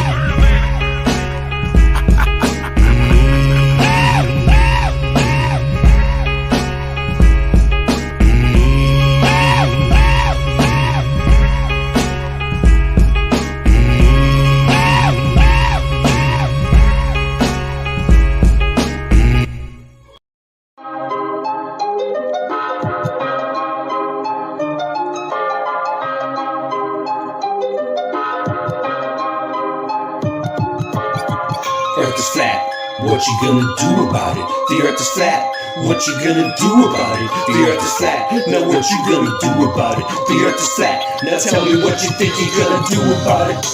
Tell me what you think you're gonna do about it. Tell me what you think you're gonna do about it. Tell me what you think you're gonna do about it. Earth is flat. What you gonna do about it? I thought you knew about it. Would you rather do without it? The earth's a center, the sun and moon moves around it like a clock. Can you hit a moving target? With a rocket, I'm not hard to get along with. Just take a bong hit. Do you serve up any content? The stars are constant. You want a consolation for it? It makes me vomit. We never do get hit by comets. I know you want it. Just leave another useless comment. NASA lost it. The earth is flat. What you gonna do about it? Earth is flat, what you gonna do about it? The earth is flat, what you do about it? The earth is flat. What you gonna do about it? The earth is flat. What you gonna do about it? The earth is flat. What you gonna do about it? The earth is flat. Now tell me what you think you're gonna do about it. Tell me what you think you're gonna do about it. Tell me what you think you're gonna do about it. Tell me what you think you're gonna do about it. You know it's flat, and there is a bunch of us. The globies munching on a bunch of snuffle uppercuts. You think it's cute? Then why not cuddle up with us? We know it's flat. Why you making such a fuss? My supper was the fucking best. That's just because the earth is flat. It hit me like an uppercut to the nuts. The earth is flat, and there's nothing you can do. The earth is flat, and there's nothing you can do. There's a Russian with the crew, don't forget to brush after your food. Asteroids, and asteroids too. The earth is flat, and there's nothing you can do. The earth is flat, there's nothing you can do about it. The earth is flat, there's nothing you can do about it. The earth is flat, and there's nothing you can do about it. The earth is flat, there's nothing you can do about it. The earth is flat, there's nothing you can do about it. What you gonna do about it? The earth is flat. What you gonna do about it? The earth is flat. It's fucking flat. The earth is fucking flat. The earth is fucking flat. The earth is fucking flat.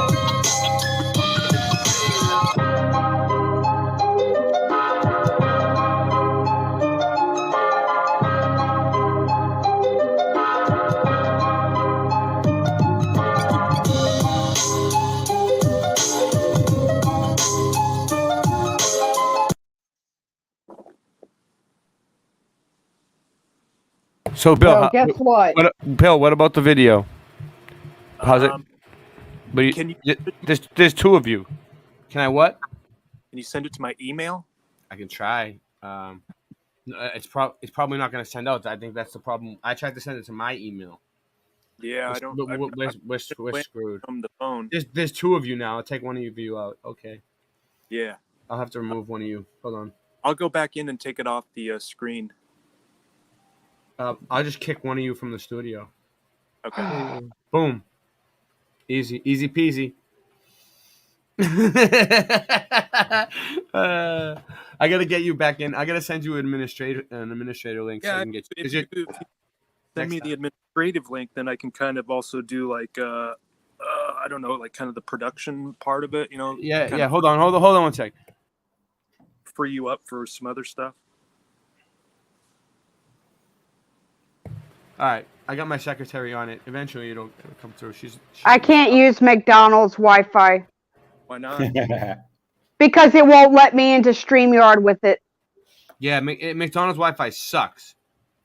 I tried using it too. It's not private. It has to be private Wi-Fi, my own fucking Wi-Fi that I fucking pay for. So I can't go to anywhere that uses public Wi-Fi. Well, yeah. Well, then you know what you got to do then. All right. Well, listen. Well, there's not. I got to leave Aiken. That's what I got to do. We'll do it. Welcome to 2022. Yeah. So what are we doing here? So we ain't getting the video up, I guess. Let me see if it came up for me yet. What about a Wi-Fi hotspot? Huh? My hotspot is dead. Okay, that might be part of it. Yeah. Well. Have you? I have to leave the Central Savannah River area. There you go. They fuck me here. They fuck me all the way around. Accountability. Yeah. Maybe you should go on an adventure, Jenny. I'm going to. I'm planning on it. All right. Where are you headed? I don't know. All right. That's good. That's good.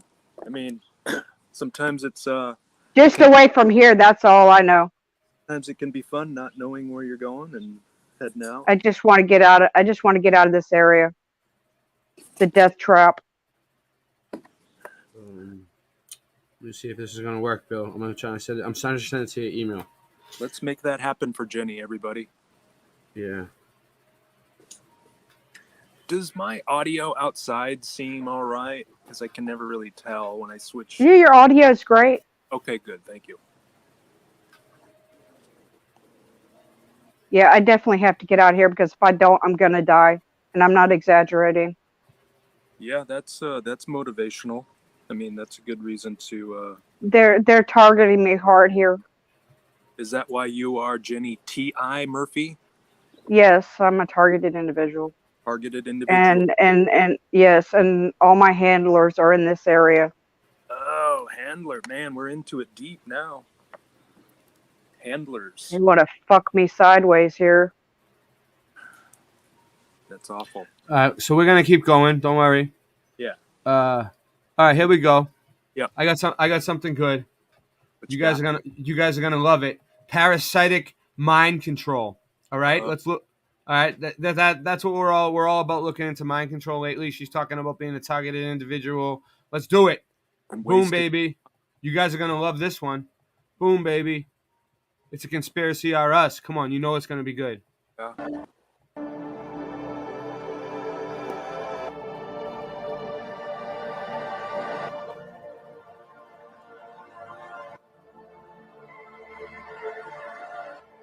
Hello everybody, and welcome back for another video. Today we are going to be talking about parasitic mind control and looking at the chemical imbalance myth and how that ties into schizophrenia as well as some other things. But before we do, I'd like to talk about a movie real quickly that actually focuses on parasitic mind control. You know, what better way to ease us into this topic than talking about the movie called They Live, which is one of these cult classic movies, and I'm guessing most of you have seen it, but it kind of sums up pretty well the way that things seem to be going with our current society. But They Live, I believe, was a 1988 science fiction movie directed by John Carpenter, and it follows this unnamed drifter who is played by Roddy Piper, and he discovers that the ruling class are aliens, concealing their appearance and manipulating people to spend money, breed, and accept the status quo with subliminal messages in the mass media. And it's not until in the movie, it's not until he finds these sunglasses and he puts them on, and those glasses allow him to see the form of these entities, these parasites, and they're very hideous. But they've conscripted all members of the police and the government officials and agencies, and all these people are working with these parasites. So it's this one massive conspiracy, basically, and he tries to figure out how to. There's a signal that's being sent out, and it's allowing these entities to be cloaked. But he tries to figure out where the signal is coming from and destroy it. So, great movie. I'm guessing most of you have seen it. But what I kind of wanted to bring up before we get into our discussion today is how these parasites communicate with each other using these watches during the movie.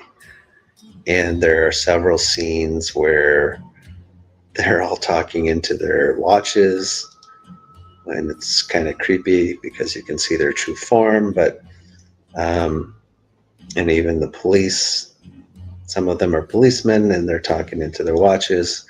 And there's even a scene where this gentleman, this is in a bank, and he not only does he communicate with the watch, but he uses the watch to open up a portal or a gateway that he goes through, and it takes him, I believe their lair is underground. And why I wanted to mention that is just because John Carpenter, he seems like he's one of these directors that they're tapped into what's really going on behind the scenes, just like Stanley Kubrick with films like 2001 Space Odyssey and Eyes Wide Shut. John Carpenter almost appears to be the same way. So, you know, you just always wonder, are they trying to tell us something?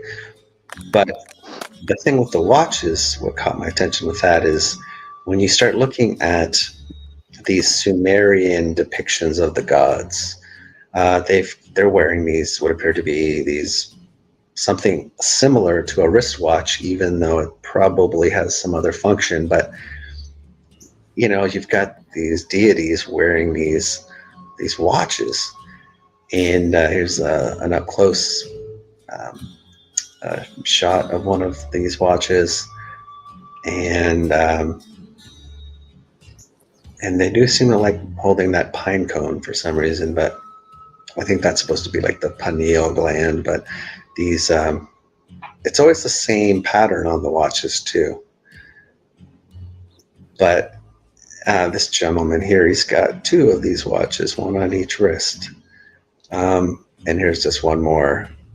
But again, these ruling elite with these watches, and it just makes me wonder how there's a similarity and to the movie where these elite, these alien parasitic elite that are talking into the communicating with their watches, opening up portals to that are layer underground.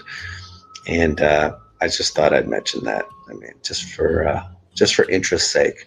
But that's enough of that for now. So let's actually start looking into some of the things I want to talk about today. And we'll start it off by talking about chemical imbalance. So let's get started. Now I'd like to get into this subject of chemical imbalance myth with regards to schizophrenia, because I came across this interview on a channel called Night Flight. And she interviewed this person by the name of Jerry Marzinski, and he is a mental healthcare practitioner and counselor with 35 years of experience, both in the state hospital and in a prison system. And what resonated with me is he talks about chemical imbalances and how people who are hearing voices or schizophrenic were told that they have a chemical imbalance. And as you're going to find out when you listen to the interview, the science behind that statement is not there. We don't really know what the cause of these voices is. And again, this resonated with me because growing up, there was another family that was friends with my family growing up, and they had a son who was about 5 years older than me. And he ended up developing schizophrenia in his early 20s. Now, he tragically ended up losing his battle with schizophrenia and the voices, and he took his own life. And I just remember thinking, what sort of mental disease manifests as voices which are always negative?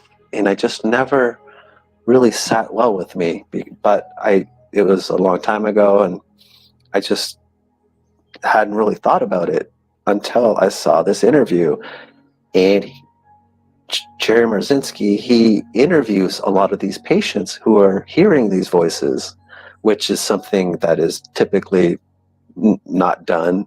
And he actually asks patients about the voices, and because there's a lot of unsettling patterns to these voices, as opposed to just random delusions. There's a consistency to a lot of these voices. So I'm just going to present to you about 25 minutes of this interview, and there's just so many mind-blowing things that were brought up, and I couldn't capture them all in the video just for time constraints, but I'll leave a link to this video, and I want to thank this channel, Night Flight, for allowing me to share some of it with you guys. And of course, I will leave some links. And so I'll play about 25 minutes, and I'll come back after, and we will finish up. Good evening, everybody. This is Night Flight. I'm Judith Kober, and tonight I have Jerry Marzinski with me. He has been working as a mental health practitioner and a counselor for 35 years. And I'm very happy to have him here and his insights. So, Jerry Marzinski. So real quick, this video is pretty cool because it goes right along with the insane asylums. You know what I mean? With the whole theme of the show. This is good. Yes. I've been listening to him. This guy right here, you know him? You recognize him? Jerry Marcinski. I've been listening to him. Jerry Marcinski. Shout out to Jerry Marcinski. That's Yeah, him. this guy knows what he's talking about. Yeah, he's good. Good stuff. Yes. Thank you for having me. Basically, I've been at this for 35 years. I worked for 7 years in the biggest state mental hospital in the United States. From there, about Didn't Jerry Everybody hit the thumbs up. working in the Everybody hit the psychology thumbs up. department of the state prison. Didn't Jerry where I Marzinski learned also a do? lot. Yeah, I've known about this guy for several years too. But he did a quite intensive show lately with Iron Realm Media. Iron Realm Media. Oh, I can tell you that. What about Iron Realm? I don't know. I haven't really watched him in a while. Oh, he had Jerry Marzinski on his show not too did? long ago. Yep, Yeah, a couple times actually. Yeah, I think about. I 8 weeks always ago. miss them because it's like right after my show, and I'm always Yeah. I always try to crash. Yeah. The first suspicion I had, and when I first started work at the state hospital, I believed like everybody else. I was taught, and everybody else believed, that this was a chemical imbalance of the patient's brain, and that these medications and what they were major tranquilizers somehow temporarily straightened out whatever that imbalance was. But as I watched a number of different psychiatrists, they never gave even one course of lab work to try to check and see what that chemical imbalance in the brain was and how far off it was. Regular doctors, they'll give you blood work and you have all these scales and they say, well, it falls in between this scale, so it's high, it's low, it's in between, we need to do this to bring it up. No, it wasn't that. All they would say is, oh yeah, it's a chemical imbalance in the brain, and that's exactly what the drug representatives were telling them. So the first thing I noticed is, here they are saying there's a chemical imbalance, but they don't know what it is. They have no way to measure it. They have no lab test for it. They have no EKGs or EEGs or anything else that will definitively show that there's a chemical imbalance. And if there is a chemical imbalance, which of the 32 or so neurotransmitters in the brain are imbalanced? They have no way to measure it, but yet they're going out there and they're going, it's a chemical imbalance, and these drugs will set it right. So that was my first clue that something was off. Here they kept pushing this chemical imbalance, which they had no proof for, they had no measurement for, and they had no lab work. So, what's going on here? Why are they doing this when they have no proof? So, and at what point did you decide to encourage the patients to talk about their voices and what they are hearing? I think that was after one of the common things that I saw in working. I heard somebody pop in. I'm checking. It's Singe. Hey, Singe, you know that you can let yourself in now, right? Did you know that? Not from this account. Why not? Oh, all right. I don't want to ask. He just did. No, I let him in. Oh, you did? Yeah.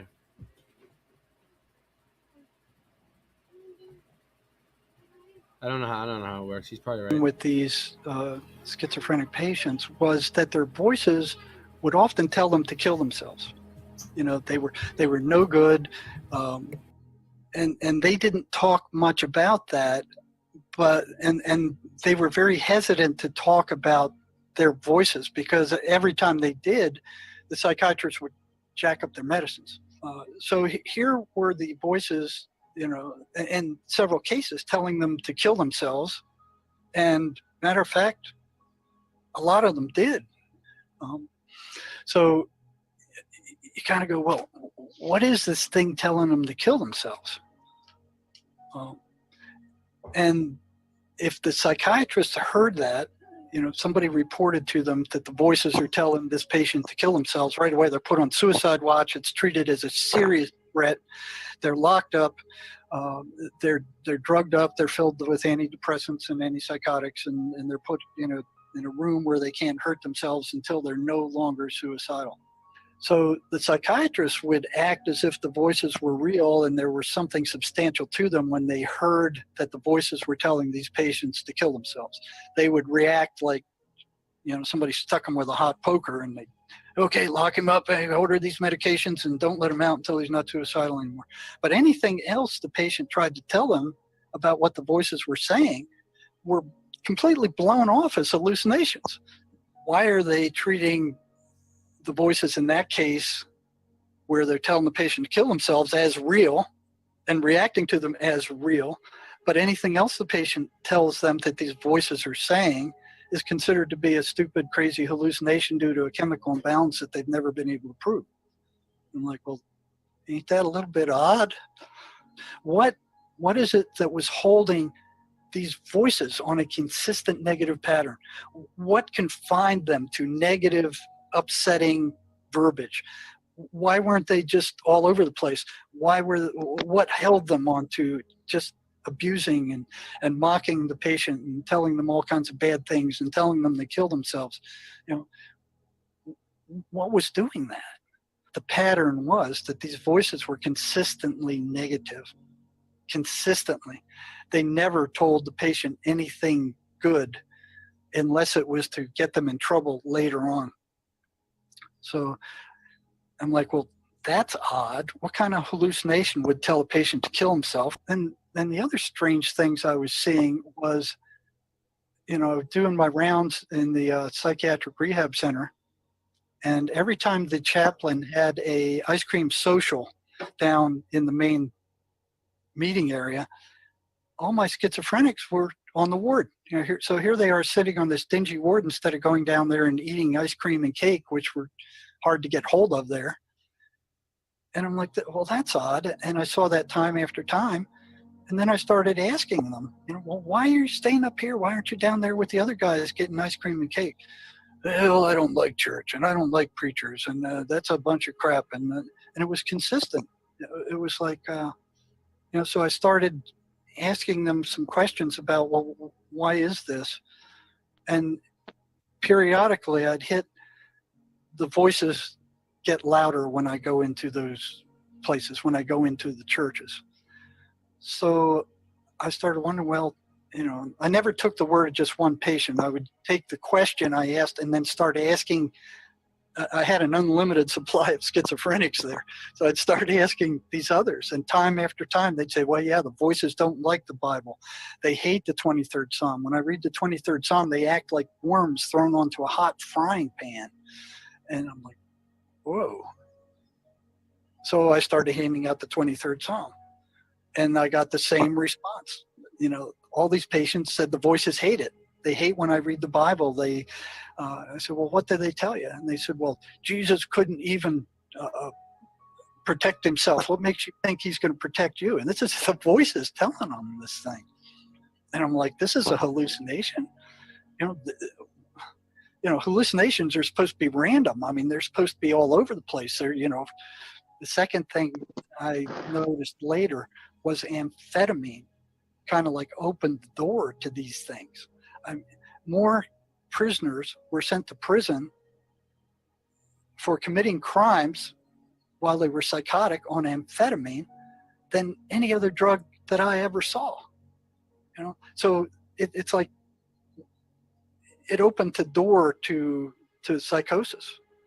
It triggered psychosis, and it was like they were going psychotic, and it was like once they became psychotic, they stayed psychotic. It didn't go away.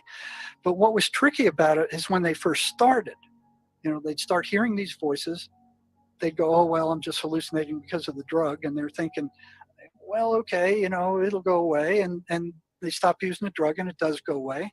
And that happens for many times. And then one day they use it and it doesn't go away. They're there and they can't get rid of them, and they're there forever, and they're now psychotic. You know, whatever these things were, they invaded. So I started asking questions about amphetamine, and these people would see something called the shadow people consistently. They were three-dimensional shadows that would enter their rooms at night, follow them around, and usually show up at the foot of their bed and be staring down at them. They never spoke. And I noticed, and I actually used this clinically, if they saw their eyes, they were in much worse shape than if they didn't. The majority of them never saw the eyes. If they did see eyes on these shadow people, they were either lime green or they were red. Neither color is not something I'd want to meet somebody with eyes of that color. I mean, right away, it just kind of sends chills up your back. Then I noticed that virtually every schizophrenic who was put on these medications would eventually go off and go psychotic again.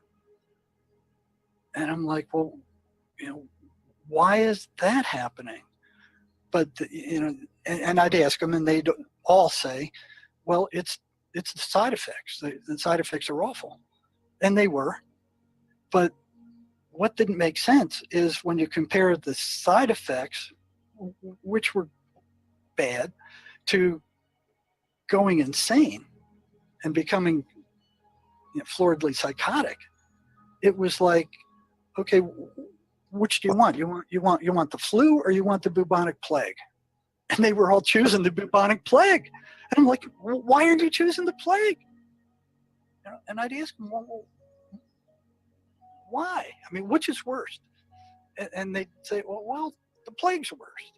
And I'm like, well, what am I missing here? What is it they don't understand? You know, why are they consistently, and almost all, this happened with almost all of them, at one time or another, they'd stop taking their meds. And yeah, that was true that and I'd ask the staff, I said, well, why do you think they stopped taking their meds? And it's like they want to go psychotic, and that's much worse than the side effects. And, oh, well, that's just a symptom of schizophrenia. I'm like, a symptom of schizophrenia. And they didn't even want to know why. They weren't even curious.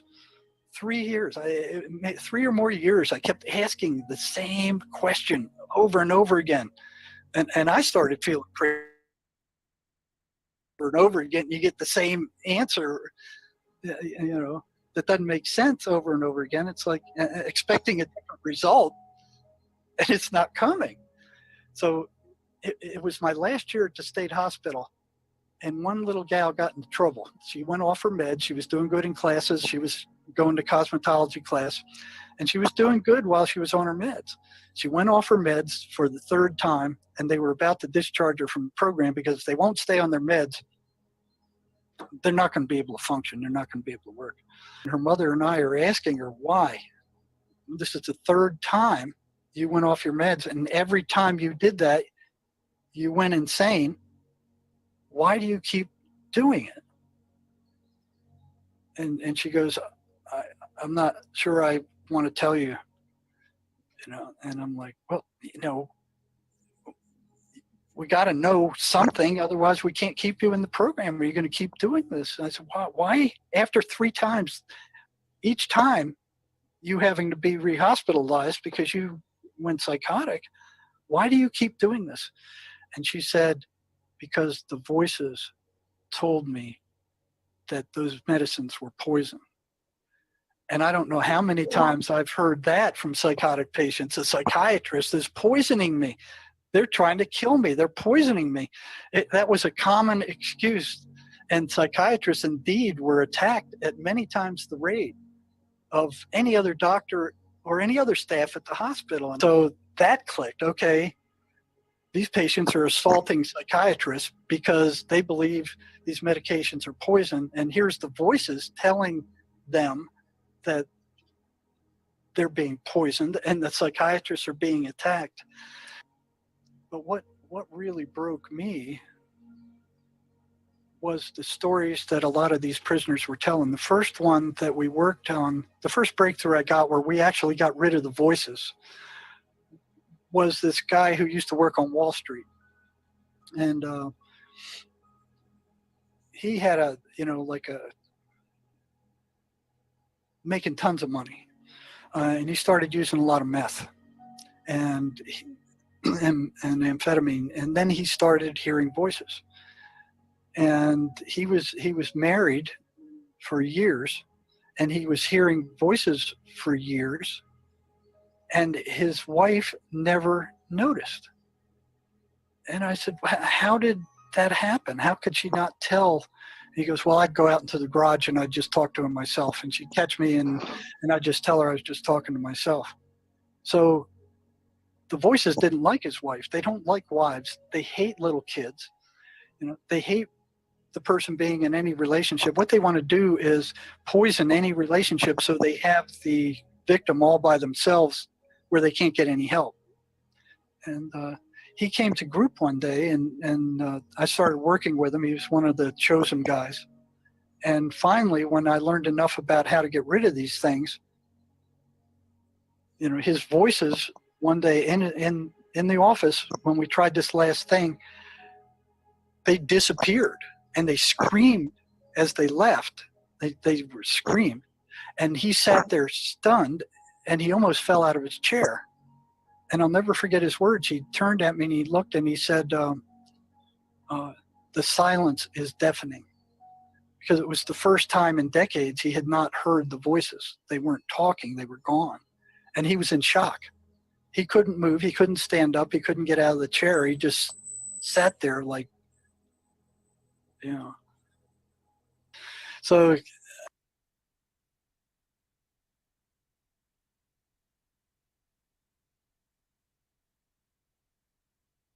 So I don't know. That video is like 40 minutes long. I don't feel like dealing with it. No, but it's intense, dude. It's very intense. Well, the voices are right about being poisoned. You want to finish it? No, well, not necessarily if you don't want to. No, I think he said it. I think he said enough that people could understand.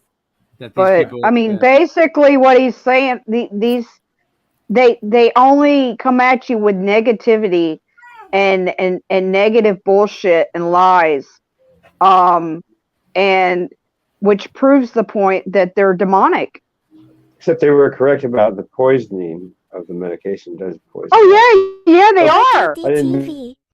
Your cell phone, your wallet, your time, your ideas, no barcode, no party, no ID, no beers, your bank card, your license, your thoughts, your fears, no SIM card, no disco, no photo, not here. Your blood, your sweat, your passions, your regrets, your profits, your time off, your fashions, your sex, your pills, your dress, your tits, your ass, your laughs, your balls. We want your soul. Your house, your phone, your life, your cash, your house, your phone. We want your soul. Your house, your phone, your life, your cash, your house, your phone. We want your soul. Tell us your habits, your fads, your fears. Give us your address, your shoe size, your years, your digits, your plans, your number, your eyes, your schedule, your desktop, your details, your life. Show us your children, your photos, your home. Here, take credit, take insurance, take a loan. Get a job, get a pension, get a haircut, get a suit. Playing the lottery, play football, play the field, snore some toot. We'll show you shrink, we'll show you spook, we'll buy you drink, throw away your book. We'll sell you crap, we'll judge you debt. Wanna buy big guns, we'll front up cash. Your soul, your house, your phone. We want your soul. Your house, your phone. We want your soul. Your house, your phone. We want your soul. Your house, your phone. We want your soul. Your emotions, your love, your dreams, your checkbook, your essence, your sweat, your screams, your security, your sobriety, your innocence, your society, yourself, your place, your distance, your space. Go back to bed, America. Your government is in control again. Here, watch this. Shut up. You are free to do as we tell you. You are free to do as we tell you.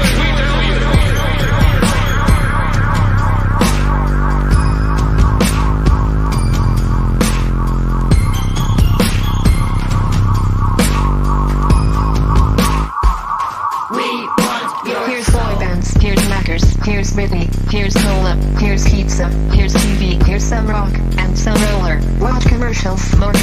Watch Jerry, not Oprah. Buy a better life from the comfort of your sofa. Here's popcorn, here's magazines, here's milkshake, here's blue jeans, here's padded bars, here's armpit wax, here's football shirt, here's baseball cap, here's live talk shows, here's video game, here's cola life, here's Tim Morning, here's filter tips, here's collagen lick, here's all Yes, night very, meetings, very, very, very, very long.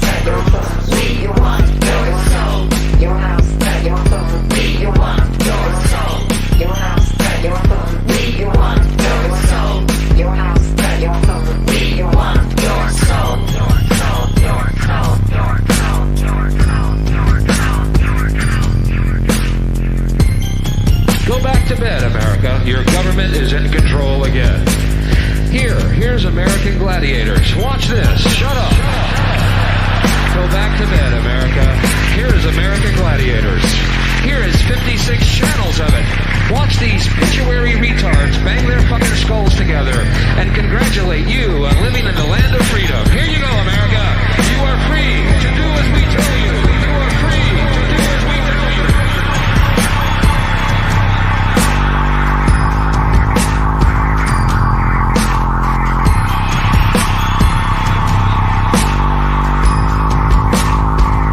We want your soul. We want your soul. We want your soul. We want your soul. We want your soul. We want your soul. We want your soul.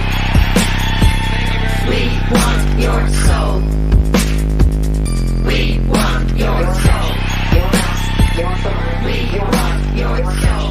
Your house, your phone. We want your soul. Your house, your phone. We want your soul. Your house, your phone. We want your So yeah, so I that video is giving me a problem. I came through on the email and it's still not working. I don't know, Bill. We'll have to figure it out later. Sucks. Next show I'll show it. I have it pulled up on tabs, but it just says video is waiting. Yeah, it's Google processing it, dude. Yeah. Yeah, man. I don't know why though. Like why it would take so long. Oh man, I have it right here too. Look, let me show you. This is what it's doing for me. Some nice almonds there, right? Man. Oh, I love almonds. Hey, Sherry Ives. So yeah, we I love almonds and pistachios. see, it ain't working, dude. The video will be ready soon. It sucks. Oh well. I don't know. What else we got? Oh yeah, I got Singeman's new videos. Here we go. Oh, yeah. Yep. Yes, I see.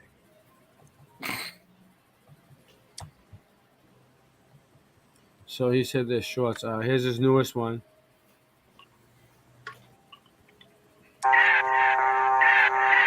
Nice. That's a grip of the serpent.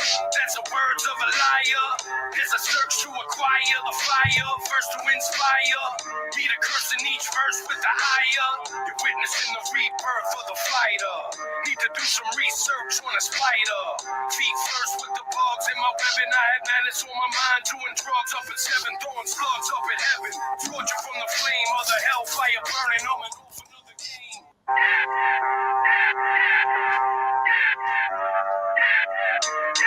Come on. There's a grip for the serpent. That's the words of a liar. There's a search to acquire the fire, first to inspire. Be the curse in each verse with the higher. You're witnessing the rebirth of the fighter. Need to do some research on a spider. Feet first with the bugs in my weapon. I had madness on my mind, doing drugs up at 7, throwing slugs up at heaven.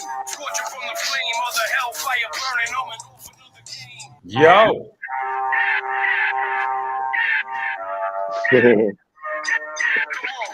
Been making the bigger ones. I'll make a long line next. About 2 feet higher.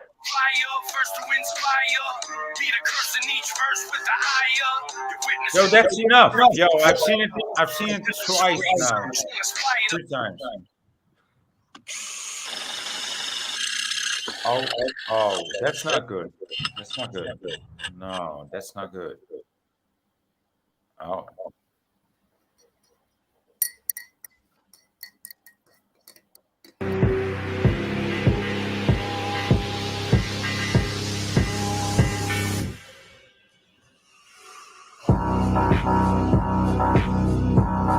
Nice move. Fuck. The fuck is that move?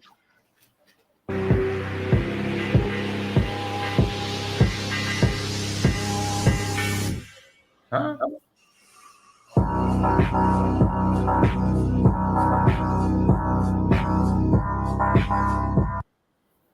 Nice. Leg wraps. Was that it? Was that it? Yeah. Nice. Probably. I've not been doing so many lately.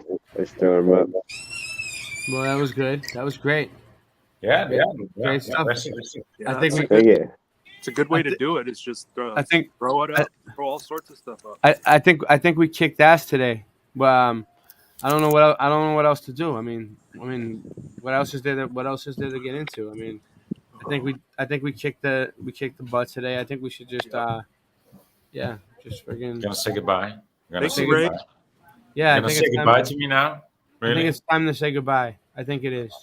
I love all Next you guys. time, maybe start at 7 or 8 instead of like Hey, we did 3 great. a.m. We did great. Thank you everybody who supported me, and if anybody supported me, and thank you for showing up. That's the most important thing. Our numbers are big. People are liking the show. Singeman's doing designs. Yeah, I got several. Jenny's working on not yelling in people's ears. Voynich always comes on and he does great. And Bill Miller, we got to give him back his controls. Tartarian And the cat is that's like the cat I had, Coon. Roger.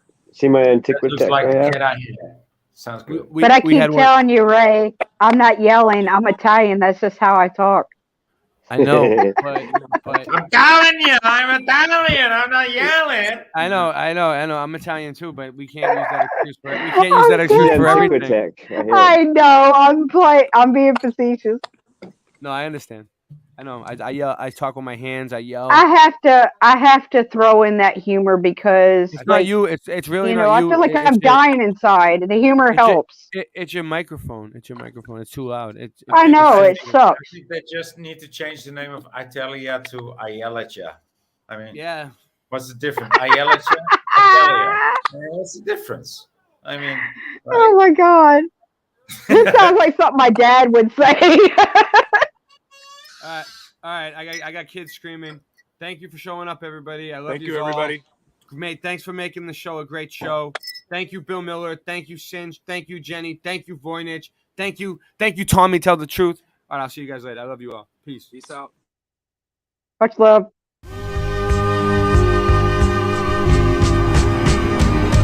What up? No face, no prints. You already know what crime it is. 211. Yo, crime is money, that's the name of the game. Just get paid, nigga, fuck the fame. Lay back and smoke me a pound. Then I compose a furious sound. Yeah, rest in peace, Killer Shot. Watch your back in these streets, do or die. And all I do is cash checks in. Wherever the money at, I'm headed in that direction. You should've known from the jump. Watch your body get blown from the pump. I don't sell crack no more, I sell bars. My 16's the price of luxury cars. Superstar in the hood, they love me. Never put a punk ass rapper above me. Put him beneath me, 6 feet deep.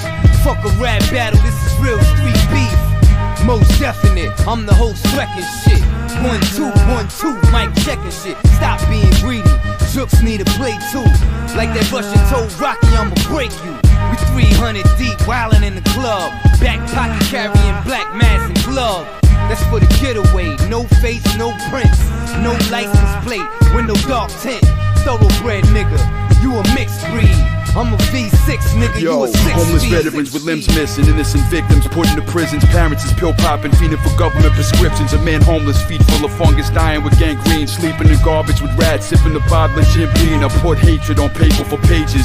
In this concrete jungle, we the animals. That's why they lock us in cages. Acquaintances and enemies acting like friends and fam, waiting to turn your body into the corpse of a dead man. Since I was a baby in the bib, my pops had most of the neighborhood murderers kicking it and playing cards in the crib. A good man, my big sister never preferred it. She grew up having crushes on gang members and men who have murdered. As a kid, life was my only teacher. I didn't play video games, I played chess with the Grim Reaper. I'm legendary, you just an imposter. The cops wanna mace me, I gargle mace like it's a spray of Banaka. True story, let me verbalize. My genetics is permanently polluted by poisonous government herbicides. Yeah, you don't want no parts of the war. I'm a bloodthirsty, hungry and starving, meat-eating carnivore. This New York City in your headset. You pussies leaving your pissy bed wet, begging and crying. Rugged man, is he dead yet? No. No face, no prints.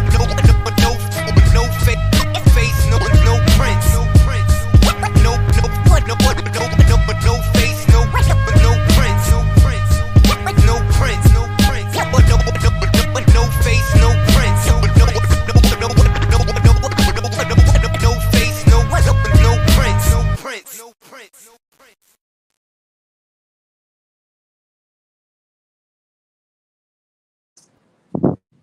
Static selector. I'm a walking bad habit, eat tabs up in the cabinet. Savage rap status, vocabulary extravagant. A rock star, popping rocks in bars. Used to flip bud, now this rapping copy a car. No telling, Connecticut felon. I GPS him and find my mark like Magellan with more lines than Corey Feldman. I never cease to impress him. I cardiac arrest him with every studio session. I'm killing them, no question. Web's back, better hold your breath when I'm rhyming home. I murder beats, I'm Jonah Hex with a microphone. Fiends saying I'm the dopest yet. And haters, I shrug them off until my fucking shoulders sweat. I'm breaking bones, a modern version of Casey Jones. Sword in hand, I'm the winner playing the Game of Thrones. Fuck beef, my rapping style's filet mignon. Getting drunk, fuck your driver, somebody take me home. Take me home now, bitch. Watch for the cops hit the blinker when you switch lanes, cause you know that I'm famous and I'm rich. Eyes on the road, take me home now, bitch. Take me home now, bitch. Watch for the cops hit the blinker when you switch lanes, cause you know that I'm famous and I'm rich. Eyes on the road, take me home now, bitch. I know that I should change, but I don't really think I can. It's just part of my nature, I never cracked and never ran. The world is falling on me when my back was in a jam. I always kept on fighting, that's exactly who I am. And this is who I am, no way that I can change it. I'm buck wild, stupid and dangerous. My best friends are not strangers. These are the motherfuckers I hang with. We speak the same language. And I ain't saying French, English, or Spanish, or Spanglish. I mean pain and anguish. This cocaine slaying and bang bang shit. Mac 11s that we aim with. In other words, I'm rolling with the same clique I came with. On the same list, and fuck being famous. Fame dreams are for groupies. I'm a real life gangster that you ain't seen in the movies. What I mean is I'm truly off the hook. Like a phone in a nursing home, homie. I'm that Boston crook. Take me home. Take me home now, bitch. Watch for the cops hit the blinker when you switch lanes, cause you know that I'm famous and I'm rich. Eyes on the road, take me home now, bitch. Take me home now, bitch. Watch for the cops hit the blinker when you switch lanes, cause you know that I'm famous and I'm rich. Eyes on the road, take me home now, bitch. I damage tracks, so listeners always ran it back. Always with a half ounce stuffed into a sandwich bag. I kill it quickly and always keeping the realest with me. Stealing all the fucking insulin from Wilford Brimley. Diabetes, rappers could never beat us. I've been spitting shit like this since I was just a fucking fetus. Keep your chick with me as long as she gives dome. Rolling up the diesel and burning like Jim Rome. Now I stand here as a man with the past, the inspiration for the kids on the corner, but still got the laugh of a mental patient. The infiltration of the game, born from a central hatred of fame. A pencil shaking with pain, an entrance staked in a claim from the wrath I became. My paragraphs I'm saying are futuristic pictures of the past from which I came. And this is slain with the shoddy and the hoopty, son. My whole career's a robbery that they could never scoop me from. Take me home now, bitch. Watch for the cops hit the blinker when you switch lanes, cause you know that I'm famous and I'm rich.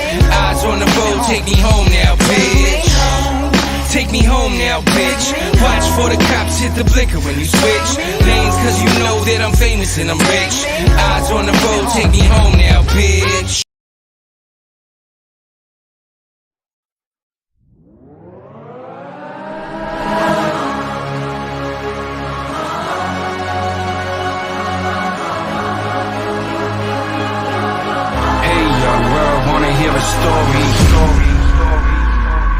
How's it feel to be overlooked, underrated and hated? Stomach pains in the belly of a city hungry. If one of us made it to prominence, is a mentality of crabs in a barrel. Reality is pretty ugly. But let's back up, cause my story ain't a fairy tale, it's really real. Ain't had a chance, I ain't have nothing, I could barely fail.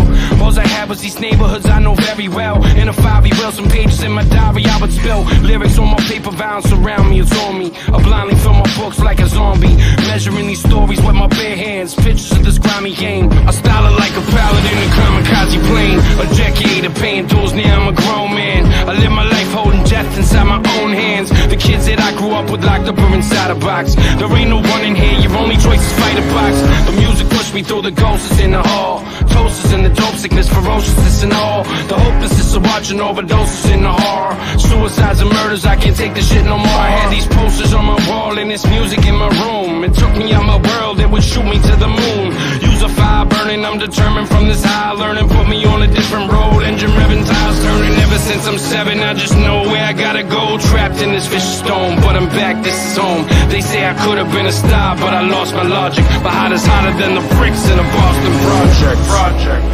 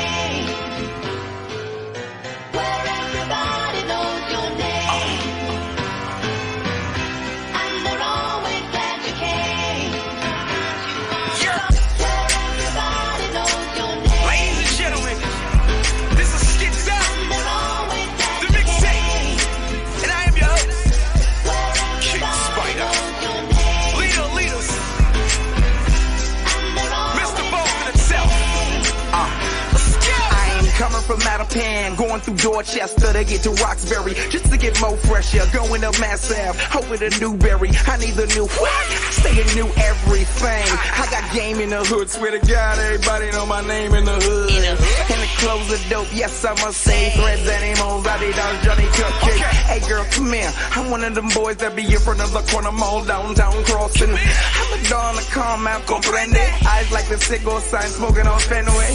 I never go to sleep, never woke up, nothing sweet, but I'm dunking cause my donuts. Hi Tiffany, can we date, hun? I'm Mr. Boston, not from VH1. No! Yes! King Spider. There was ever a question in your mind? Who's the best of the beat? Stop it. I'm the motherfucking king. Beacon Hill, I know you got me. I see you, Duval. D-How. Where we at? Sometimes I want to go somewhere, man. You know? Where everybody know my motherfucking name. Everybody do cocaine, you know? It's a place like Boston, you know? Beacon Hill, Paul Revere shit.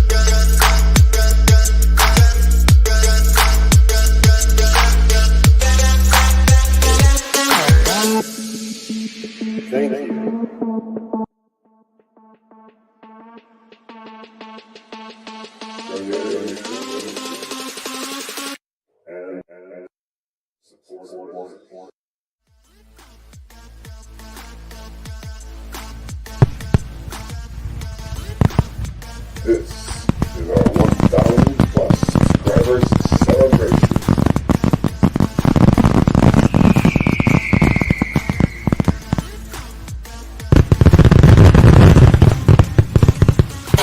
Yeah.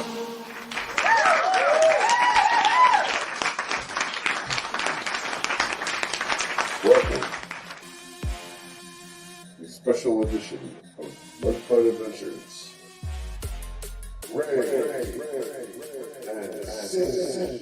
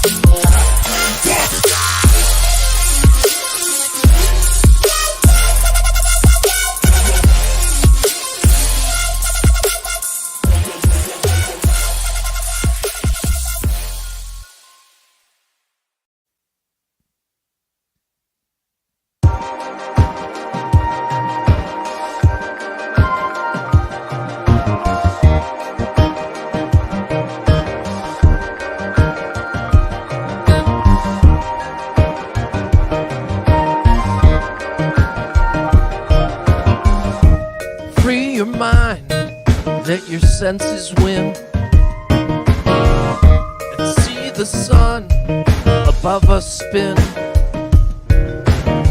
It doesn't set like we've been told to think, just sails into the distance.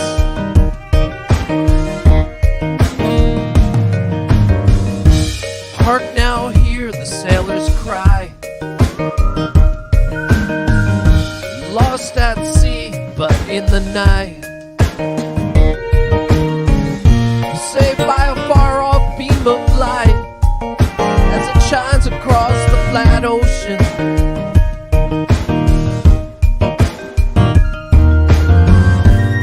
And when the fog all goes, I can see the truth that shows.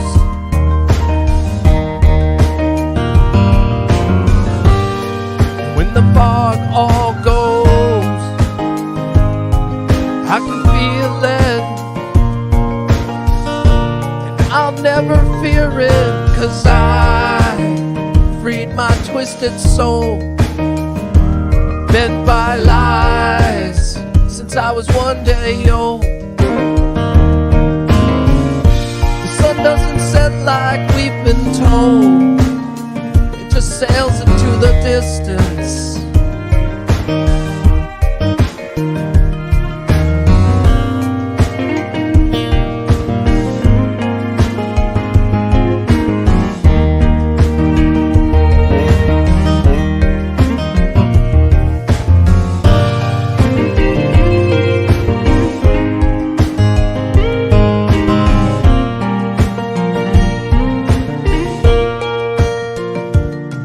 Cause I freed my twisted soul, bent by lies since I was 1 day old.